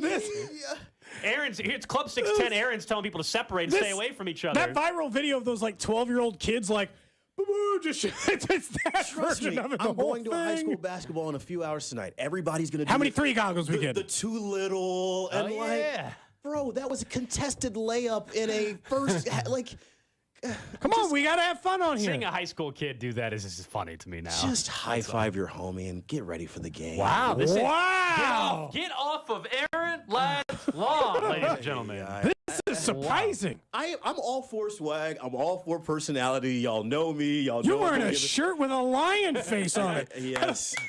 It is a lot of look at me. But in that situation, I haven't ever been in a witness to a murder. No, I would avoid that if you had. Let's go around the room real quick. We all in the same boat as Aaron there? Yeah. No. Yeah. Thank you. Do you know any murderers? Wait. You just said no. I've never been a witness to a murder. Whoa. This just in. Yeah. No, I went to high school with 2 murderers. That's the best I can do. Okay, but dude. What high school was that? Winnetonka. I didn't know this. Okay, so one of the people I did sports with in high school, right? We did sports, closed circuit television. He murdered someone, and then another person I did close circuit news sports with also murdered is someone. this what Club 610's about? Well, sometimes things happen Are at you clubs. kidding me? Sometimes things happen at Two clubs. people whose houses I've been in killed someone after we left high school. It's not great. Oh. This sucks. You brought up murder. Worst Yeah, club I'm ever. going to drink some more.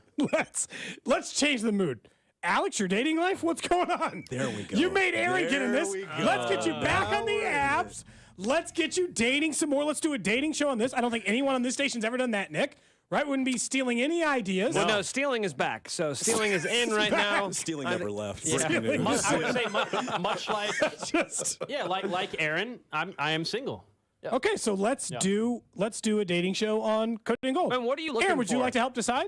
And what are you looking for, Gold? That's a better question. Yeah, that is. Yeah, what are you looking for What's in your a type? companion? I do like table. sex.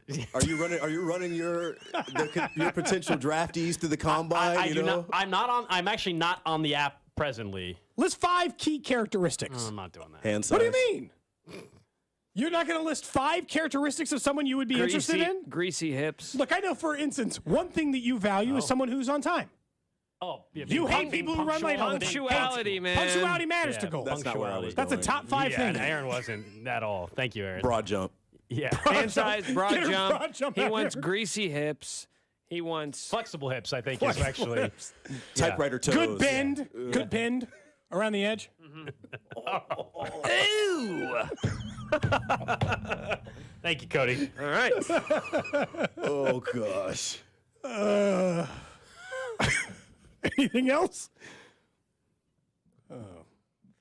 See, I usually go good smile. You know, good personality, good It's conversation. very important. Yeah. Mm-hmm. But yeah, the person you have to be able to hold. What are some deal breakers for you? Well, we've talked about bad dates, and some of those were involved in those bad dates. So some of those would just be like, I don't think you have to have the same background necessarily, but you also, it can't be something where if you're someone where even like when it comes to religion and things like that are so like super, super important to you, and that is, and we don't have the same, like that, that's probably not going to work out. That one girl. That was borderline anti-Semitism. That was like. Yeah, it you was- should have just led with that part of it. It was borderline. That's your type. It was. No. That was not his type. Was she listening to Kanye on the way into the date? This was pre-Kanye. This was pre-Kanye. She had her Kyrie's on. She was very curious about my last name. Let's just say that. She was very confused. Yeah. So, yeah, that went real well. So That she went that into it with that some date preconceived ended, ideas. Aaron, that date ended in about an hour or less. She was like, "So, what do you do for a living, Mr. Gold?" She's like, "Gold, what is that? Gold? What gold? Like, what is that?" I'm like, finally, I just said, "It's Jewish." So, like, my thing is like that. By the way, I don't have to date somebody that's Jewish. That's not like a deal breaker. You prefer that they're not. This is new information to me. Yeah, You prefer that they're not anti-Semitic. I tend to prefer that they're not anti-Semitic. I would hope even other people would prefer they're not dating someone that's anti-Semitic as well. Yeah. I would prefer that. Yes. It's a good point. So what about you, Aaron? Tonight you're going out. Wow. Okay, just tell us this, Aaron. Just tell us this. What's the plan tonight? You don't have to tell us specifically where you're going, but High what's school the... basketball game, real romantic. Yeah. She's not coming with me to the high school basketball game. Sit in front row, right behind the Ravens bench. I get you the good seats. Yeah, she's gonna watch you work. Yeah, we'll bring her to the VIP, the suites over at Valley Northwest. Yeah. What are you going to get cocktails afterwards? I'm assuming that's what he's doing. So I'm actually a dive bar guy. I don't know if many people know this about me. Like I do the club thing, Westport and that kind of thing, but I usually try and stay in the dive bar. So we'll hit a couple dive bars. Che Charlie's is one of my favorite dive bars. It's right there on Main. I'll give out some free clout for them because I like them. But yeah, you'll catch me in a dive bar tonight if you see me. Okay, that's it. Just a couple drinks. I mean, that's the plan as of right now. I'm just asking. You know, it's fluid. It's fluid. All right, fine. Gold, how about you? Right tonight, I have no plans currently. This evening. Let's get him out. Nope, no plans currently. If you met Aaron somewhere in a dive bar, he might help you set you up with somebody. You do sound like you need some assistance. He said it. He said it. I need some assistance. I'm talking to a girl right now. You're just like, I'm not on the apps, you know. No, but we're kind of, it's complicated. But you're. Wait a minute. What's complicated about it? What do you mean? You're the person What do you mean? who What do I said it. mean? You just said it. No, what do you mean by it's complicated? We're not in a relationship, but we're just talking. Well, that doesn't sound complicated. That sounds at like all. you can still broke be it on the down in apps. 10 seconds. This is strictly physical. Are you guys exploring each other's bodies? Way to make it just really awkward, Nick. Thank you. I'll be honest. I'm liking the first edition of Club 610. Big This fan. is the initial edition? Initial. Yeah, you're Oh here. my You should feel gosh. honored. You should feel honored. Just wait till we get the stanchion out here with the velvet rope. Yep. And start inviting more people. We might get 10, 15 people in here. I We're think going to you make it a should- real club. bouncer. I think you should bring who you're going on a date with tonight to the next Club 610. Lord have mercy. Boom. She listens to the show, She so said she's she probably likes listening the right show, now. She's so- probably like, man, I wish She I doesn't were want to there. come? I've Seems given away perfect. way too much information. If you're Well, I listening, mean- I'm sorry. Tell her she can come. She's invited to Club 610. She can have a drink. We can provide different types of alcohol. She like a wine drinker? very Aaron's complimentary. Cocktail? Aaron's got both of his phones out. He's got two. He's two phone Aaron here lad. we go again. Two phone Aaron lad, and the phone is blowing up. So I don't know what's happening for you. Maybe Aaron's open up tonight as well. Maybe just like mixed listening, and you're supposed to give you a hard time. I'm sick of y'all, man. I'm leaving the club. Oh man, will you come back though? Nick, love one to. bad experience as with the much as I club. like You know. this song, you could have played Closing Time too. That would have also worked. But this is the closing song. Okay. All right. This is our club's closing song. We got to get some black drinks in here, like maybe Hennessy. Okay. Or like Look, a next time you cognac. come, I'll get some Still Hennessy. drink Hennessy? I'm not a Hennessy drinker. I just kind of. Okay, what kind of drink do you want? Yeah, what would you We want to prefer? be inclusive in the club. Hypnotic? You tell us what you want the next time, and we'll get it. you want a shot of hypnotic? That was wild. Oh goodness! Thanks to Aaron. You put in your Ladd. drink request the next time, it'll be here. I got you. Thanks to Aaron Ladd, 41, for stopping by. We'll be back on Monday. Brandy wears a braided chain made of finest. There's Kelce to the end zone. Cody and Gold brought to you by Gann Asphalt and Concrete. For asphalt, concrete, and parking lot maintenance, Gann Asphalt and Concrete. One contractor, all things parking lot. Trusted in Kansas City since 1994. Online at GANNasphalt.com. Don't miss the Chiefs Red Half Hour every day at 11:30 on your official broadcast partner of the Chiefs, 610 Sports Radio. BetMGM, the king of sportsbooks, unleashes the spirit of Las Vegas with BetMGM Rewards.